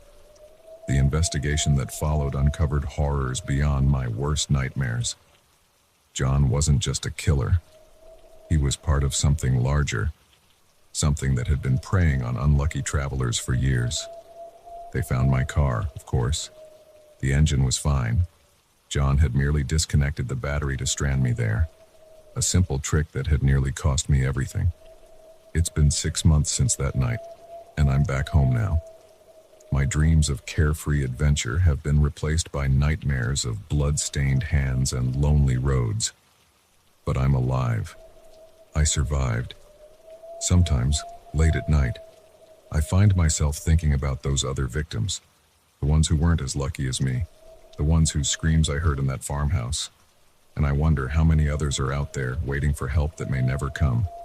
So I tell my story, again and again, to anyone who will listen, because maybe, just maybe, it will save someone else from making the same mistakes I did, from trusting too easily, from ignoring their instincts. Because out there on the open road, freedom and danger often walk hand in hand, and sometimes the real monsters aren't hiding under your bed. They're waiting by the side of the road, ready to offer you a helping hand. The first time I noticed something was amiss was when I found a single long black hair on my pillow. It wouldn't have been strange, except I'm blonde, and I was traveling alone. That's when I realized the nightmare had already begun, right here in the middle of paradise. My name is Emma, and this was supposed to be the trip of a lifetime. A 2-week Caribbean cruise to celebrate my 30th birthday and my recent promotion. I'd saved for months, splurging on a balcony cabin with ocean views. The brochure had promised sun-drenched days, star-filled nights, and memories to last a lifetime. What it didn't mention was the terror that would keep me awake at night, wondering if I'd make it off this floating city alive. The cruise started off perfectly. I boarded the massive ship, the SS Oceanic Dream, with a sense of awe and excitement. My cabin was everything I'd hoped for, spacious, with a private balcony overlooking the sparkling Caribbean. I spent that first day exploring the ship, marveling at the multiple pools, the lavish restaurants, the bustling casino. It felt like I'd stepped into another world, one where my everyday worries couldn't touch me. That evening, I met my cabin neighbor, a friendly older woman named Margaret. She was a cruise veteran, regaling me with stories of her past voyages. We made plans to meet for breakfast the next morning, but Margaret never showed up for breakfast, or lunch, or dinner. At first, I didn't think much of it. It was a big ship, after all, with plenty to do. Maybe she'd made other friends, or was sleeping off a late night at the casino. But as the days went by and I still hadn't seen her, a nagging worry began to grow in the pit of my stomach. On the third day, I decided to ask the cabin steward if he'd seen Margaret. His response sent a chill down my spine. "I'm sorry, miss," he said, looking confused. "But there's no one registered in the cabin next to yours. It's been empty this whole voyage." I insisted that he was mistaken, that I'd met Margaret, talked to her, but he just shook his head, a look of concern crossing his face. I could see him wondering if the sun and sea air had gotten to me. That night, I lay awake in my cabin, listening intently for any sound from next door. The walls on these ships were thin. I should have been able to hear something, but there was nothing but silence. Unable to sleep, I stepped out onto my balcony, hoping the fresh air would clear my head. That's when I saw it. A flicker of movement in the cabin next door. A shadow passing behind the curtains. Someone was in there. My heart racing. I rushed to my cabin door, determined to knock on Margaret's door and get to the bottom of this. But as I reached for the handle, I froze. There, stuck to the outside of my door, was a Polaroid photo. It showed me sleeping in my bed, taken from inside my cabin. Panic seized me. Someone had been in my room while I slept. Someone was watching me. With trembling hands, I locked and bolted my door, then wedged a chair under the handle for good measure. I spent the rest of the night huddled in the corner of my cabin, jumping at every creak and groan of the ship. When morning finally came, I went straight to ship security. I showed them the photo, told them about Margaret, begged them to investigate. But the head of security, a stern-faced man named Johnson, seemed more annoyed than concerned. "Ma'am, we take the safety of our passengers very seriously," he said in a tone that suggested the opposite. "But we've checked the logs. The cabin next to yours is unoccupied. There is no passenger named Margaret on this cruise. As for the photo, well, are you sure you didn't take it yourself? Maybe as a joke?" I couldn't believe what I was hearing. They thought I was making this up, or worse, that I was crazy. Frustrated and scared, I decided to do some investigating of my own. I started paying closer attention to my surroundings, watching for anything out of the ordinary. And slowly, I began to notice things. Small things at first, easily overlooked. Like how certain crew members would exchange meaningful glances when they thought no one was looking, or how there always seemed to be someone lingering near my cabin, no matter the time of day. Then there were the disappearances. Not just Margaret. Other passengers I'd met and chatted with would suddenly vanish, with no explanation.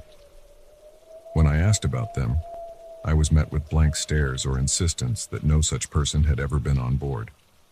One night, unable to sleep, I decided to take a walk around the ship. The decks were eerily quiet, most passengers long since retired to their cabins. As I rounded a corner, I saw a group of crew members huddled together, speaking in hushed tones. I couldn't make out what they were saying, but their serious expression sent a shiver down my spine. As I turned to leave, my foot scuffed against the deck. The sound echoed in the quiet night, and the crew members' heads snapped up in unison. The look in their eyes as they spotted me. It wasn't surprise or embarrassment at being overheard. It was hunger. I ran. Behind me, I could hear footsteps, gaining on me quickly. I didn't dare look back, just focused on putting one foot in front of the other, my lungs burning as I gasped for air. I made it back to my cabin and locked myself in, my heart pounding so hard I thought it might burst from my chest. As my panic subsided, I tried to make sense of what had happened. Was I losing my mind? Or was something sinister really going on? The next day, I decided to try one last time to get help. I approached a group of passengers lounging by the pool, determined to make them understand the danger we were all in. But as I began to speak, I saw their eyes glaze over. Their smiles became fixed, artificial. And then, in perfect unison, they all stood up and walked away, leaving me standing alone by the empty pool. That's when I knew. Whatever was happening on this ship, it wasn't just a few crew members. It was everyone, or at least almost everyone. I spent the next few days in a state of constant vigilance, barely sleeping, jumping at every sound. I stopped eating at the ship's restaurants, subsisting on snacks I'd brought from home. I trust no one. And then, 3 days before we were due to dock, I made a terrifying discovery. I was in my cabin, frantically searching for my passport. I'd decided I needed to be ready to run as soon as we reached port. As I rifled through my suitcase, my hand brushed against something hard and cold. It was a small, metal object. As I pulled it out, my blood ran cold. It was a set of surgical tools, crusted with what looked horribly like dried blood. I didn't put those there. I would never. But then, a flash of memory. The first night on the ship. The welcome cocktail that had tasted a bit off. The strange, dreamlike state I'd been in afterwards. What had I done? As I sat there, staring at the damning evidence in my hands, a knock came at my cabin door. "Housekeeping," a cheery voice called out. I didn't answer. I couldn't move, couldn't breathe. The knocking came again, more insistent this time. "Miss Emma, we know you're in there. It's time for your treatment." Treatment? What treatment? I never signed up for any treatment. The door handle jiggled, once, twice. Then I heard the unmistakable sound of a key card sliding into the lock. In that moment, survival instinct took over. I grabbed my emergency bag, the one I'd packed days ago when I first suspected something was wrong, and ran for the balcony. As the cabin door swung open behind me, I did the only thing I could think of. I jumped. The shock of the cold water jolted me back to reality. I surfaced, gasping for air, and looked up at the towering hull of the ship. I could see figures on my balcony pointing down at me. In the distance, I heard alarms begin to blare. I started swimming. I had no idea how far I was from land, or if I could even make it. But I knew one thing for certain. Whatever fate awaited me in these waters, it couldn't be worse than what I was leaving behind. As I swam, the ship's lights grew dimmer. The last thing I heard before the waves swallowed all sound was a voice over the ship's PA system. "Attention passengers, we seem to have lost one of our own, but don't worry. On the SS Oceanic Dream, no one is ever truly lost. Sleep tight and sweet dreams." I don't know how long I swam. Hours, maybe days. My muscles screamed, my lungs burned. But finally, miraculously, I saw lights on the horizon, a coast, safety. As I dragged myself onto the beach, I knew my ordeal wasn't over. Who would believe my story? A ship full of people involved in, what? Some kind of cult? A massive conspiracy? Even I wasn't sure I believed it. But I knew what I'd seen, what I'd experienced, and I knew I had to warn others. So I'm telling my story now, to anyone who will listen. Because somewhere out there, the SS Oceanic Dream is still sailing, still claiming passengers, and not everyone will be as lucky as I was. If you're planning a cruise, do me a favor. Double check your itinerary. And if you see a ship called the Oceanic Dream, run. Run as fast as you can, because on that ship, the nightmare is all too real.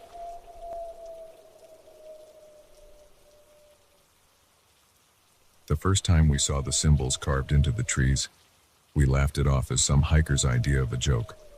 By the time we realized the truth, we were already lost in a maze of ancient pines, with something watching us from the shadows, something that didn't want us to leave. My name's Alex, and I've been an avid hiker for most of my 28 years. I thought I'd seen it all: treacherous mountain paths, unexpected wildlife encounters, even the occasional rescue mission for less experienced trekkers. But nothing could have prepared me for what happened in the depths of Blackwood National Forest. It was supposed to be a routine weekend trip. My best friend Jake and I had been planning this hike for months, poring over maps and trail guides, eager to explore one of the most remote areas of the forest. We'd both grown up near Blackwood, but this particular region had always been off limits. Too dangerous, too easy to get lost in, the rangers said. But we were experienced, confident, maybe a little too confident, as it turned out.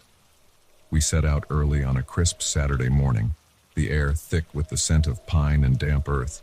The first few hours were everything we'd hoped for: challenging terrain, breathtaking views, and a sense of true wilderness that's hard to find these days. It was around midday when things started to feel off. "Hey, Alex," Jake called out, his voice tinged with confusion. Come check this out." I backtracked a few steps to where he was standing, staring at a massive old-growth pine. At first, I didn't see what had caught his attention. Then my eyes focused on a series of symbols carved deep into the bark. They weren't like any trail markers I'd ever seen. Intricate spirals and angular lines formed patterns that seemed to shift the longer I looked at them. It was unsettling, to say the least. "Weird," I muttered, running my fingers over the grooves. They felt older than they looked, the edges worn smooth by time. Probably just some bored kids playing around. Jake nodded, but I could see the doubt in his eyes. "Yeah, probably. Let's keep moving." We pushed on, trying to shake off the strange feeling those symbols had left us with. But as the afternoon wore on, we started noticing more of them. Every few hundred yards, we'd spot another tree marked with those bizarre carvings. And something else was bothering me. Though I couldn't quite put my finger on it, it wasn't until Jake mentioned it that I realized what was wrong. "Alex," he said, his voice low and tense. "Have you heard any birds lately, or anything?" I stopped in my tracks, listening intently. He was right. The forest had gone completely silent. No bird song, no rustle of small animals in the underbrush. Nothing but the sound of our own breathing and the crunch of leaves under our boots. A chill ran down my spine that had nothing to do with the cooling air. "Maybe we should turn back," I suggested, trying to keep the growing unease out of my voice. "We can always try this trail another day." Jake nodded eagerly, clearly as unsettled as I was. We consulted our map and GPS, plotting the quickest route back to the trailhead. But as we started to retrace our steps, nothing looked familiar. The trees seemed to press in closer, their branches reaching out like gnarled fingers. Shadows deepened, despite it being early afternoon. And those symbols, they were everywhere now, carved into nearly every tree we passed. After an hour of increasingly panicked hiking, we had to face the truth. We were lost. "This is impossible," Jake muttered, frantically checking his GPS. "We should have hit the main trail by now. It's like the whole forest has changed." I was about to respond when a twig snapped somewhere behind us. We both whirled around, hearts pounding. "Hello?" I called out, my voice sounding small and scared in the oppressive silence. "Is someone there?" No response. But I could have sworn I saw movement in the shadows between the trees. A flicker of something. Something that didn't move like any animal I'd ever seen. "We need to get out of here," Jake whispered, his face pale. "Now." We picked a direction and started walking, trying to move as quietly as possible while still covering ground quickly. The feeling of being watched was overwhelming now. Every few minutes, I'd catch a glimpse of movement out of the corner of my eye, only to find nothing there when I turned to look. As the light began to fade, panic set in. We were not equipped for a night in the forest, especially not whatever this place had become. Our flashlights cast eerie shadows as we pushed on, jumping at every rustle and crack in the darkness. That's when we heard it, a sound that I still hear in my nightmares. It started as a low hum, almost below the threshold of hearing, but it grew louder, resolving into something that was almost like words. Almost, but not quite. It was as if the forest itself was trying to speak. Jake grabbed my arm, his fingers digging in painfully. "Tell me you hear that," he said, his voice shaking. I nodded, too terrified to speak. The not quite words seemed to be coming from all around us now, rising and falling in a rhythm that made my head spin. And then, cutting through the otherworldly sound, came a scream. A human scream, filled with terror and pain. It came from somewhere ahead of us, deeper in the forest. We stood frozen, caught between the instinct to run and the ingrained need to help someone in trouble. We have to check it out, I said finally, hating myself even as the words left my mouth. What if someone's hurt? Jake looked like he wanted to argue, but nodded grimly. We moved forward slowly, every step feeling like we were walking deeper into a trap. The screaming had stopped, replaced by a heavy, anticipatory silence. We came to a small clearing, our flashlights illuminating a scene that defied explanation. In the center of the clearing stood a massive, ancient tree. Its trunk was wider than any I'd ever seen, twisted and gnarled with age, and carved into every inch of its bark were those symbols, more intricate and alien than ever. But it was what was at the base of the tree that turned my blood to ice. A collection of objects that had no business being this deep in the wilderness. Watches, phones, wallets, dozens of them, arranged in a careful circle around the tree. Personal belongings from other hikers, other people who had wandered into this part of the forest and never made it out. "We need to go," Jake whispered, tugging at my sleeve. "Now, Alex, we need to go right now." I nodded, unable to tear my eyes away from the grisly display. As we turned to leave, my flashlight beam caught something moving at the edge of the clearing. A figure, tall and impossibly thin, stepped out from behind a tree. It looked almost human, but wrong. Its limbs were too long, its movements too fluid, and its face, where its face should have been, was nothing but smooth, blank skin. A scream caught in my throat as more figures emerged from the darkness. 3, 5, a dozen of them, all with that same blank, featureless face.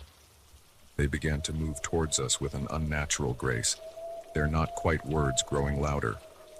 We ran. Branches whipped at our faces as we tore through the underbrush, blind panic driving us forward. I could hear them behind us, moving through the forest with inhuman speed. The symbols on the trees seemed to glow in the darkness, pulsing in time with the alien chant that filled the air. I don't know how long we ran. It could have been minutes or hours. Time seemed to lose all meaning in that nightmare forest. But suddenly, miraculously, we burst out onto a paved road. We didn't stop running until we reached Jake's car, parked at the trailhead. As we sped away, I looked back at the forest. For a moment, I thought I saw those blank faces watching us from between the trees. Then they were gone, and it was just a normal forest again. We drove straight to the ranger station, babbling our story to increasingly skeptical-looking officers. They searched the area we described, but found nothing out of the ordinary. No symbols, no clearing, no evidence that anything strange had happened at all. Part of me wanted to believe we'd imagined it all. Some sort of shared hallucination brought on by exhaustion and dehydration. But I know what I saw, what I felt. It's been 6 months since that day, and I haven't set foot in any forest since. Jake's the same way. We don't talk about what happened, but I can see the lingering fear in his eyes.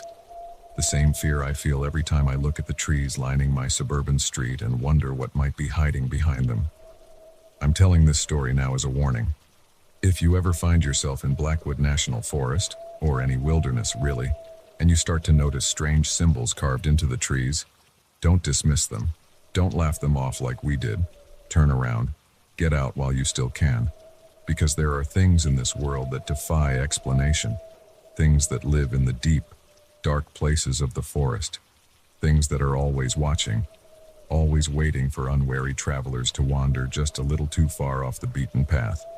And if you hear whispers in the woods that sound almost, but not quite, like words, run, run, and don't look back. Because in some forests, getting lost is the least of your worries.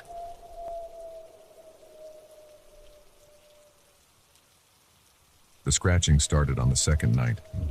At first, I convinced myself it was just a raccoon or a curious bear. But when I unzipped the tent and came face to face with those glowing, inhuman eyes, I realized our family camping trip had become a fight for survival. I'm Mark, a 35-year-old software engineer from the suburbs of Seattle. My wife Sarah and I had decided it was time to introduce our kids, 10-year-old Emma and 8-year-old Ethan, to the great outdoors. We'd both grown up camping and wanted to share that experience with them. So we packed up our minivan with a tent, sleeping bags, and enough supplies for a long weekend in the Mount Baker Snoqualmie National Forest. The first day was picture perfect. We found a secluded campsite near a babbling brook, set up our tent, and spent the afternoon hiking and identifying plants. Emma proved to be a natural, eagerly pointing out different types of trees and flowers. Ethan was more interested in skipping stones across the stream, but he seemed to be enjoying himself too. As night fell, we gathered around the campfire, roasting marshmallows and telling stories. The kids were enthralled by the star-filled sky, so different from what they could see back home. Sarah and I exchanged satisfied smiles.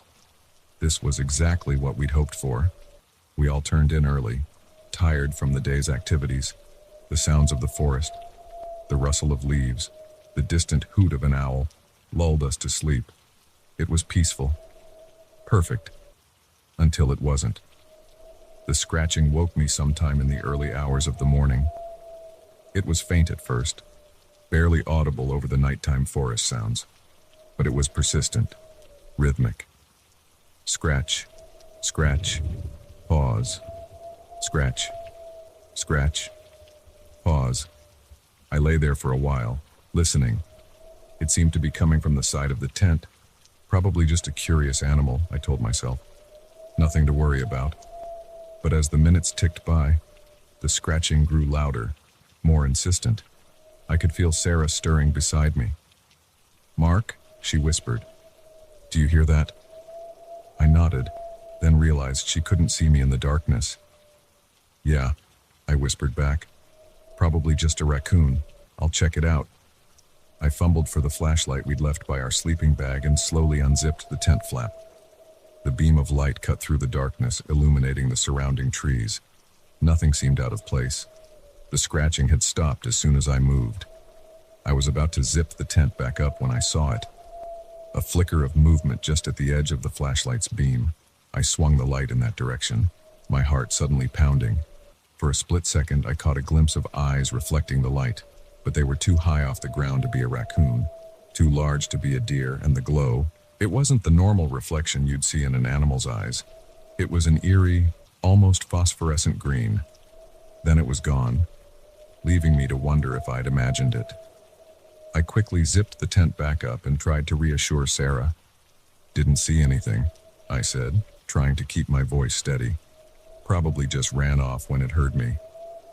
She didn't seem entirely convinced, but we both eventually drifted back to sleep. The rest of the night passed without incident. The next day, I found myself constantly scanning the tree line, looking for... what? I wasn't sure. The kids, oblivious to the night's disturbance, were having a blast. We spent the morning fishing in the stream, then went for another hike in the afternoon. But I couldn't shake the feeling that we were being watched. More than once, I thought I saw something moving just out of the corner of my eye. When I turned to look, there was never anything there. Sarah noticed my unease. "Everything okay?" she asked as we were preparing dinner. I forced a smile. "Yeah, just a bit tired, I guess. Didn't sleep great last night." She gave me a look that said she didn't quite believe me, but didn't press the issue. That night, as we sat around the campfire, Emma suddenly pointed into the darkness. "Dad, what's that?" I followed her gaze, my blood running cold. There, just beyond the circle of firelight, was a pair of glowing green eyes, the same ones I'd seen the night before. "Everyone in the tent, now," I said, trying to keep my voice calm. "But Dad," Ethan started to protest. "Now," I repeated, more firmly this time. As Sarah ushered the kids into the tent, I grabbed a burning branch from the fire, holding it out in front of me like a weapon. The eyes had disappeared, but I could hear movement in the underbrush, something circling our campsite. I backed slowly towards the tent, my eyes darting from shadow to shadow. Just as I reached the tent flap, I heard a low, rumbling growl. It wasn't like anything I'd ever heard before, not quite animal, not quite human. It raised the hair on the back of my neck. I practically dove into the tent, zipping it up securely behind me. Sarah looked at me, her eyes wide with fear. The kids, picking up on our anxiety, huddled close. "What's going on, Dad?" Emma whispered. I took a deep breath, trying to figure out how to explain without terrifying them further. "There's something out there," I said finally. "Probably just a curious bear, but we need to stay in the tent, okay?" Ethan's lower lip trembled. "I'm scared." Sarah pulled him close. "It's okay, sweetie. We're safe in here." But even as she said it, the scratching started again, louder this time, more purposeful. It moved around the tent, as if whatever was out there was testing for weaknesses. We huddled together in the center of the tent, listening to the scratching and that occasional, bone-chilling growl.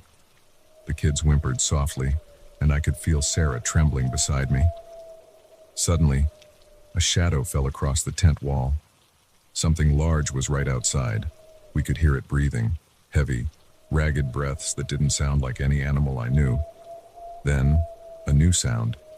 Sniffing. Long, deep inhalations. It was smelling us. The shadow moved, and for a heart-stopping moment, I thought it was going to tear right through the tent fabric. But instead, it let out another low growl and moved away. We stayed frozen in place, barely daring to breathe. Minutes ticked by, feeling like hours. Gradually, the normal sounds of the forest returned, the rustle of leaves, the hoot of an owl. When dawn finally broke, I cautiously unzipped the tent and peered out. The campsite looked normal in the early morning light, but as I stepped out, I saw something that made my blood run cold. Tracks. Large, deep impressions in the soft earth around our tent. But they weren't bear tracks, or any other animal I recognized. They were almost like human footprints, but larger with long, curved claw marks at the end of each toe. And there, stuck to one of the tent poles, was a clump of coarse, dark hair. "We're leaving," I announced, my voice shaking slightly. Now, we packed up in record time, the kids unusually quiet and compliant. As we drove away, I kept glancing in the rearview mirror, half expecting to see something emerge from the trees. We never went back to that campsite. Never went camping again, actually. The kids were disappointed at first, but as they got older and we finally told them the full story of what happened that night, they understood. I've spent countless hours since then researching, trying to find an explanation for what we encountered. I've read about Bigfoot sightings, Wendigos, skinwalkers. Nothing quite fits. All I know is that there are things out there in the wilderness that defy explanation. Things that remind us that for all our technology and civilization, we're not at the top of the food chain everywhere. So if you're planning a camping trip, especially in the Pacific Northwest, be careful, be aware. And if you hear scratching outside your tent in the middle of the night, if you see glowing green eyes in the darkness, don't convince yourself it's just your imagination. Because sometimes the monsters are real and they're hungry.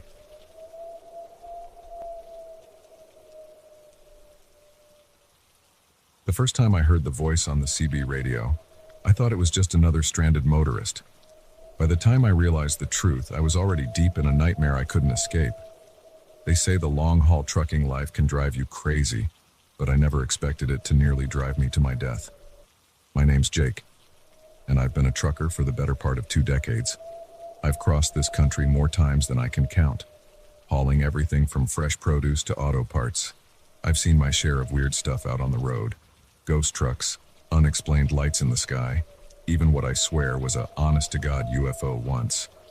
But nothing, and I mean nothing, could have prepared me for what happened that night in the backcountry of Montana. It was a run like any other. I was hauling a load of electronics from Seattle to Chicago, taking the northern route through Idaho and Montana.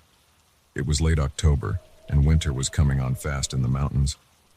The forecast had warned of an early snowstorm, but I figured I could beat it if I pushed through the night. I'd just crossed the Idaho-Montana border when the snow started. At first, it was just a few flakes, nothing to worry about. But within an hour, it had turned into a full-blown blizzard. The world outside my windshield was a swirling mass of white, my headlights barely penetrating the gloom. I was considering pulling over to wait it out when I heard it. A crackle of static on my CB radio, then a voice cutting through the white noise. "Hello? Can anyone hear me? I need help." The voice was female, young-sounding, and terrified. I'd heard my share of distress calls over the years, but something about this one sent a chill down my spine that had nothing to do with the storm outside. I keyed the mic. "This is Big Jake. What's your situation?" "Oh, thank God," the voice replied, relief palpable in her tone. "My car broke down. I'm stranded out here in the storm. I don't know where I am exactly, but I passed a sign for Route 87 a while back." Route 87. That was the road I was on, though I couldn't remember seeing any turnoffs recently where a car might have gotten stuck. "All right, stay calm," I said. "I'm on 87 now. Can you see the highway from where you are?" I think so," she said, her voice wavering. "There's a lot of trees, but I can see lights sometimes through the snow. Please, you have to help me. I'm so cold." Every instinct honed by years on the road was screaming at me that something wasn't right, but I couldn't just ignore someone in trouble. That's not who I am. "Okay, I'm going to try to find you," I said. "Keep talking to me. What's your name?" "Sarah," she replied. "My name's Sarah. Please hurry." I slowed my rig, peering out into the storm for any sign of a stranded vehicle. The wind howled around me, rocking the truck. Visibility was down to almost nothing. "Sarah, I need you to help me find you," I said. "Do you see my headlights? Can you hear my engine?" There was a pause, longer than I liked. Then, I think I see something. "Yes, I see lights. You're getting closer."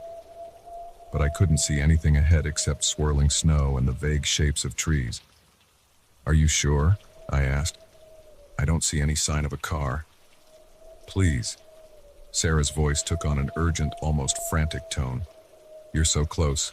Just a little further. Turn right up ahead." I frowned. There was no right turn up ahead, at least not on any map I knew, just miles of unbroken forest. "Sarah, there's no turn here. Are you sure about where you are?" Another pause. This one stretched on so long I thought we'd lost the connection. Then Sarah's voice came back, but it was different, lower, almost growling. "Turn right, Jake. Turn right now." A chill that had nothing to do with the storm ran down my spine. I eased off the accelerator, my knuckles white on the steering wheel. "Who is this?" I demanded. "What's going on here?" The laugh that came through the radio speaker wasn't human. It was a low, guttural sound that made my skin crawl. "Oh, Jake," the voice said, all pretense of being Sarah gone. "You should have turned right. Now we'll have to do this the hard way." Suddenly, my headlights illuminated something in the road ahead. A figure, standing motionless in the swirling snow. It was vaguely human-shaped, but too tall, too thin, and its eyes, God, its eyes glowed with an eerie, greenish light. I yanked the wheel hard, sending my rig into a skid. The world spun around me as I fought for control. I caught a glimpse of the figure as I careened past, its arms stretching out impossibly long, clawed fingers reaching for my truck. Then I was past it, fishtailing wildly on the icy road. It took everything I had to keep from jackknifing. By some miracle, I managed to straighten out, my heart pounding so hard I thought it might burst from my chest. I stomped on the accelerator, pushing my rig to speeds it was never meant to go in these conditions. In my side mirror, I could see something moving through the woods parallel to the road. Something fast. Impossibly fast. The CB crackled to life again. "You can't run, Jake," the voice taunted. "We know these woods. We know all the roads. All the shortcuts." I switched off the radio, but it made no difference. The voice continued, seeming to come from the very air around me. We've been so hungry, Jake. So very hungry. And you're going to feed us, one way or another. I drove like a man possessed, taking turns too fast, skating on the edge of control. More than once, I felt the trailer start to swing out, nearly sending me off the road. But somehow, I kept it together. Hours passed in a blur of white snow and black terror. I didn't dare stop, didn't dare even slow down. Every time I thought I'd lost them, I'd catch a glimpse of glowing eyes in the woods, or hear that terrible voice on the radio. As dawn broke, I finally burst out of the mountains and onto the plains. The storm was behind me, the road ahead clear. I pulled into the first truck stop I saw, my hands shaking so badly I could barely turn off the engine. It took me 3 cups of coffee before I could even think straight. The locals gave me strange looks. I must have been a sight, wild-eyed and babbling about voices on the radio and things in the woods. Most of them wrote me off as another trucker who'd pushed himself too hard and started seeing things. But one old-timer, a leathery-faced man who introduced himself as Bill, listened to my story with a grim expression. "You're not the first to run into them," he said quietly. "Those woods, there's something wrong in them. Something old and hungry." He wouldn't say more, just shook his head and walked away, leaving me with more questions than answers. I called my dispatcher and told them I was taking some personal time. Spent a week in a motel, jumping at every shadow, before I felt steady enough to drive again. When I did get back on the road, I took the southern route. Haven't been anywhere near those Montana woods since. Sometimes, late at night when I'm driving and the CB is quiet, I think I hear a voice, a young woman, calling for help. I never answer anymore. Never will again. Because out there on the long, dark roads, not every call for help is what it seems. Sometimes, the voice on the other end of the radio isn't human at all. And sometimes, the real monsters aren't the ones we can see. So if you're ever driving through the mountains of Montana on a snowy night, and you hear a desperate voice on your radio, keep driving. Don't stop. Don't answer. And whatever you do, don't turn right. Because there are things out there in the darkness, things that are always hungry, and they know how to lure their prey.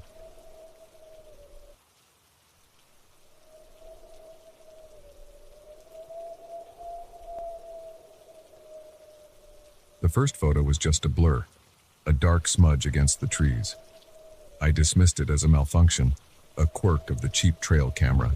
But as the images progressed, night after night, the figure became clearer, closer.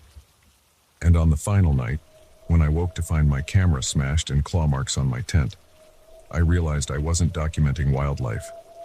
I was being hunted.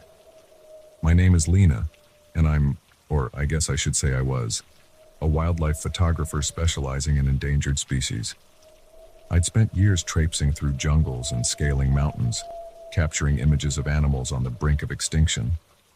But it was a rumor of an unclassified species in the Pacific Northwest that led me into the heart of Olympic National Park and into a nightmare I'm still trying to understand. It started innocently enough.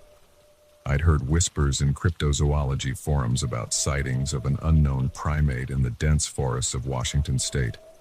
Most serious scientists dismissed it as yet another Bigfoot hoax, but something about the descriptions caught my attention.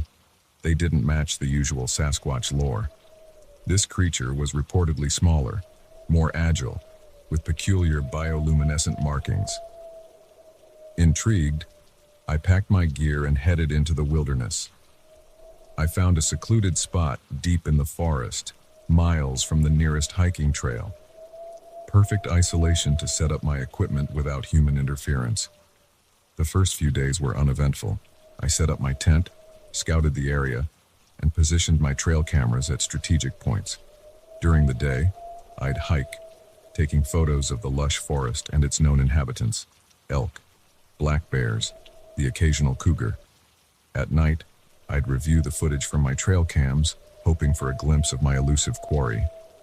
It was on the 4th night that I saw it, just a dark blur at the edge of the frame, there and gone in an instant. I nearly missed it, almost dismissed it as a glitch or maybe a bat flying past the lens. but something made me pause, made me go back and look closer. There was a shape to the blur, a suggestion of a form that was neither human nor any animal I recognized. I felt a tingle of excitement. Could this be what I'd come for? The next night, it appeared again. This time, the image was clearer. A hunched figure, moving on all fours but in a way that seemed off, unnatural. And there, just barely visible, were faint glowing spots along its flank. I could hardly contain my excitement. This was it. Proof of an undiscovered species. I just needed clearer images, definitive evidence. But as the days passed and I reviewed each night's footage, my excitement began to turn to unease. The creature was appearing more frequently, and it was getting closer to my cameras, closer to my camp. One image in particular stuck with me. The creature, now clearly visible, was staring directly into the camera. Its eyes reflected the infrared light, glowing an eerie red. But it was the intelligence in those eyes that chilled me. This wasn't the blank stare of an animal. There was purpose there, curiosity, maybe even malice. I told myself I was anthropomorphizing, projecting human qualities onto an animal. But deep down, I knew something wasn't right. A week into my stay, I woke in the middle of the night to a strange sound, a sort of chittering, like insects but deeper, more guttural. It was close, just outside my tent. I lay there, heart pounding, barely daring to breathe. Something moved past the tent, its shadow visible through the thin fabric. I could hear it sniffing, taking long, deep inhalations. Then, silence. After what felt like hours but was probably only minutes, I heard it move away, the underbrush rustling as it retreated into the forest. Come morning, I found prints around my tent. They were like nothing I'd ever seen, vaguely hand-like, but with long, curving claws at the end of each digit. I photographed them meticulously, my hands shaking as I operated the camera. That should have been my cue to pack up and leave. Any sane person would have hightailed it out of there, but I couldn't. Not when I was this close to the discovery of a lifetime. So I stayed. I moved my tent, set up more cameras. I started sleeping with my largest knife close at hand, though I wasn't sure what good it would do against a creature that could rip through canvas like paper. Each night, the images from my trail cams became clearer, more terrifying. The creature, and I was becoming increasingly convinced there was only one, was larger than I'd initially thought. Its body was covered in a sort of mottled fur, with those bioluminescent patches glowing softly in the infrared images. Its face was a nightmare, almost human in structure, but with a protruding snout filled with sharp teeth, and those intelligent, hungry eyes. It was studying my cameras, I realized. In some images, it would be examining them closely, tilting its head as if trying to understand the device. In others, it would be looking past the camera towards my camp. I stopped sleeping more than an hour or two at a time. Every snapping twig, every rustle of leaves would jolt me awake, my hand clutching my knife, but it never came closer than the periphery of my camp, at least, not while I was awake. On what I'd decided would be my last night, creature or no creature, I couldn't take the stress anymore. I set up one final camera. I positioned it facing my tent, hoping to catch the creature if it approached during the night. I don't know what woke me. There was no sound, no movement that I was aware of. Just a sudden, overwhelming sense of wrong that jolted me from sleep. The chittering sound was back, but it wasn't outside the tent this time. It was inside, right next to me. I opened my eyes and found myself staring directly into the face of the creature. It was crouched over me, its hot breath fanning across my face, smelling of rotted meat and damp earth. Those bioluminescent patches pulsed softly, casting an eerie glow inside the tent. For a long moment, we just stared at each other. I was paralyzed with fear, unable to even scream. The creature tilted its head, studying me with those terrifyingly intelligent eyes. Then, deliberately, it reached out one long-fingered hand and grasped the knife I'd been clutching in my sleep. It pulled it from my grip effortlessly, never breaking eye contact. I was certain I was about to die. I waited for the slash of claws, the snap of teeth. But instead, the creature turned away. It moved to where my camera was set up, raised the knife, and in one swift motion, smashed the device to pieces. Then, it turned back to me. It made a sound, not the chittering from before, but something almost like speech. A series of clicks and guttural noises that, impossibly, seemed to form words. No, see, us. With that, it slashed its claws across the tent wall and was gone, leaving me alone in my shredded shelter, surrounded by the wreckage of my equipment. I don't remember packing up.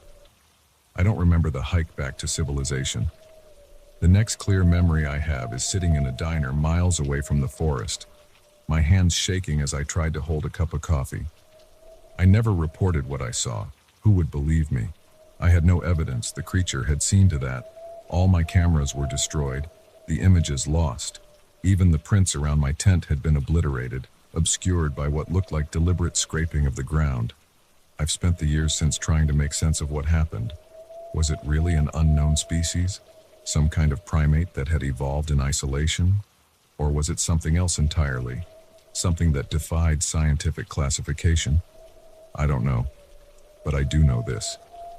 There are things in this world that we don't understand. Things that don't want to be understood. And sometimes, when we go looking for the unknown looks back. I haven't set foot in a forest since that night. I've given up wildlife photography, moved to the city where the only creatures I have to worry about are of the human variety. But sometimes, late at night, I wake up in a cold sweat, certain I can hear that chittering sound outside my window. And I lie there, paralyzed, wondering, did I really escape that night? Or did it let me go? And if it did, why? Because deep down, I can't shake the feeling that somewhere out there, in the dark forests of the Pacific Northwest, something is waiting, watching, and maybe, just maybe, it's still hunting me. So if you're ever in the wilderness, setting up trail cams in hopes of capturing images of elusive wildlife be careful. Be very careful. Because you never know what might be capturing images of you. And some things, once seen, can never be unseen.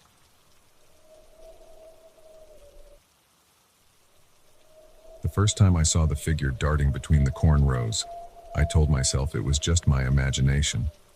By the time I realized the truth, I was lost in an endless maze of stalks, my phone dead, and night falling fast. I never should have gone into that field alone.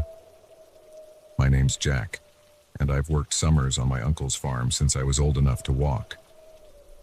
At 17, I thought I knew every inch of the sprawling cornfields that stretched as far as the eye could see.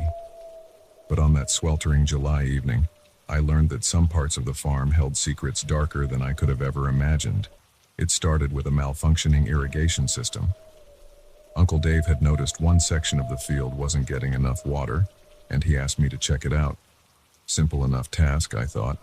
I'd done it 100 times before. I set out just as the sun was starting to dip towards the horizon, painting the sky in brilliant shades of orange and pink. The corn was at its full height, easily towering over my 6-foot frame. I'd always loved walking through the fields at this time of year, feeling dwarfed by the lush green stalks stretching endlessly in every direction. The faulty section was near the center of the field, so I had a good 10-minute walk ahead of me. I moved quickly, wanting to get the job done before dark. The corn rustled around me as I pushed through, the leaves rough against my bare arms. About halfway to my destination, I heard it. A sound that didn't belong. Not the usual chorus of crickets or the distant lowing of cattle, but something else. A sort of skittering noise, like something moving rapidly through the corn just out of sight. I paused, listening intently. For a moment, there was nothing but the normal sounds of a summer evening on the farm. Then I heard it again, closer this time. A rush of movement, the corn stalks swaying unnaturally about 20 feet to my left. "Hello," I called out, my voice sounding small and uncertain in the vast field. "Is someone there?" No response. Just another rustle of movement, this time behind me. I turned quickly, heart starting to race. That's when I saw it. Just a glimpse, really. A dark figure, darting between the rows of corn. It was there and gone so fast I couldn't make out any details. Just an impression of something large, moving in a way that didn't seem quite human. I told myself I was imagining things. It was probably just a deer, I reasoned, or maybe one of the farm dogs had gotten into the field. But deep down, I knew it wasn't either of those things.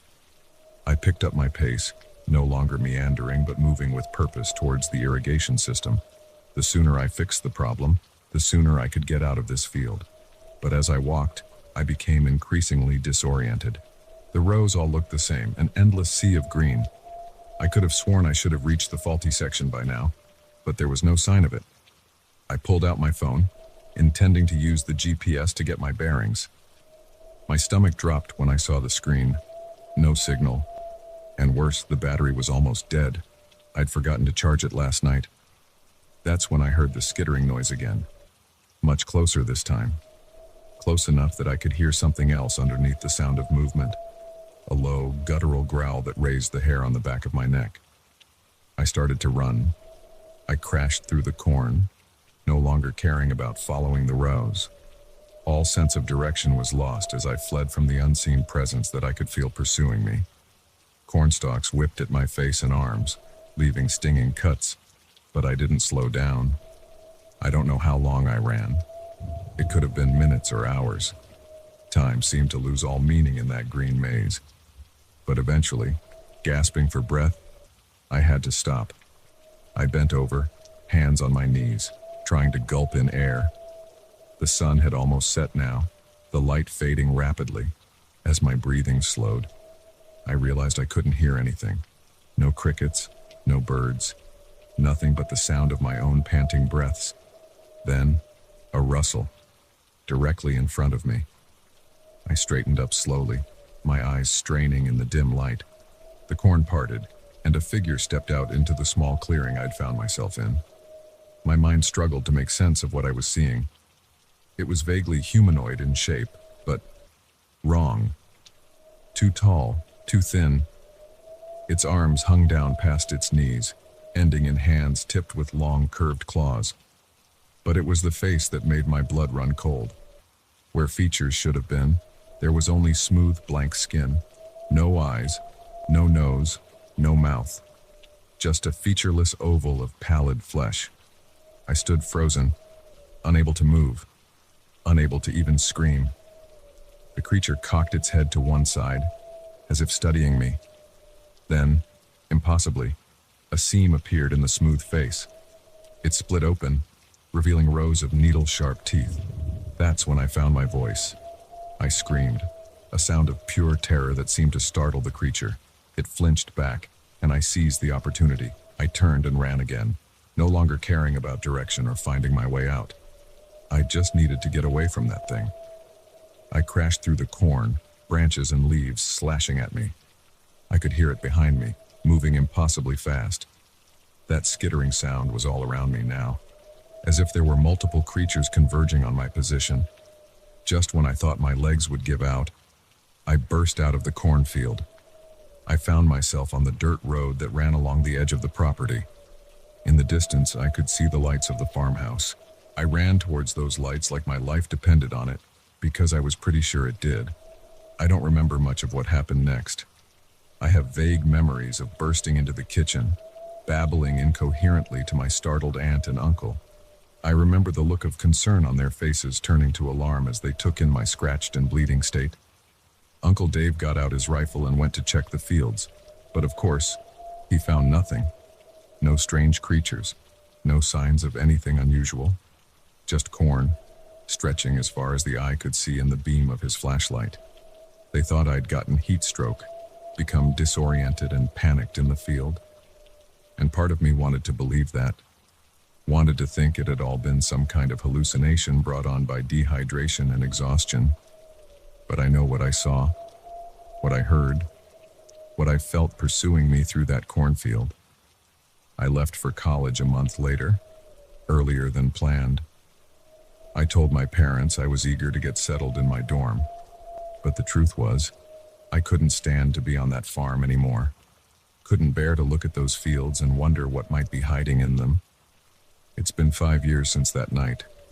I'm finishing up my degree now, in a city far from any cornfields. I thought I'd put it all behind me. But last week, I got a call from my aunt. Uncle Dave had disappeared. He'd gone out to check on the irrigation system one evening and never came back. They found his truck parked at the edge of the field, but no sign of him. As she spoke, I could hear the panic in her voice, the fear.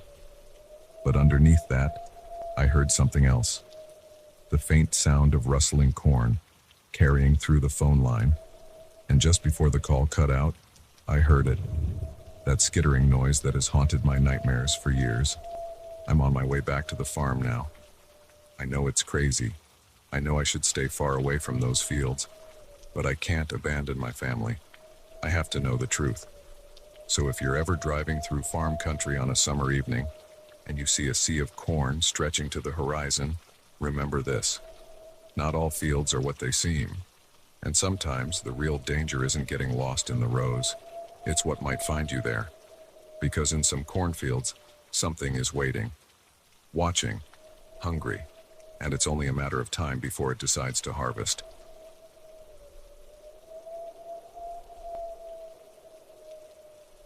The moment we set foot on that abandoned yacht, I knew something was terribly wrong. The eerie silence, the signs of struggle, the increasingly frantic logbook entries, it all pointed to a nightmare we couldn't begin to imagine. But by the time we realized the true horror of what had happened, it was already too late. We weren't alone on that ghost ship, and our uninvited guests were hungry.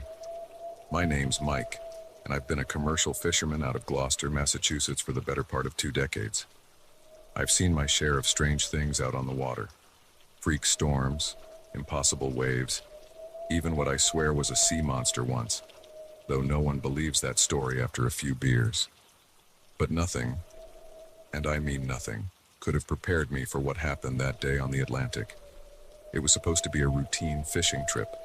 Me and my crew, my first mate Jack, and our greenhorn Charlie, had set out at dawn, heading for our usual spots about 100 miles offshore.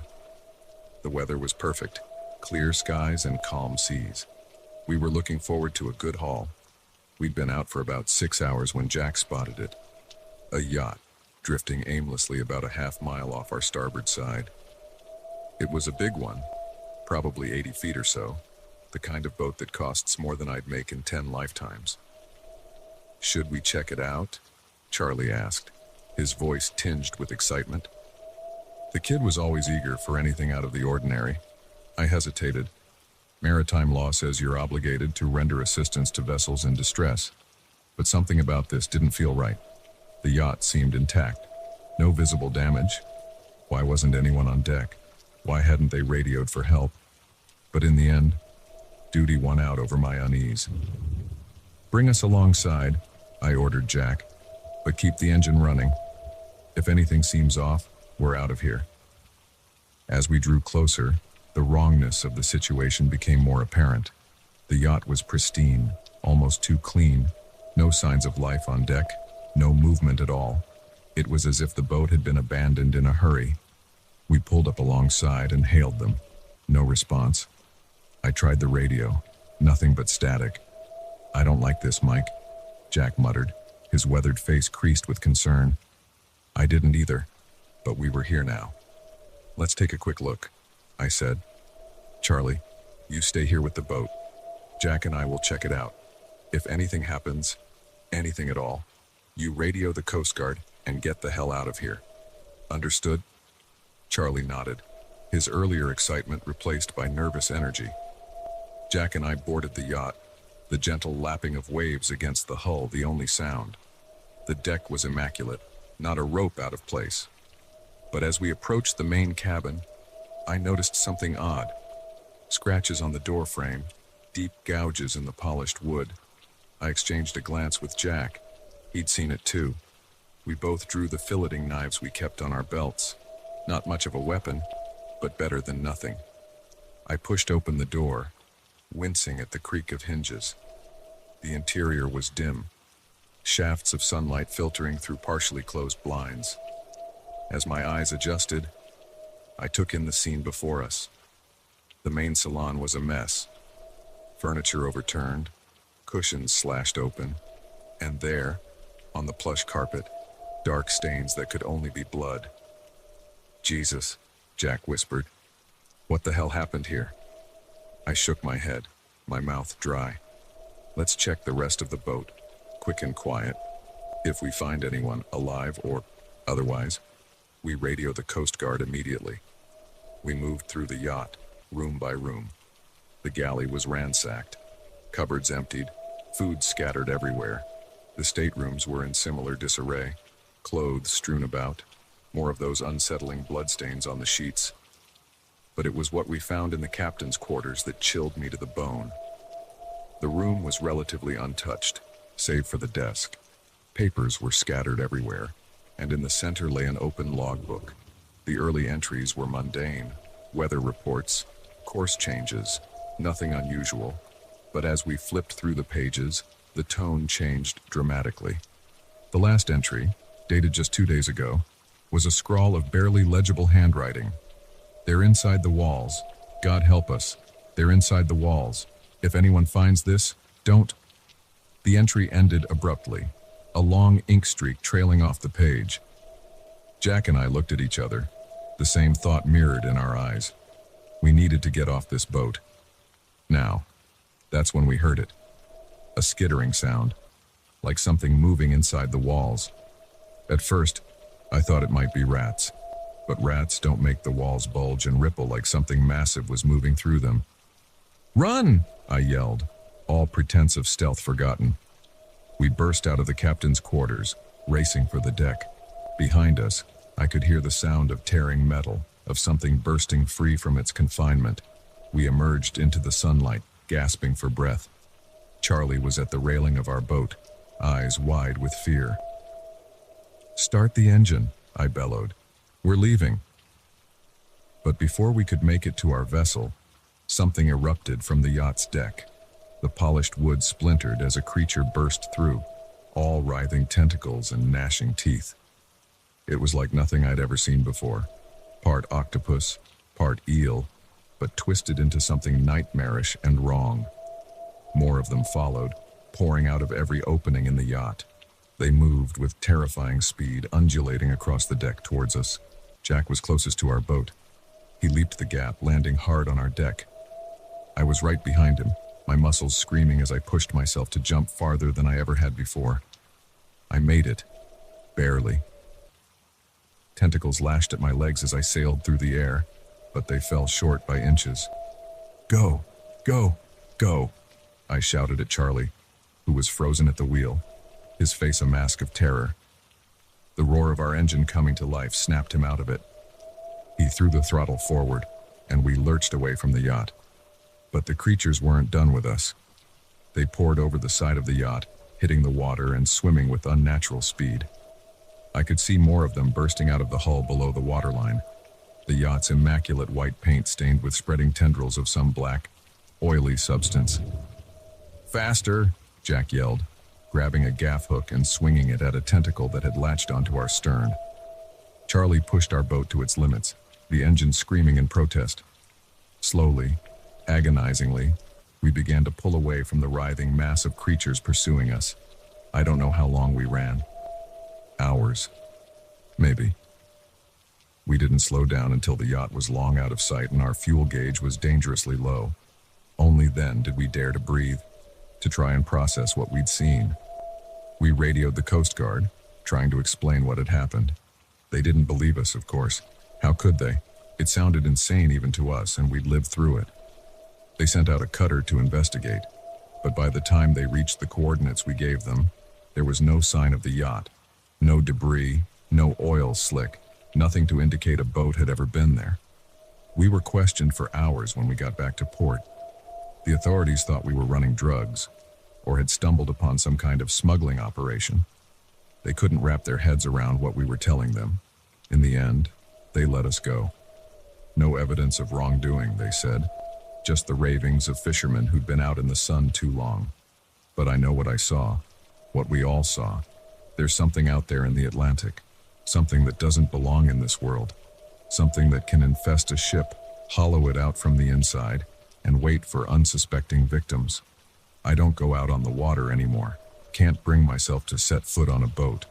Jack and Charlie are the same way. We've all found jobs on land as far from the ocean as we can get. But sometimes, late at night, I swear I can hear it. That skittering sound, like something moving inside my walls. And I lie awake, wondering, did we really escape that day? Or did we bring something back with us? So, if you're ever out on the ocean and you come across a drifting boat, pristine and seemingly abandoned, don't approach it, don't board it, just run. Run as fast and as far as you can, because some ghost ships aren't empty, and some nightmares don't end when you think you've escaped.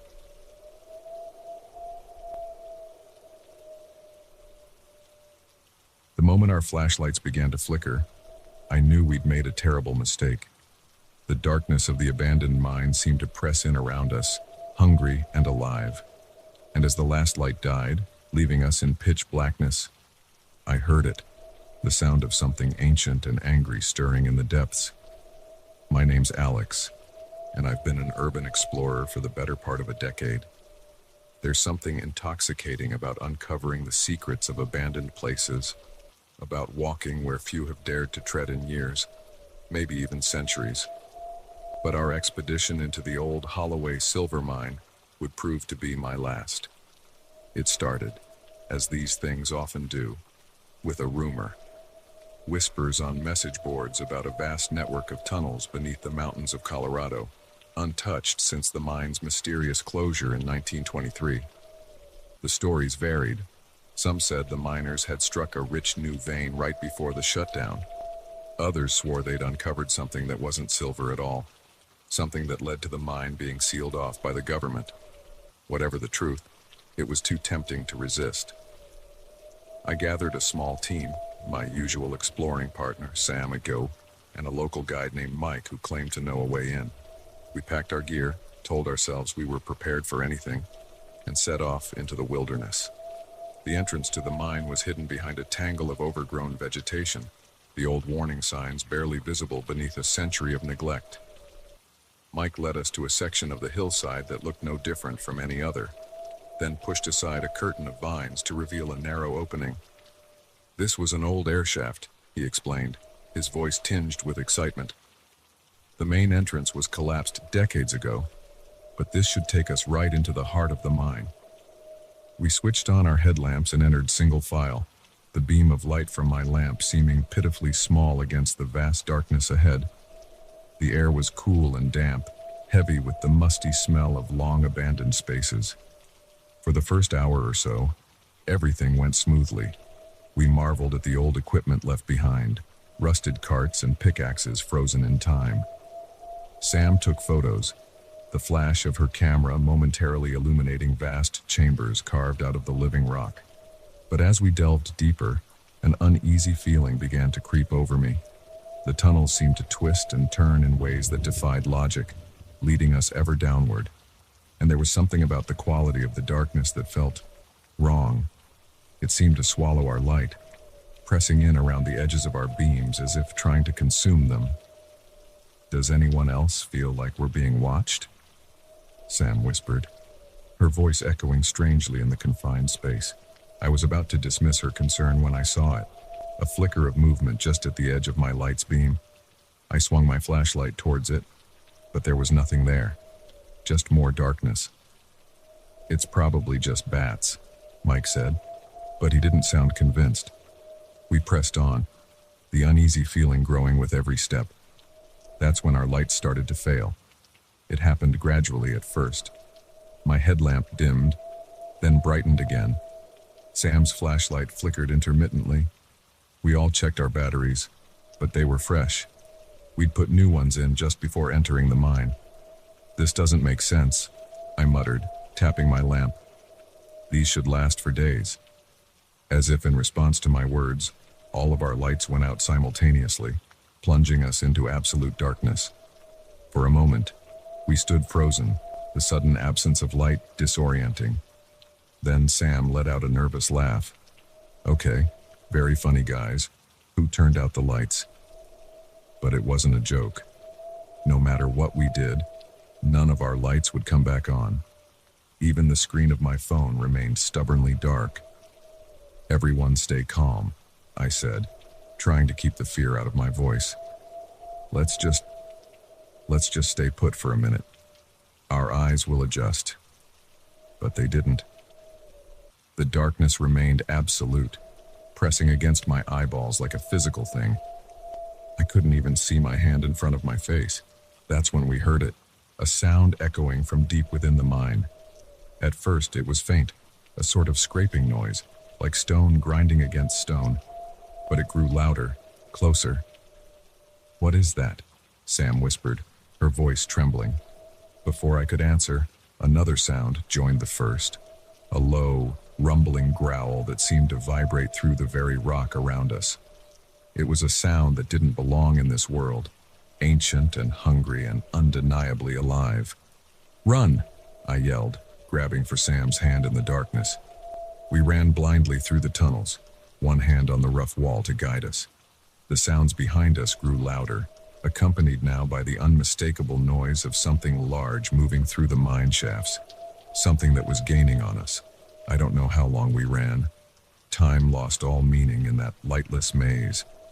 We stumbled over unseen obstacles, scraped against jagged rocks, all the while with that terrible sound growing ever closer. Suddenly, my outstretched hand met empty air. We'd reached some kind of chamber. The echoes of our panicked breathing suggested it was vast. "Stop," I gasped. "We need to figure out where we are." As we stood there, gulping in air, I became aware of a change in the atmosphere. The air felt different here, less stale, with a faint breeze that suggested a connection to the surface. I think we might be near an exit," I said, hope rising in my chest. But that hope was short-lived, because at that moment, we heard it again, that grinding, rumbling sound. Only now, it wasn't just behind us. It was all around us, coming from every direction. And then, impossibly, we saw light. Not the warm, comforting light of the sun or our flashlights, but a cold, pale bioluminescence that seemed to emanate from the very walls of the chamber. As our eyes adjusted to this faint illumination, I almost wished for the darkness again, because now we could see what had been pursuing us. They were everywhere. Creatures that defied description, like a nightmarish fusion of insect and reptile. Their segmented bodies clung to the walls and ceiling, each easily the size of a car. Multifaceted eyes glowed with an alien intelligence, fixed unblinkingly upon us. But it was the largest creature that drew our terrified gaze. It sat in the center of the chamber, a monstrosity that dwarfed its brethren. Its massive jaws worked slowly, grinding the stones it seemed to feed upon. This, I realized with dawning horror, was the source of the grinding sound we'd heard. For a moment that felt like an eternity, there was perfect stillness. We stood, frozen in terror, as the creatures regarded us with cold, alien curiosity. Then, as one, they began to move towards us. What happened next is a blur in my memory. There was screaming, maybe mine, maybe Sam's or Mike's. We ran again, no longer caring about direction, just desperate to escape the horrors behind us. By some miracle, we found another tunnel. We sprinted down it, the scrabbling sounds of pursuit echoing behind us. Just when I thought my legs would give out, I saw it, a pinprick of natural light ahead. We burst out of the mine into the fading evening light, gasping and stumbling. We didn't stop running until we reached our car, parked what felt like miles away on a lonely dirt road. As we sped away, I looked back at the mountain that housed the Holloway mine. For a moment, I thought I saw movement at the entrance we'd emerged from, a glimpse of something large and insectile withdrawing into the darkness. Then it was gone, leaving me to wonder if I'd imagined it. We drove straight to the nearest police station, babbling our story to increasingly skeptical officers. They searched the area we described, but found nothing out of the ordinary. No strange creatures. No vast chambers filled with bioluminescent horror. Just an old, abandoned mine, slowly being reclaimed by nature. Part of me wants to believe it was all a hallucination. Some kind of shared delusion brought on by the darkness and the thin air of the mountains. But I know what I saw, what I heard, what I felt in those lightless tunnels. I don't go exploring anymore. Can't bring myself to enter so much as a dark basement these days. Sam and Mike are the same way. We've all found new hobbies, new passions that keep us firmly in the light. But sometimes, late at night, I wake up in a cold sweat. In those moments between sleep and waking, I swear I can hear it, that grinding, rumbling sound. And I lie there, heart pounding, wondering, did we really escape that day? Or did we bring something back with us? Something that's slowly working its way towards the surface. So if you're ever tempted to explore an abandoned mine, to delve into the dark places beneath the earth, don't. Some secrets are meant to stay buried, and some darknesses, once seen, can never be unseen. Because sometimes, the real monsters aren't hiding in the shadows, they are the shadows, and they're always hungry for more.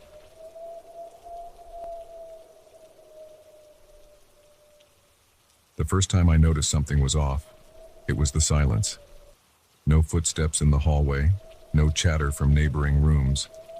Just an eerie quiet that seemed to press in from all sides. By the time I realized the truth, it was too late. I was trapped in a nightmare, and the hotel itself seemed to be my jailer. My name is David, and or I guess I should say I was, a traveling salesman. Medical supplies, to be specific. I spent more nights in hotels than in my own bed, crisscrossing the country, living out of a suitcase. I thought I'd seen it all when it came to accommodations, from five-star luxury to roach-infested dives, but nothing could have prepared me for room 313 at the Pinewood Inn. It was meant to be a routine overnight stay, just another forgettable hotel in another forgettable town. I'd driven for hours through a relentless downpour, the windshield wipers barely keeping up with the deluge. When I saw the flickering neon sign of the Pinewood Inn, I was ready to call it a night. The lobby was deserted when I entered, water dripping from my coat to form a puddle on the faded carpet. A bell sat on the front desk, and I gave it a ring. The sound echoed unnaturally in the empty space. After a moment, a man emerged from a back room.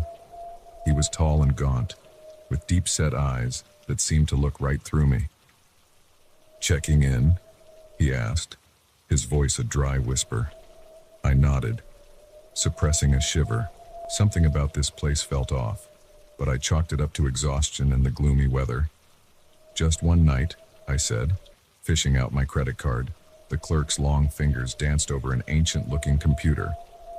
"Room 313, he said, sliding a key across the desk. An actual metal key, not the key cards most hotels use these days. "Third floor, elevators to your left."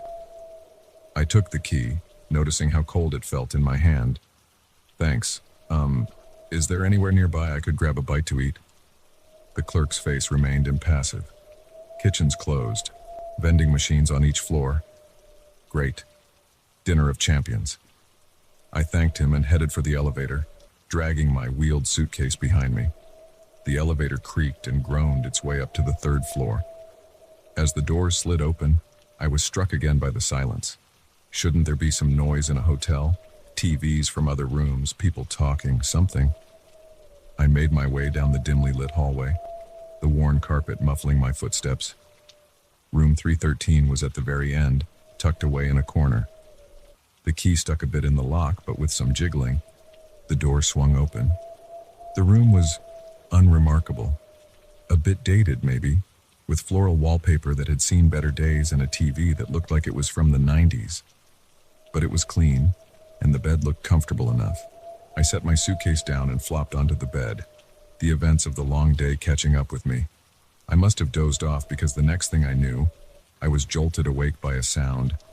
It took me a moment to place it. Knocking. Someone was knocking on my door.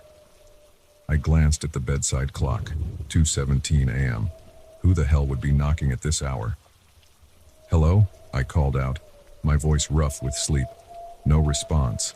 Just another series of knocks, more insistent this time. I got up, a sense of unease growing in the pit of my stomach. I approached the door, but something made me hesitate before opening it. Instead, I put my eye to the peephole. The hallway outside was empty. I shook my head, trying to clear the cobwebs of sleep. Maybe I'd dreamed the knocking. But even as I thought it, the sound came again. Only this time, it wasn't coming from the door. It was coming from the window. My blood ran cold. I was on the 3rd floor. Slowly, I turned towards the window. The curtains were drawn, but I could see a shadow moving behind them. A human shape, but wrong somehow. Too tall, too thin. I stood frozen, unable to move, unable to even breathe. The knocking continued, growing louder, more frantic. Then suddenly it stopped. For a long moment, there was only silence. Then, a voice. It came from everywhere and nowhere at once, seeming to seep out of the very walls. "Let us in, David," it whispered. "We've been waiting for you." That broke my paralysis. I lunged for the door, yanking it open and bursting into the hallway. I had to get out of here, had to find help. But the hallway, it was wrong. It seemed to stretch on forever, the doors repeating endlessly. I turned back to look at my room, but 313 had vanished. Every door now bore the same number, CR0. I ran, my heart pounding in my chest. The hallway seemed to twist and turn, defying the laws of physics. No matter how far I went, I couldn't find the elevator, the stairs, any way out. And all the while, I could hear them, whispers and scratches, coming from behind every door. Sometimes, I'd catch a glimpse of movement in my peripheral vision, a shadow darting across the hall, a hand reaching out from a doorway. But whenever I turned to look, there was nothing there. I don't know how long I ran. Hours, maybe. My legs burned. My lungs screamed for air, but I didn't dare stop. Because I knew with a bone-deep certainty, that if I stopped, they would get me. Finally, I saw it. The elevator. I practically fell into it, jabbing frantically at the lobby button. As the doors began to close, I saw them. Figures emerging from the rooms, gliding down the hallway towards me. Their faces, God, their faces were... The doors slammed shut, cutting off my view. I sagged against the wall, gulping in air. The elevator began to descend, and for a moment I allowed myself to hope. Maybe this nightmare was over. Maybe I'd get to the lobby and find everything normal. But when the doors opened, I wasn't in the lobby. I was back in room 313. The room had changed. The wallpaper was peeling now, revealing pulsing, organic-looking material underneath. The bed writhed as if alive, sheets twisting like tentacles. And there, reflected in the mirror, was a figure. But it wasn't me. It wore my face. But the eyes. The eyes were black voids, endless and hungry. It smiled, revealing too many teeth, sharp and gleaming. "Welcome home, David," it said, its voice a chorus of whispers. "We've been waiting so long," I screamed. I screamed until my throat was raw, until I tasted blood.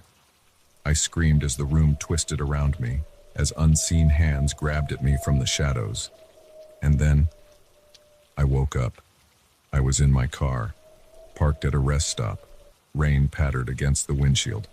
My phone was buzzing, a missed call from my boss, wondering why I hadn't shown up for my meeting. For a long moment, I just sat there trying to get my bearings. It had all been a dream. A vivid, terrifying nightmare, but just a dream. I must have pulled over when I got too tired to drive, fallen asleep at the wheel. I started the car, ready to put this all behind me, but as I pulled out of the rest stop, I caught sight of something in my rearview mirror that made my blood run cold. There, On the back seat was a key, an old-fashioned metal key with a tag attached. Room 313, it read. Pinewood Inn. I drove and didn't stop until I was 3 states away. I quit my job, sold my house, changed my name. I don't stay in hotels anymore. Can't bring myself to even look at one, because I know the truth now. The Pinewood Inn is out there, waiting. It might not be in the same place, might not even look the same, but it's waiting. For me, for you, for anyone unlucky enough to check in. So if you're ever driving late at night, tired and looking for a place to rest, and you see a hotel you don't remember being there before, keep driving. No matter how exhausted you are, no matter how bad the weather is, just keep driving. Because some rooms you check into, you never really check out of. And in some hotels, every night is an eternity.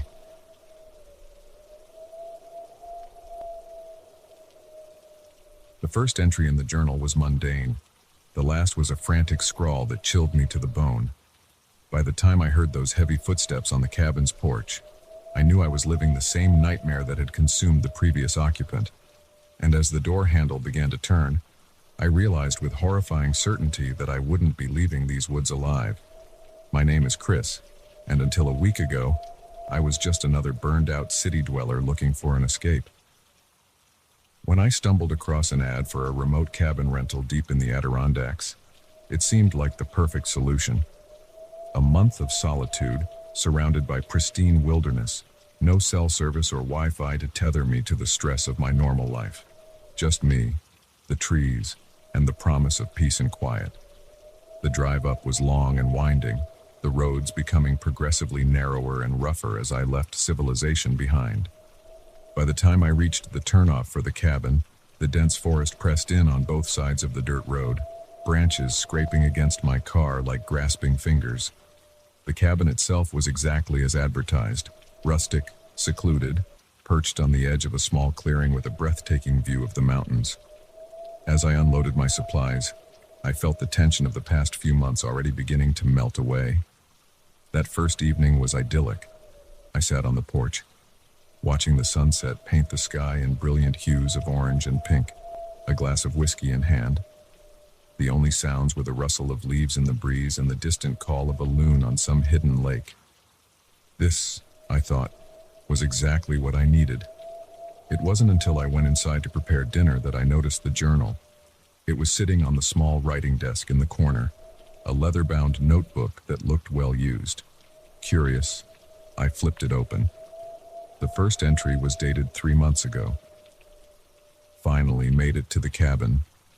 The drive was longer than expected, but the silence up here is already worth it. Looking forward to a productive month of writing. The entries that followed were relatively mundane. Observations about the weather, notes on the local wildlife, progress updates on whatever the previous occupant had been writing. But as I flipped through the pages, I noticed a shift in tone. The entries became shorter, more fragmented. There was an increasing sense of unease permeating the words. 2 weeks in, there was this: heard strange noises last night. Not an animal, at least, not like any I've ever heard. Almost sounded like words, but in no language I know. Probably just the wind. A few days later, the noises are getting closer. Not the wind. Definitely not the wind. Saw something moving at the edge of the clearing today.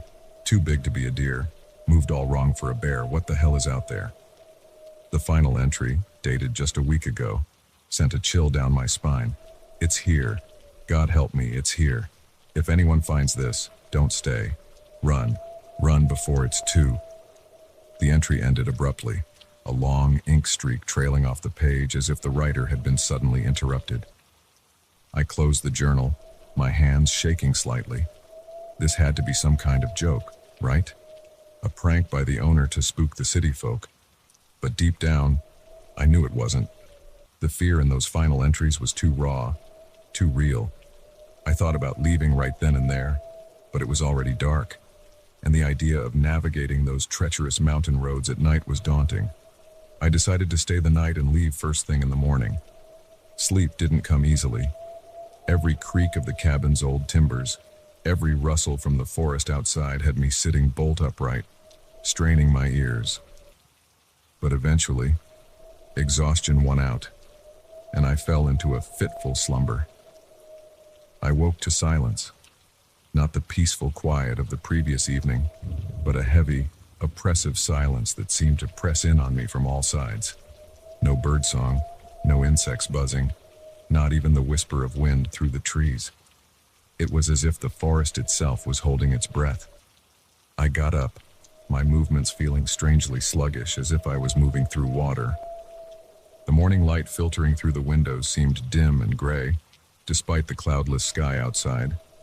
That's when I saw it. A footprint in the dirt just outside the cabin's front window. A huge print, easily twice the size of my own foot, with long, curved claw marks at the end of each toe. My breath caught in my throat. This wasn't possible. There was no animal in these woods that could leave a print like that. Unless I thought of the journal, of the writer's increasing panic. Too big to be a deer, moved all wrong for a bear. I backed away from the window, my heart pounding.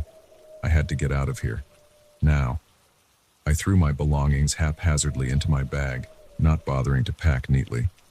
Every few seconds, I glanced out the windows, half expecting to see some monstrous shape emerge from the tree line. Just as I was about to make a break for my car, I heard it. A low, rumbling growl that seemed to come from everywhere and nowhere at once. It was a sound that didn't belong in this world, ancient and hungry and undeniably alive. I froze, my hand on the doorknob. The growl came again, closer this time, and then footsteps, heavy, deliberate footsteps, coming from the other side of the cabin. With a jolt of terror, I realized they were circling around towards the front porch. I backed away from the door, looking frantically for a weapon, an escape route, anything. But there was nowhere to go. The footsteps grew louder, the floorboards of the porch creaking under immense weight. Then, silence. For a long moment, nothing moved. I stood there, scarcely daring to breathe, my eyes fixed on the door. The handle began to turn, slowly, inexorably. I'd like to say I faced whatever was on the other side bravely, that I stood my ground and fought. But the truth is, blind panic took over. I ran. I burst out the back door, sprinting for the trees. Behind me, I heard the front door splinter, followed by a roar that shook the very air. I didn't look back. I couldn't. I just ran. I crashed through the underbrush, branches whipping at my face, roots threatening to trip me with every step. I had no idea where I was going. My only thought was to put as much distance between myself and the cabin as possible. I don't know how long I ran. Time seemed to lose all meaning in that endless green maze. But eventually, my legs gave out, and I collapsed against a tree, gulping in air. As my panic receded, I realized I had made a terrible mistake. In my blind flight, I had run deeper into the wilderness, hopelessly lost. I had no supplies, no phone, no way to call for help. And somewhere out there, something was hunting me. The rest of that day passed in a haze of fear and exhaustion. I tried to find my way back to the road, or to any sign of civilization, but the forest all looked the same. As night fell, the temperature dropped, and a light rain began to fall. I huddled under a large tree, shivering, straining my ears for any sound of pursuit. But there was only the soft patter of rain on leaves and the occasional hoot of an owl. Just as I was about to drift off into an exhausted sleep, I saw it, a flicker of light through the trees. Hope surged through me. A house, a road. I stumbled towards the light, my fatigue forgotten. As I drew closer, I could make out a structure. My heart leapt. It was the cabin. Somehow, I had made a huge circle and ended up back where I started. Relief flooded through me as I burst into the clearing, but it died just as quickly. This wasn't my cabin. It was similar, yes, but older, more weathered. And there, carved into the door in jagged, desperate strokes, was a message. Don't enter. It's still here. I stood there, rain soaking through my clothes, staring at those words. And that's when I heard it again, that low, inhuman growl coming from just behind me. I'm writing this now in a new journal I found inside this cabin. I don't know how long I can stay here or if there's any escape. But if anyone finds this, please, heed my warning.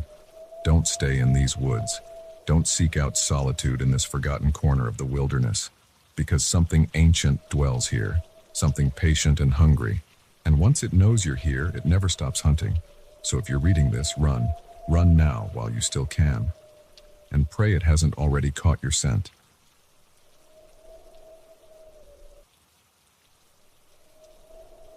The first time we saw the impossibly tall, thin figure in the distance, we laughed it off as a mirage. By the time we realized the truth, we were hopelessly lost in an endless sea of sand, with something inhuman stalking our every move. And as our water supply dwindled under the merciless sun, we began to understand that in this desert, death wasn't the worst fate that could befall us. My name's Alex, and until 2 weeks ago, I was just your average thrill-seeking tourist. My girlfriend Jess and I had been planning this Southwest road trip for months, eager to escape the dreary Seattle winter for some sun and adventure. We'd mapped out a route that would take us through some of the most stunning desert landscapes in the country, with plenty of opportunities for hiking and photography. The trouble started on day 5 of our trip. We'd just left a small town in eastern Arizona, heading for a remote area known for its striking rock formations and supposed spiritual energy. The guy at the local gas station had warned us to stick to the main roads, muttering something about people going missing in the backcountry. But we were young, confident, and more than a little arrogant. We thought we knew better. "Come on, Alex," Jess had said, her eyes sparkling with excitement as she pointed to a dirt road veering off the highway. "That looks way more interesting than the route on the map. Let's check it out." I hesitated for a moment, remembering the gas station attendant's warning, but one look at Jess's eager face, and I caved. "All right," I said, turning onto the unmarked road. "But just for a little while. We don't want to get lost out here." If only I'd known then how prophetic those words would be. At first, the detour seemed like a great idea. The scenery was breathtaking. Towering mesas, bizarre rock formations, and endless vistas of red sand stretching to the horizon. We stopped several times for Jess to take photos, marveling at the alien beauty of the landscape. It was during one of these stops that we saw it for the first time. Jess was setting up a shot of a particularly striking rock spire when she suddenly froze, her camera halfway to her face. "Alex," she said, her voice oddly strained. "Do you see that?" I followed her gaze, squinting against the harsh sunlight. At first, I didn't see anything. Then, shimmering in the heat haze on the horizon, I saw a figure. It was unnaturally tall and thin, standing perfectly still amidst the undulating waves of hot air. "Probably just a weird-looking cactus," I said, though a chill ran down my spine despite the oppressive heat. "The heat can play tricks on your eyes out here." Jess nodded, but she didn't seem convinced. "Yeah, you're probably right," she said. But she didn't raise her camera again. Maybe we should head back to the main road." I agreed, suddenly eager to be back on familiar terrain. But as I turned our rented SUV around, I realized with a sinking feeling that I wasn't sure which way we'd come from. The dirt road we'd been following had split several times, and in my distraction, I hadn't been paying close attention to our route. "No problem," I said, trying to keep my voice calm for Jess's sake. "We've got GPS on our phones. We'll just backtrack." But when I pulled out my phone, my blood ran cold. No signal, not even a single bar. "Okay, don't panic," I said, as much to myself as to Jess. "We've got plenty of water, and we can't be that far from the highway. We'll just pick a direction and drive. We're bound to hit a main road eventually." Jess nodded, but I could see the fear starting to creep into her eyes. "What about that thing we saw?" she asked quietly. It was nothing, I said firmly. Just a trick of the light. We're going to be fine. I wish I could say I believed my own words. We drove for hours, the sun beating down mercilessly on the car. The air conditioning struggled against the heat, and we rationed our water carefully, all too aware of how quickly dehydration could become deadly in this environment. As the day wore on, the landscape seemed to shift and change around us. Rock formations that I could have sworn we'd passed before appeared again and again, as if we were driving in circles despite maintaining a straight course. And always, there was that figure on the horizon. No matter which direction we drove, it was there, a distant silhouette shimmering in the heat. Night fell with alarming suddenness, the temperature plummeting as the sun dipped below the horizon. We decided to stop and wait for daylight, hoping to conserve fuel and maybe spot some lights from a town or highway. As we sat in the darkened car, the desert came alive with strange sounds, rustlings and skitterings that seemed to come from all around us, punctuated by eerie, ululating cries that were like no animal I'd ever heard. "Alex," Jess whispered, clutching my arm. "What is that?" I opened my mouth to offer some comforting lie, but the words died in my throat, because there, in the moonlight, I saw them. Figures, dozens of them, moving across the dunes with an unnatural, gliding motion. They were headed straight for our car. I started the engine with shaking hands, peeling away in a spray of sand. In the rearview mirror, I could see the figures pursuing us, moving far faster than anything human had a right to. We drove through the night, fueled by terror and the last dregs of our water supply. As dawn broke, we found ourselves in a vast salt flat, white crystals stretching endlessly in every direction. The pursuers were gone, but so was any sign of the world we knew. "This is impossible," Jess said, her voice hoarse from thirst and fear. "We can't have driven this far. Where are we?" I had no answer for her. The laws of geography, of physics itself, seemed to have broken down. We were in a place that shouldn't exist, hunted by things that shouldn't be real. As the sun climbed higher, the heat became unbearable. Our water was gone, and the car's fuel gauge was hovering near empty. In desperation, we decided to leave the vehicle and try to walk to safety. It was a mistake. Without the car's meager protection, we were exposed to the full fury of the desert. The sun seared our skin, the salt burned our eyes, and every step was an agony on the blistering hot ground. We hadn't gone more than a mile when Jess collapsed. I tried to carry her, but in my weakened state, I could barely stand myself. As I knelt beside her, cradling her head in my lap, I saw it again. The tall, thin figure, no longer on the horizon but standing mere yards away. Up close, it was even more terrifying. Its body was impossibly elongated, joints bending at unnatural angles. Its face, if you could call it that, was a blank expanse of skin with only the suggestion of features. And yet, somehow, I knew it was looking right at us.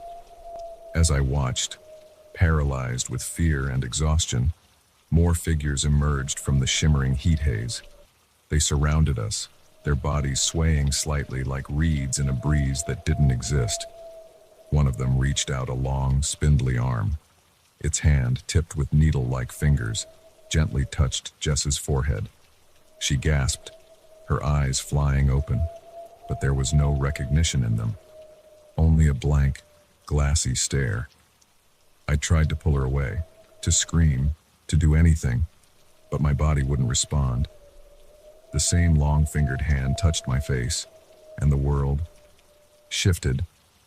I found myself standing upright, the fatigue and thirst suddenly gone.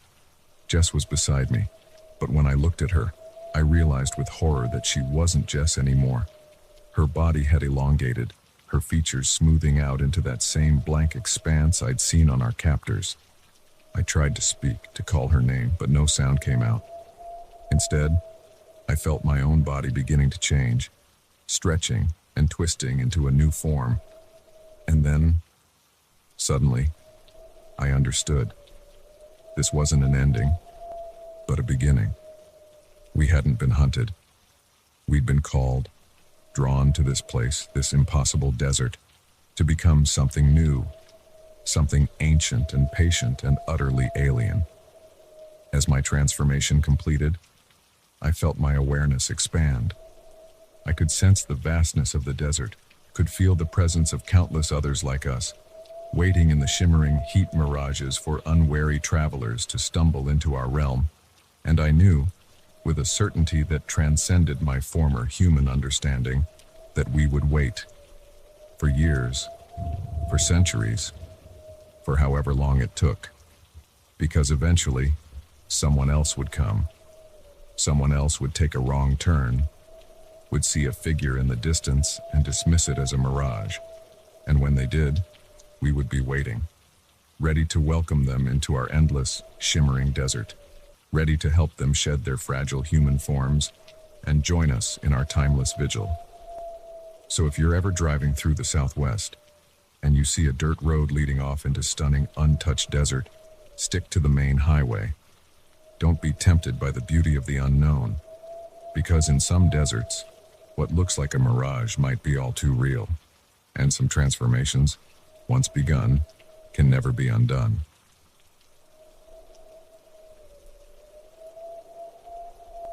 The moment my light illuminated that pale, humanoid figure deep in the underwater cave, I knew I'd made a terrible mistake.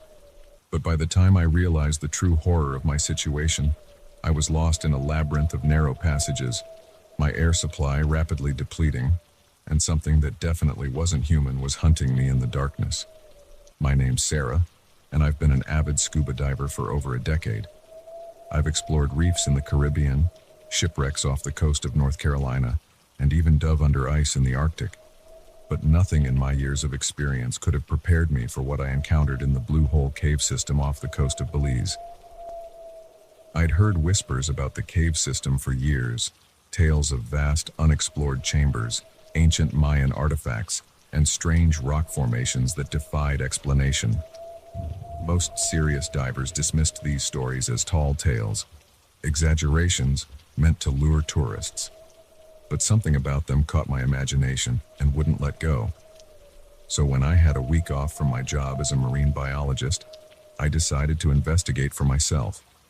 I flew down to Belize, rented some top-of-the-line diving gear, and hired a local guide named Carlos to take me out to the Blue Hole. "You sure about this, señorita?" Carlos asked as we approached the site, his weathered face creased with concern. "Many divers go into those caves. Not all come out." I brushed off his warning with a confident smile. "I've got over 500 dives under my belt. Carlos, I'll be fine." If only I'd listened to him. The dive started routinely enough. The Blue Hole itself was breathtaking, a perfect circle of deep blue in the middle of a coral atoll, like a pupil in a giant eye. As I descended into its depths, the water grew darker, cooler. Schools of tropical fish gave way to more unusual creatures. Blind cavefish, translucent shrimp, bizarre isopods that looked like they belonged in a sci-fi movie. At about 120 feet down, I reached the entrance to the cave system. I paused there, double-checking my equipment. 2 full tanks of air, multiple lights, a safety line to find my way back. I was as prepared as I could be. With a deep breath, I swam into the cave. The first chamber was enormous, big enough to swallow a small office building. My powerful dive light barely reached the far walls. Stalactites hung from the ceiling like giant stone fangs, their tips disappearing into the murky water below. I spent nearly an hour exploring that first chamber, marveling at the alien beauty of this underwater world. But as fascinating as it wasn't what I had come for. I wanted to go deeper, to see things no other diver had seen before. That's when I found the narrow passage leading deeper into the cave system. It was barely wide enough for me to squeeze through with my tanks. Every instinct honed by years of diving screamed at me to turn back. Cave diving rule number 1. Never enter a passage you can't easily turn around in. But the lure of the unknown was too strong. I told myself I'd just take a quick look, then come right back. I maneuvered through the tight passage, my light beam dancing over walls encrusted with strange, colorful mineral formations. The passage twisted and turned, leading me deeper into the heart of the underwater mountain. After what felt like an eternity of claustrophobic swimming, the passage opened up into another chamber. This one was smaller than the first, but somehow even more unsettling. The walls were smoother here, almost polished, and covered in strange, swirling patterns that didn't look natural. That's when I saw it. At first, I thought it was just an unusual rock formation. A pale, vaguely humanoid shape in a far corner of the chamber. But as I swam closer, my blood ran cold. It wasn't a rock. The figure was clearly bipedal, with 2 arms and a head. But that's where any resemblance to a human ended. Its skin was a sickly, translucent white, stretched tight over a skeletal frame. Where eyes should have been, there were only dark, sunken sockets, and its mouth. God. Its mouth was filled with row upon row of needle-sharp teeth. I recoiled in horror, my startled movement sending up a cloud of silt. For a moment, the creature was obscured from view. When the water cleared, it was gone. Panic seized me. I spun around, my light jerking wildly across the chamber. Where had it gone? What was it? A movement caught my eye, something darting between 2 rock formations. I caught only a glimpse, but it was enough to send me racing back towards the narrow passage. I hit my head on the low ceiling in my haste, nearly knocking myself unconscious. Stars exploded in my vision, and I tasted blood where I'd bitten my lip. But fear drove me on. I scrambled through the passage, scraping my tanks against the rough walls. Behind me, I could hear something moving. Something fast. I burst back into the large first chamber, my heart pounding so hard I could hear it over the rush of bubbles from my regulator. I whirled around, light searching frantically for any sign of pursuit. The beam caught something. A flash of pale flesh, gone almost before I could register it. Then another, on the other side of the chamber. And another. With a jolt of terror, I realized there was more than one of these creatures. They were all around me, moving with impossible speed through the water. I made a break for the cave entrance, pushing my body to its limits. But in my panic, I'd lost track of my position in the chamber. The exit should have been right there, but all I could see was solid rock. I was lost. My breathing was coming fast and shallow now, using up precious air. I forced myself to slow down, to think. The safety line. I still had the safety line attached to my belt. All I had to do was follow it back to the entrance. With shaking hands, I grabbed the line and began to follow it. But after only a few feet, I found the end. The line had been cut. A low, gurgling sound echoed through the water, something between a growl and a laugh. They were toying with me. I don't know how long I swam, desperately searching for the way out. Time lost all meaning in that underwater labyrinth. My air supply dwindled dangerously low, the gauge moving into the red zone. Just when I was about to give up hope, to give in to the crushing despair, and let the dark water take me, I saw it. A glimmer of lighter blue in the distance. The exit. I swam towards it with the last of my strength. Behind me, I could hear them getting closer, could almost feel their cold, clammy hands reaching for me. I burst out of the cave into open water, not daring to look back. I ascended as fast as I safely could, my lungs burning for air. When I finally broke the surface, I gulped in great lungfuls of air, tears mixing with the salt water on my face. Carlos's boat was there, and I've never been so glad to see anything in my life. "Señorita," Carlos cried as he helped me aboard. "I was about to call for help. You were down there for hours." Hours. It had felt like days. As Carlos sped us back to shore, I huddled in the boat, shivering despite the tropical heat. I couldn't shake the feeling that I was still being watched, that those things were still down there, waiting. I tried to tell Carlos what I'd seen, but the words wouldn't come. How could I describe the horror I'd encountered? Who would believe me? I left Belize the next day and haven't been diving since. Can't even bring myself to take a bath. Showers only now.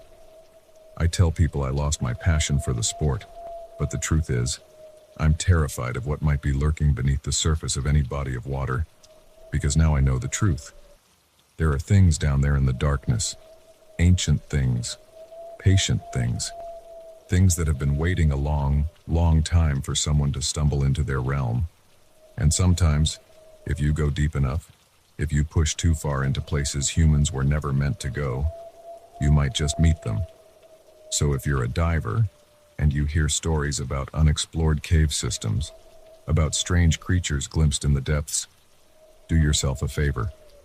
Stick to the well-mapped sites, the popular reefs, and well-lit waters. Because in some caves, the true monsters aren't the ones you bring with you in your mind.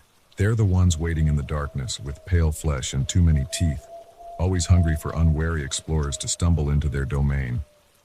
And once they've got your scent, they never, ever stop hunting.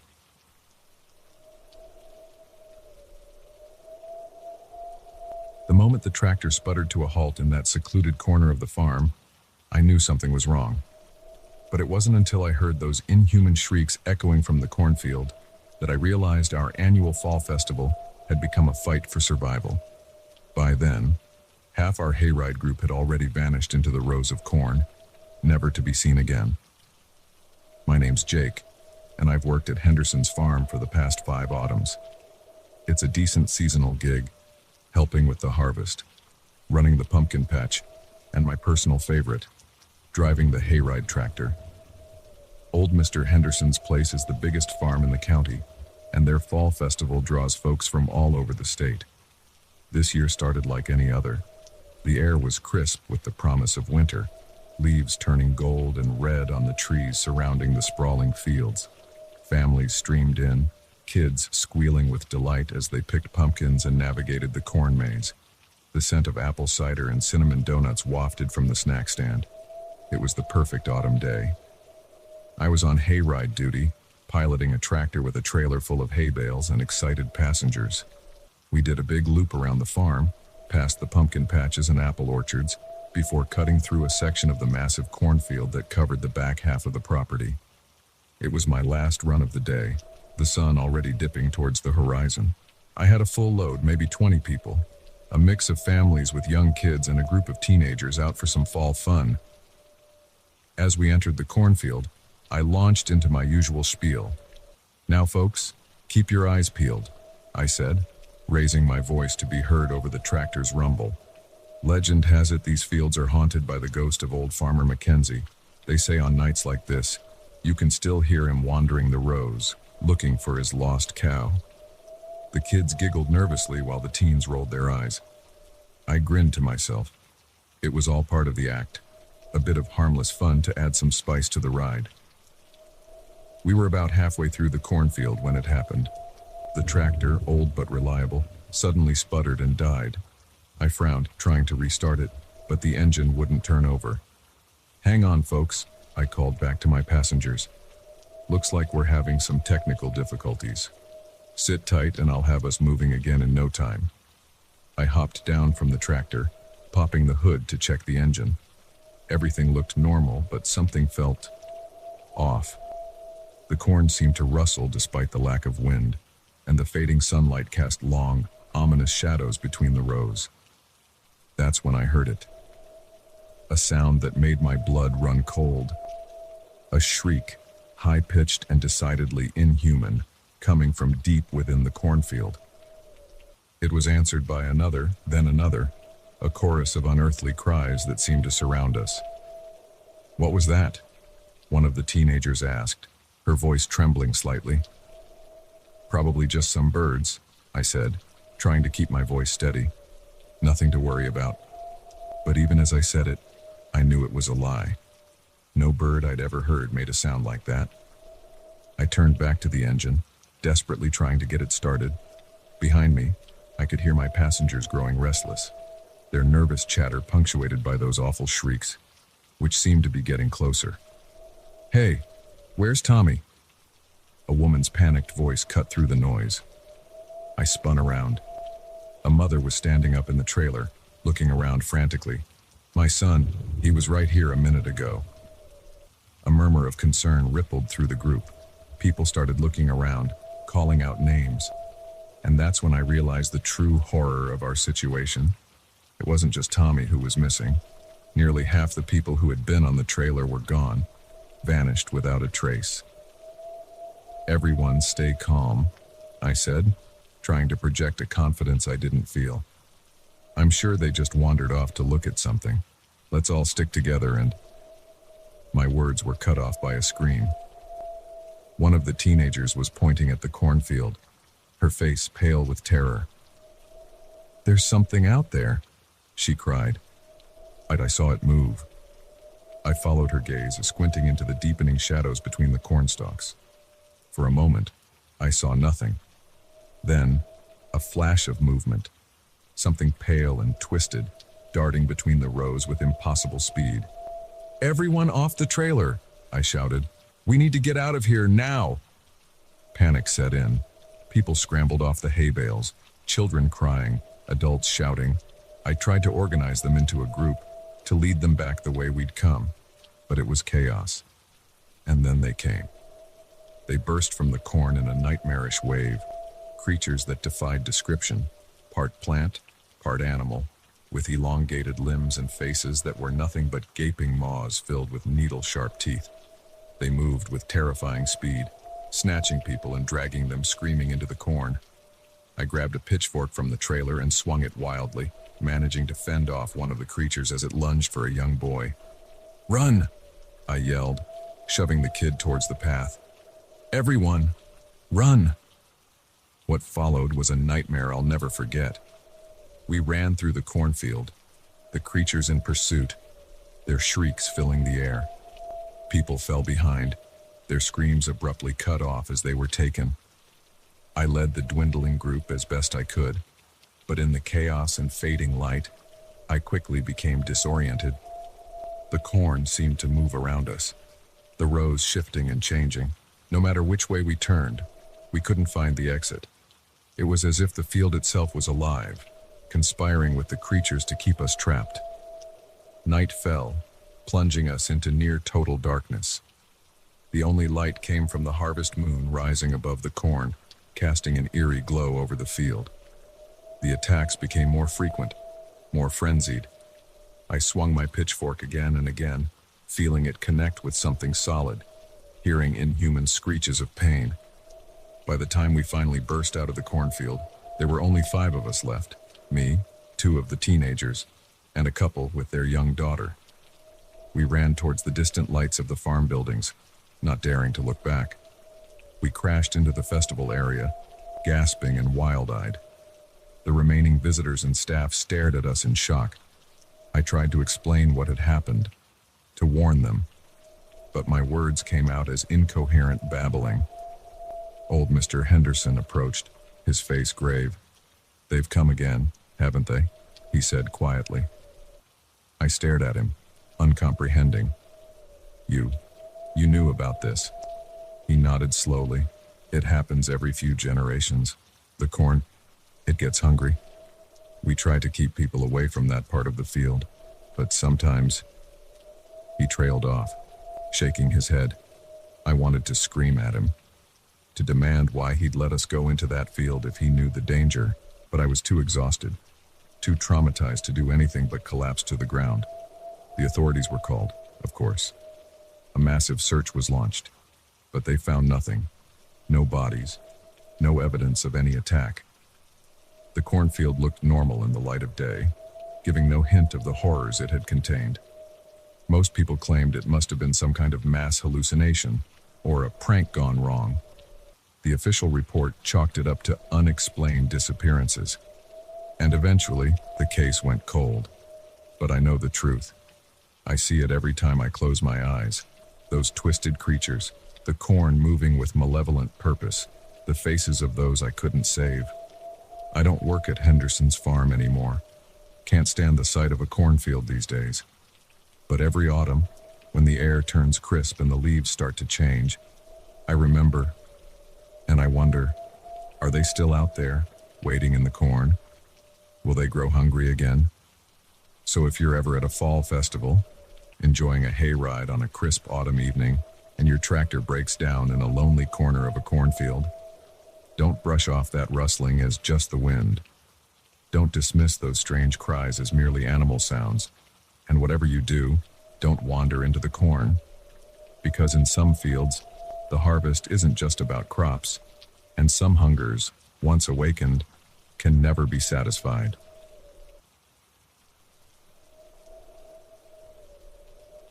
The moment I first saw him lurking in the shadows of the subway platform, I knew something was terribly wrong. But it wasn't until I realized he was following my every move, always just at the edge of my vision, that I understood the true horror of my situation. And as the minutes ticked by, my train still agonizingly far away, I began to wonder if I'd make it out of this station alive. My name is Elena, and until that night, I was just another overworked graduate student in New York City. I'd stayed late at the university library, losing track of time as I pored over research for my thesis. By the time I packed up my laptop and headed for the subway, the city had transformed into its nocturnal self, a place of deep shadows and eerie quiet, punctuated by the occasional siren or drunken shout. The 86th Street station was deserted when I descended the stairs, my footsteps echoing off the grimy tiles. I'd taken this route hundreds of times before, but something felt different that night. The air seemed heavier, charged with an energy I couldn't explain. I checked the arrival board. 20 minutes until the next downtown train. Great.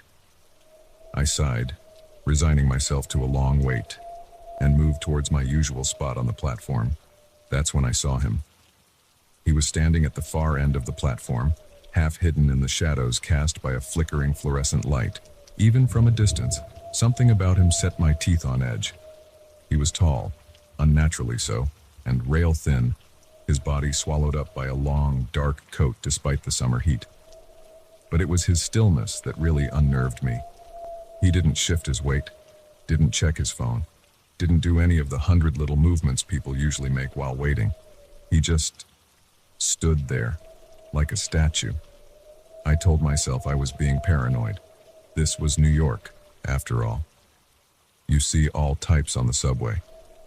I forced myself to look away, pulling out my phone to distract myself. A few minutes passed. When I glanced up again, my heart nearly stopped. The man had moved. He was now standing about halfway down the platform, still facing away from me. I hadn't heard him move, hadn't seen him in my peripheral vision. It was as if he had teleported.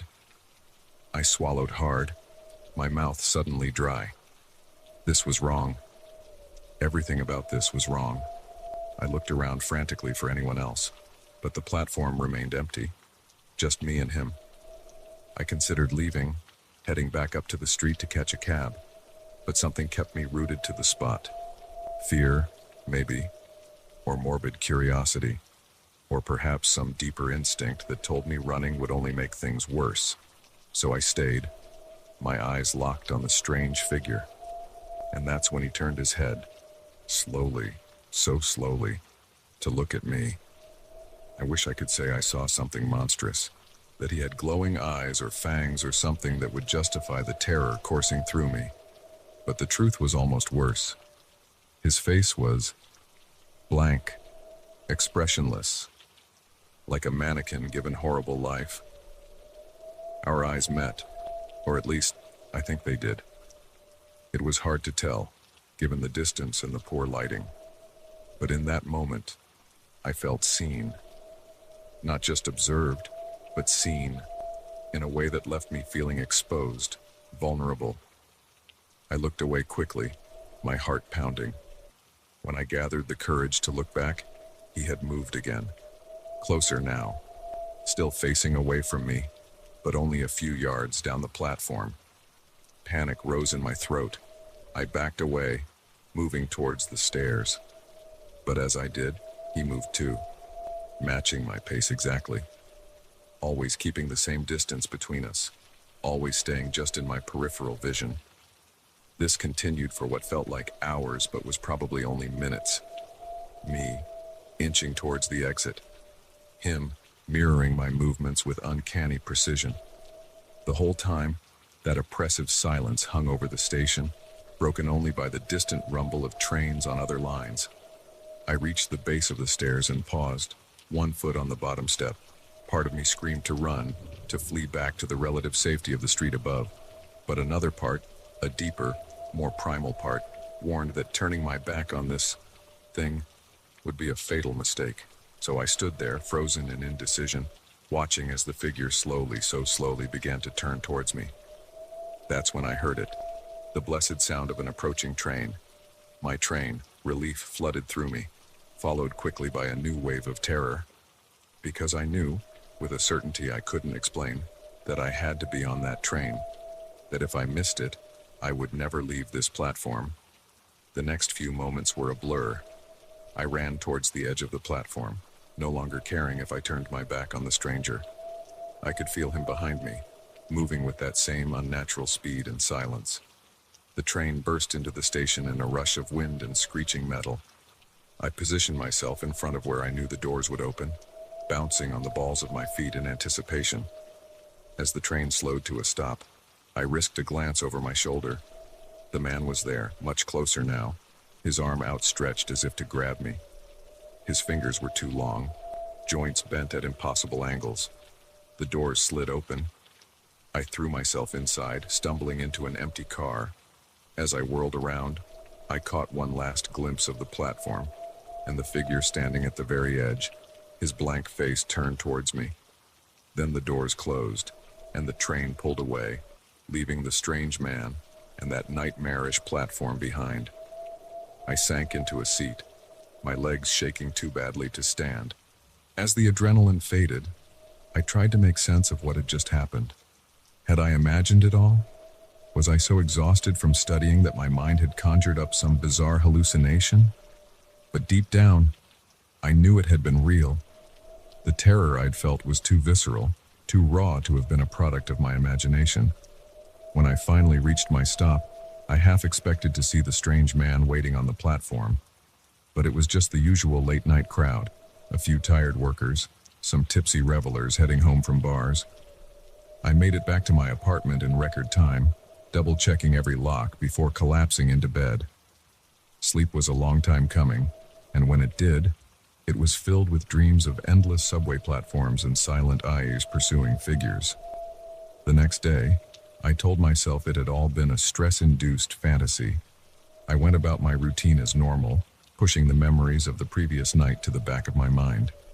But as evening fell and I faced the prospect of another late night at the library, I found myself making excuses to stay home. A week passed. Then two. I took cabs or buses. Anything to avoid the subway. My friends noticed my newfound aversion to public transportation, but I brushed off their concerns with vague excuses about wanting more exercise. But I couldn't avoid it forever. One night, running late for a crucial meeting, I found myself with no choice but to take the subway. As I descended the stairs to the 86th Street station, my palms were slick with sweat. The platform looked normal, crowds of commuters, the usual bustle of a New York evening. I began to relax, feeling foolish for my fears. And then I saw him. He was at the far end of the platform, half hidden behind a pillar. That same unnaturally tall, thin figure. That same blank face turned in my direction. Our eyes met across the crowded platform, and in that moment, I knew this wasn't over. Maybe it would never be over. I turned and fled, taking the stairs two at a time, not stopping until I was back on the street. I hailed the first cab I saw, my hands shaking as I gave the driver my address. As we pulled away from the curb, I glanced back at the subway entrance, and there he was, standing at the top of the stairs, watching my cab disappear into the New York traffic. I don't take the subway anymore. Can't bring myself to set foot in a station. I've changed my routines, my habits, even moved to a new apartment. But sometimes, late at night, I'll catch a glimpse of something in my peripheral vision, a tall, thin shape just at the edge of the shadows. And I wonder, did I ever really escape that night? Or Or is he still out there, waiting, following, always just out of sight? So if you're ever in a subway station late at night and you see a strange figure lurking in the shadows, don't dismiss it. Don't try to rationalize it away. And whatever you do, don't let it get between you and the exit. Because some predators don't just stalk their prey in the wild. Some hunt in the tunnels and platforms beneath our feet, patient and persistent, always watching, always waiting for their moment to strike. And once they've chosen you, they never, ever stop hunting.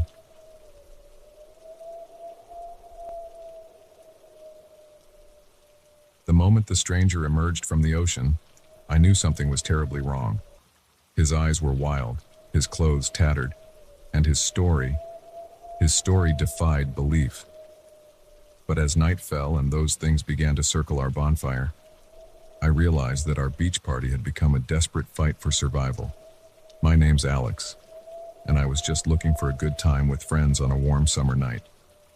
It was the last weekend before our senior year of college, and a group of us had decided to throw a beach bonfire party to celebrate.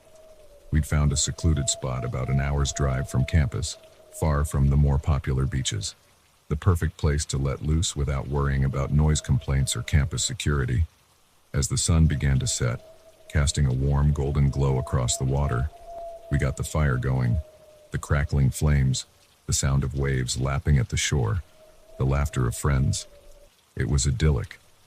Someone broke out a guitar, and soon we were all singing along, badly but enthusiastically, to every cheesy pop song we could think of. I was in the middle of an impassioned rendition of "Don't Stop Believin'" when I saw him, a figure stumbling out of the surf.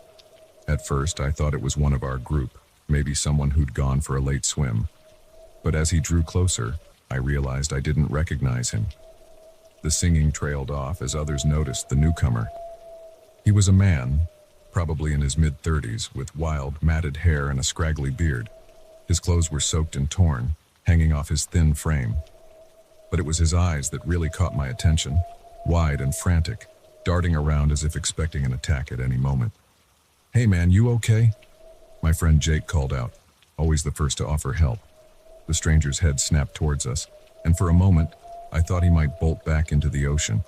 But then he stumbled forward, collapsing onto the sand near our fire. "Thank God," he gasped, his voice raspy as if from disuse. I thought I'd never see people again."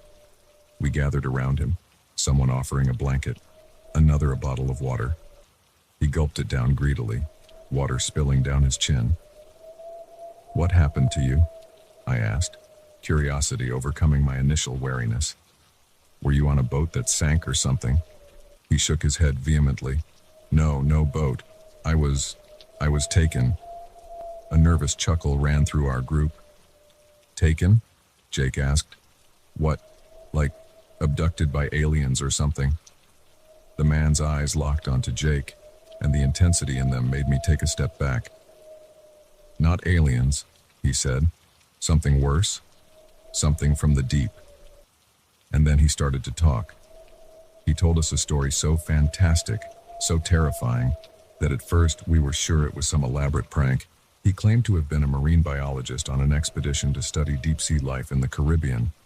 Their ship had been state-of-the-art, equipped with the latest in submersible technology. But on their third dive, something had gone wrong. Their submersible had been attacked by something massive, with tentacles that could crush steel like it was tin foil. The sub had been dragged down into the inky blackness of the deep ocean. He described waking up in some kind of underwater city, a vast complex of stone buildings that looked ancient, yet somehow still functional. And the inhabitants? He struggled to describe them. Humanoid, but wrong. Fish-like features, scales instead of skin, webbed hands with razor-sharp claws. "They kept us alive," he said, his voice shaking. "Studied us, experimented on us. I saw them change people, turn them into things like them." He claimed to have escaped during some kind of undersea earthquake, managing to find an air pocket and eventually making his way to the surface. He'd been adrift for days before washing up on our beach. As his story came to an end, a heavy silence fell over our group. The only sound was the crackle of the fire and the gentle lapping of waves on the shore. "That's quite a story," I said finally, trying to keep my voice neutral. Part of me wanted to laugh it off, to dismiss it as the ravings of a man who'd clearly been through some kind of trauma. But there was something in his eyes, a haunted look that made me hesitate. "You don't believe me," he said. It wasn't a question. I wouldn't believe me either, but they're real, and they're coming. They've been down there for thousands of years, watching us, waiting, and now they're ready to reclaim the surface. A chill ran down my spine that had nothing to do with the cooling night air. I opened my mouth to respond, but before I could, a scream cut through the night. We all whirled around. Megan, who'd wandered a little way down the beach, was backing away from the water's edge, pointing with a shaking hand. "There's something out there," she cried. I saw eyes." We rushed to her side, peering out into the darkness. For a moment, I saw nothing. Then, a flash of movement. Something breaking the surface of the water, just for an instant.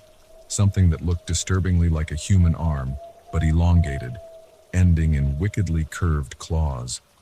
"No," the stranger whispered behind us. "They've found me. They've found us." Panic set in. We scrambled back towards our bonfire, huddling together as we scanned the water. More shapes were visible now, dark forms moving just beneath the surface, circling our position. "We need to get out of here," Jake said, his usual bravado replaced by naked fear. "We need to get to the cars." But our vehicles were parked up a narrow path that led through a stretch of dense woods. To reach them, we'd have to turn our backs on the ocean, and whatever was lurking out there. Before we could decide on a course of action, it happened.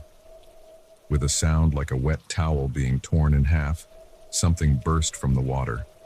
In the flickering firelight, I caught a glimpse of glistening scales, bulbous eyes, a mouth filled with needle-sharp teeth. Screams erupted from our group. We scattered, some running for the woods, others frozen in terror. I stumbled backwards, tripping over a piece of driftwood and falling hard onto the sand.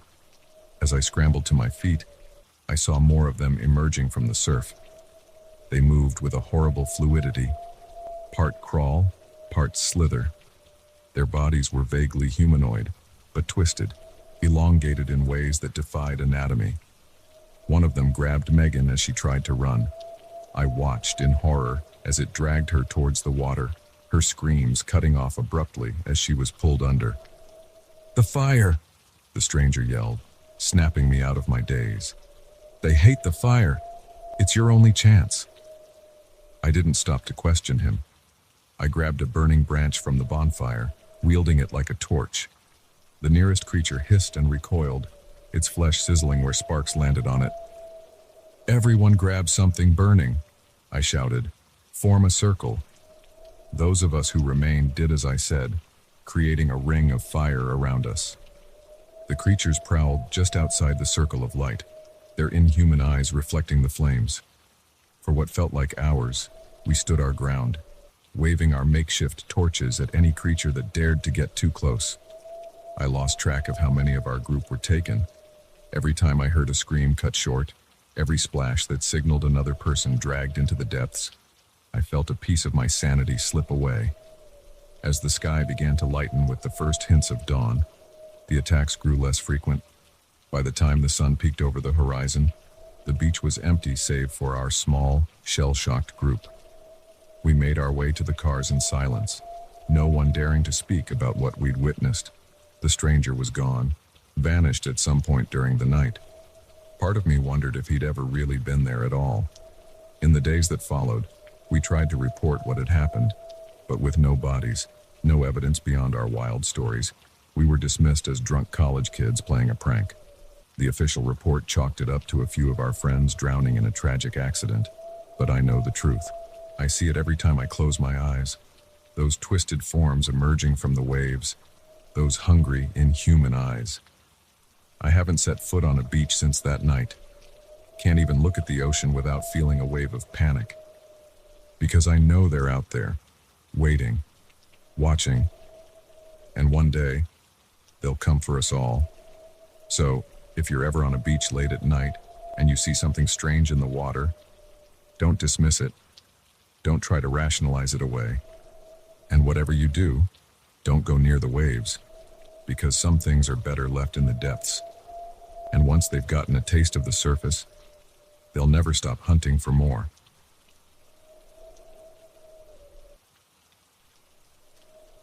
The moment I saw that suspicious van parked near the playground, I felt a chill run down my spine. But it wasn't until my son whispered about his special friend that I realized we were living a parent's worst nightmare. By the time I noticed he was missing, those crucial heart-stopping minutes had already ticked by, and I knew our lives would never be the same. My name is Sarah, and until last month, I was just another overworked single mom trying to balance a career with raising my 6-year-old son, Tommy. Our neighborhood park had always been our sanctuary, a place where Tommy could burn off energy while I caught up on emails or simply enjoyed a few moments of peace.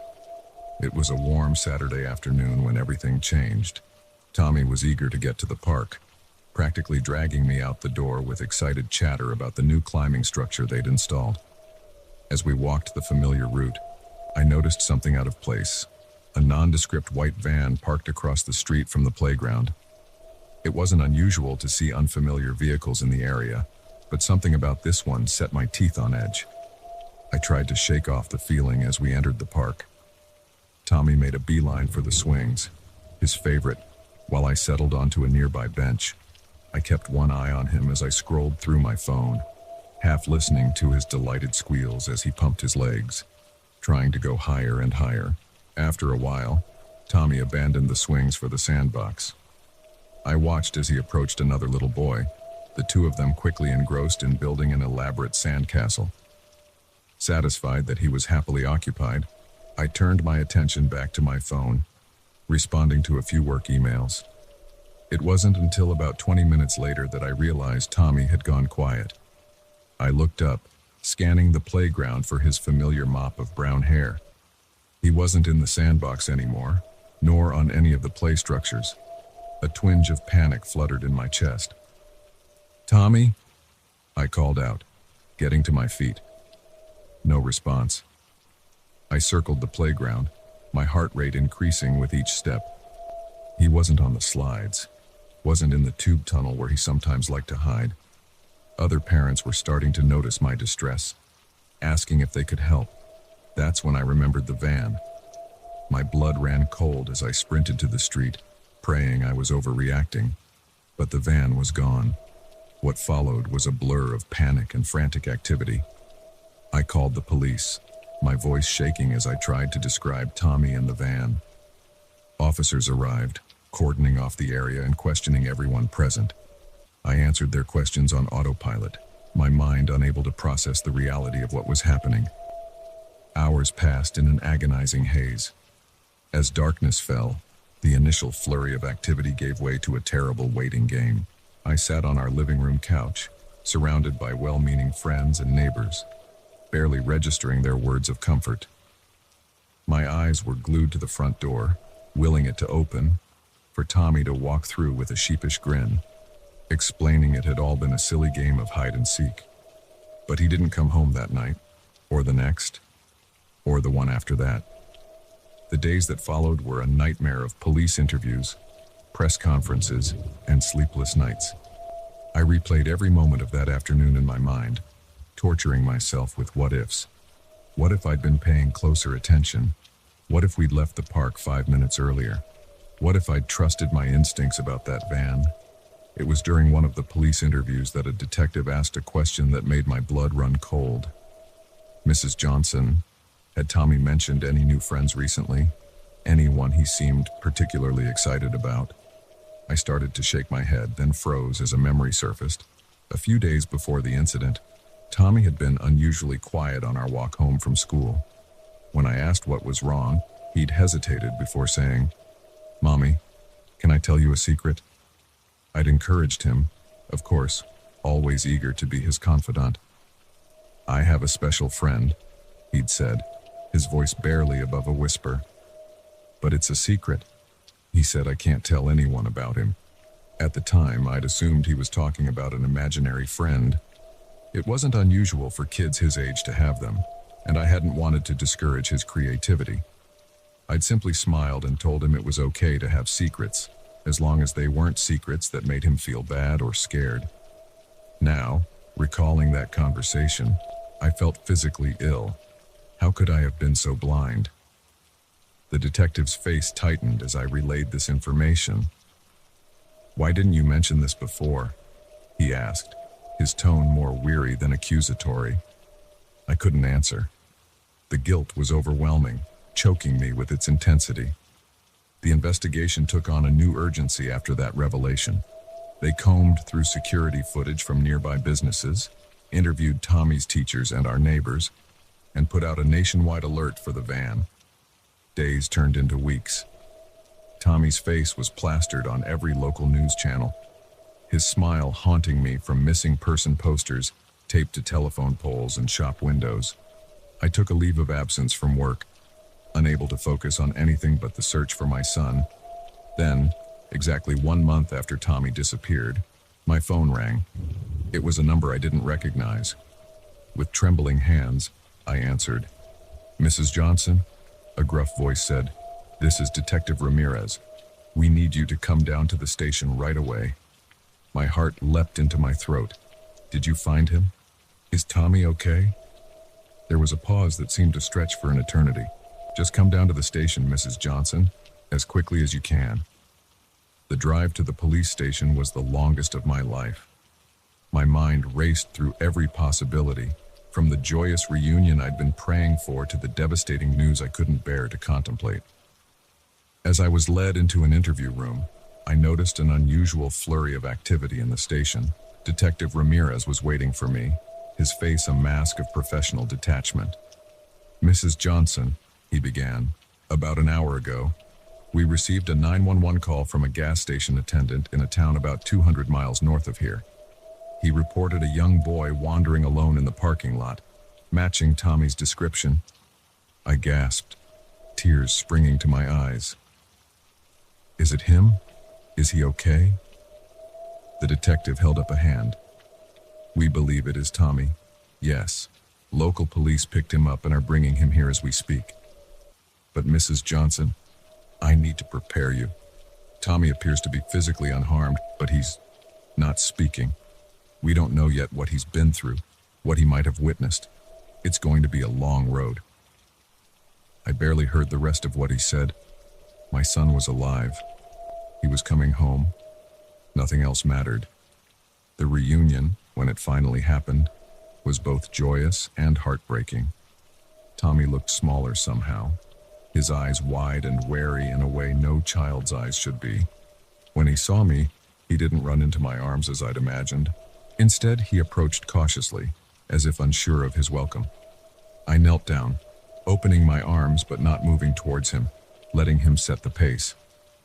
After a long moment, he stepped into my embrace. As I held him, feeling his small body tremble against mine, I made a silent vow. I would help him heal. I would do whatever it took to make him feel safe again. The months that followed were challenging beyond anything I could have imagined. Tommy remained largely nonverbal, communicating mainly through nods and headshakes. Nightmares plagued his sleep, and loud noises or sudden movements would send him into a panic. Slowly, with the help of therapists and child psychologists, we began to piece together what had happened. The special friend had been grooming Tommy for weeks, gaining his trust with small gifts and attention. On that fateful day in the park, he had convinced Tommy to go for a ride, promising to show him a magical place. The details of Tommy's month in captivity remained murky, locked away in his traumatized mind. The man who took him was eventually caught, but Tommy was unable to testify against him. It didn't matter. The evidence was overwhelming, and he would spend the rest of his life behind bars. It's been a year now since Tommy came home. He's speaking again, though he's still quieter than before. He's back in school making new friends, slowly reclaiming the childhood that was so violently interrupted.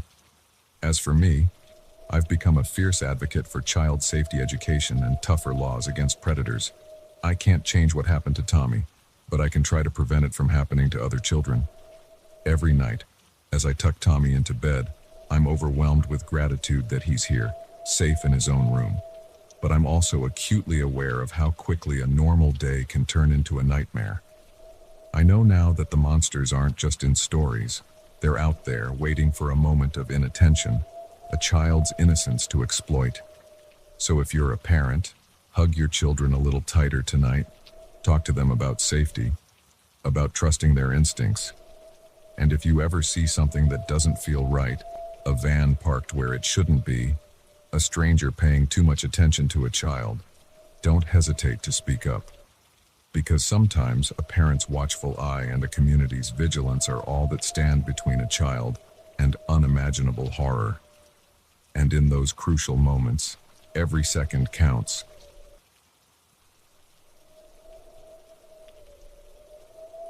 The moment I saw my child disappear into those playground tubes, I knew something was terribly wrong. But it wasn't until those heart-stopping minutes passed and he emerged, pale and trembling, refusing to speak about what had happened, that I realized our ordinary day at the park had become a waking nightmare. My name is Lisa, and I'm the mother of two energetic boys, 7-year-old Max and 5-year-old Ethan. Like most parents, I've had my share of scares, scraped knees, minor illnesses, the occasional tantrum in a public place. But nothing could have prepared me for what happened that sunny Tuesday afternoon at Oakwood Park. It was a day like any other. I'd picked the boys up from school, and since the weather was perfect, we decided to stop by the park before heading home. The playground was bustling with activity, children's laughter filling the air as they climbed, swung, and slid to their hearts' content. Max immediately ran off to join a group of kids his age on the monkey bars, while Ethan made a beeline for his favorite part of the playground, a large, twisting structure of connected tubes that kids could crawl through. I settled on a nearby bench, keeping one eye on the boys while I scrolled through emails on my phone. I glanced up every few minutes, watching as Ethan disappeared into one end of the tubes and emerged from another, giggling each time. It was a game he never seemed to tire of. After about 15 minutes, I noticed I hadn't seen him come out for a while.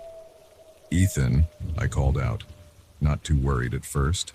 Sometimes he liked to sit in the tubes, enjoying the cool shade they provided. No response. I stood up, moving closer to the structure. "Ethan, honey, time to come out now." Still nothing. A twinge of unease began to creep into my stomach.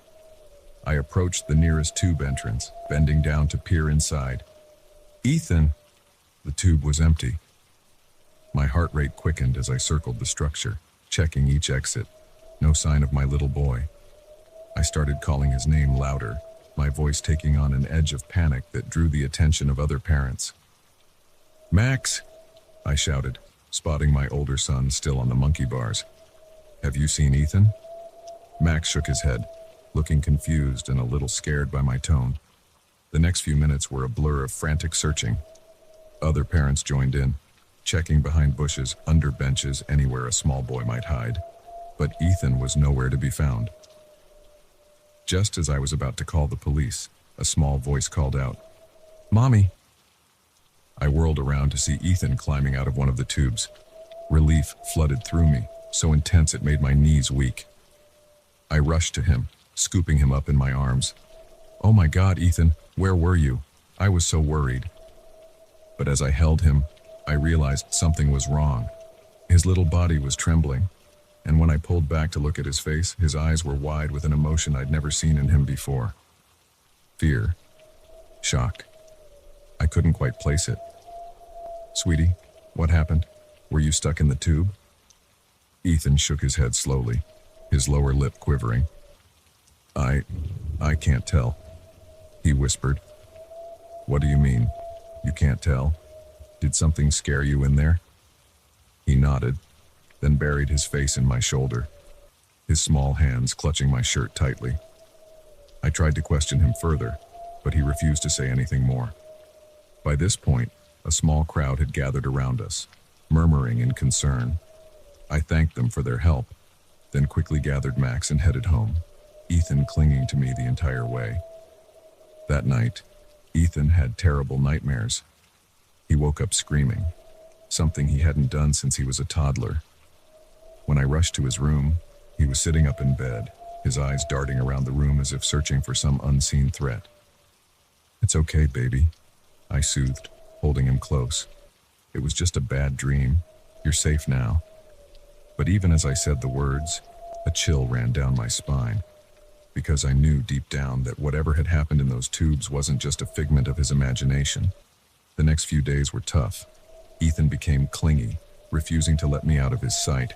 He had more nightmares, and during the day he'd sometimes freeze up, staring off into space with that same wide-eyed, fearful expression I'd seen at the park.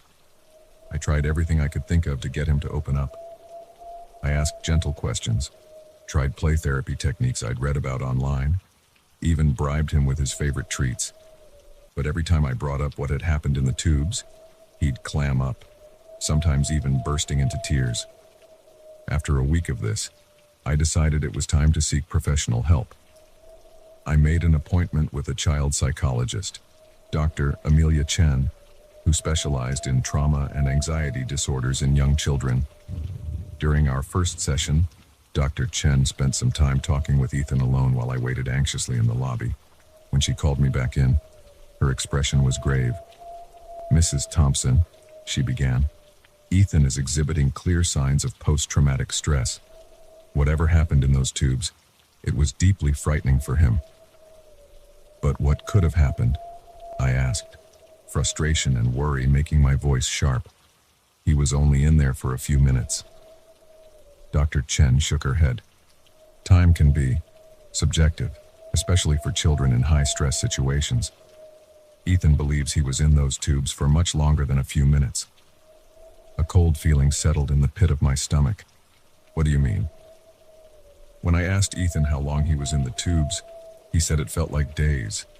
He talked about being in a dark place, hearing strange noises, feeling like he was somewhere else. I struggled to process this information. It didn't make sense. How could Ethan have experienced days in just a few minutes? Dr. Chen continued, her voice gentle. "Mrs. Thompson, I know this is difficult to hear, but I need to ask.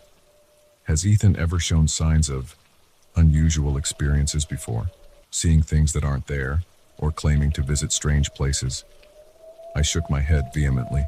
"No, never. He has a vivid imagination, sure, but nothing out of the ordinary for a 5-year-old. She nodded, making a note on her pad. "I'd like to see Ethan for regular sessions. We'll work on helping him process this experience and develop coping mechanisms for his anxiety." As we left the office, my mind was reeling.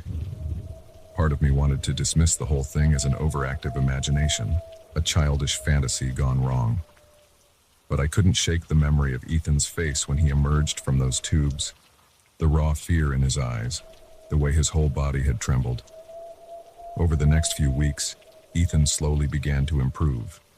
The nightmares became less frequent, and he started to regain some of his usual cheerfulness, but he still refused to go near any enclosed play structures, and he'd often stop and stare at shadows with a wary expression. It was during our third session with Dr. Chen that we finally got a breakthrough. Ethan had been drawing, a technique the doctor used to help him express his feelings, when suddenly he dropped his crayon and looked up at me with tears in his eyes. "Mommy," he said, his voice barely above a whisper, "I saw the monster." My heart clenched. "What monster, sweetie?" He pointed at his drawing. It showed a crude depiction of the playground tubes, but inside was a massive scribbled black crayon with glowing red eyes. "It was in the tubes," Ethan continued, his words coming out in a rush now. "When I crawled in, everything got dark, and then I was somewhere else. It was cold and scary, and I could hear things moving around.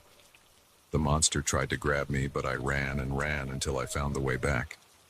I exchanged a glance with Dr. Chen, who kept her expression carefully neutral. Ethan, she said gently, this monster, was it something you'd seen before? Maybe in a movie or a book? Ethan shook his head vigorously. No, it was real, and I think it's still there, waiting. A shiver ran down my spine. I wanted to reassure him, to tell him there were no such things as monsters, but the conviction in his voice gave me pause. After the session, Dr. Chen pulled me aside. Mrs. Thompson, I know this is hard to hear, but we need to consider the possibility that Ethan experienced something traumatic that his mind is interpreting through the lens of a child's imagination.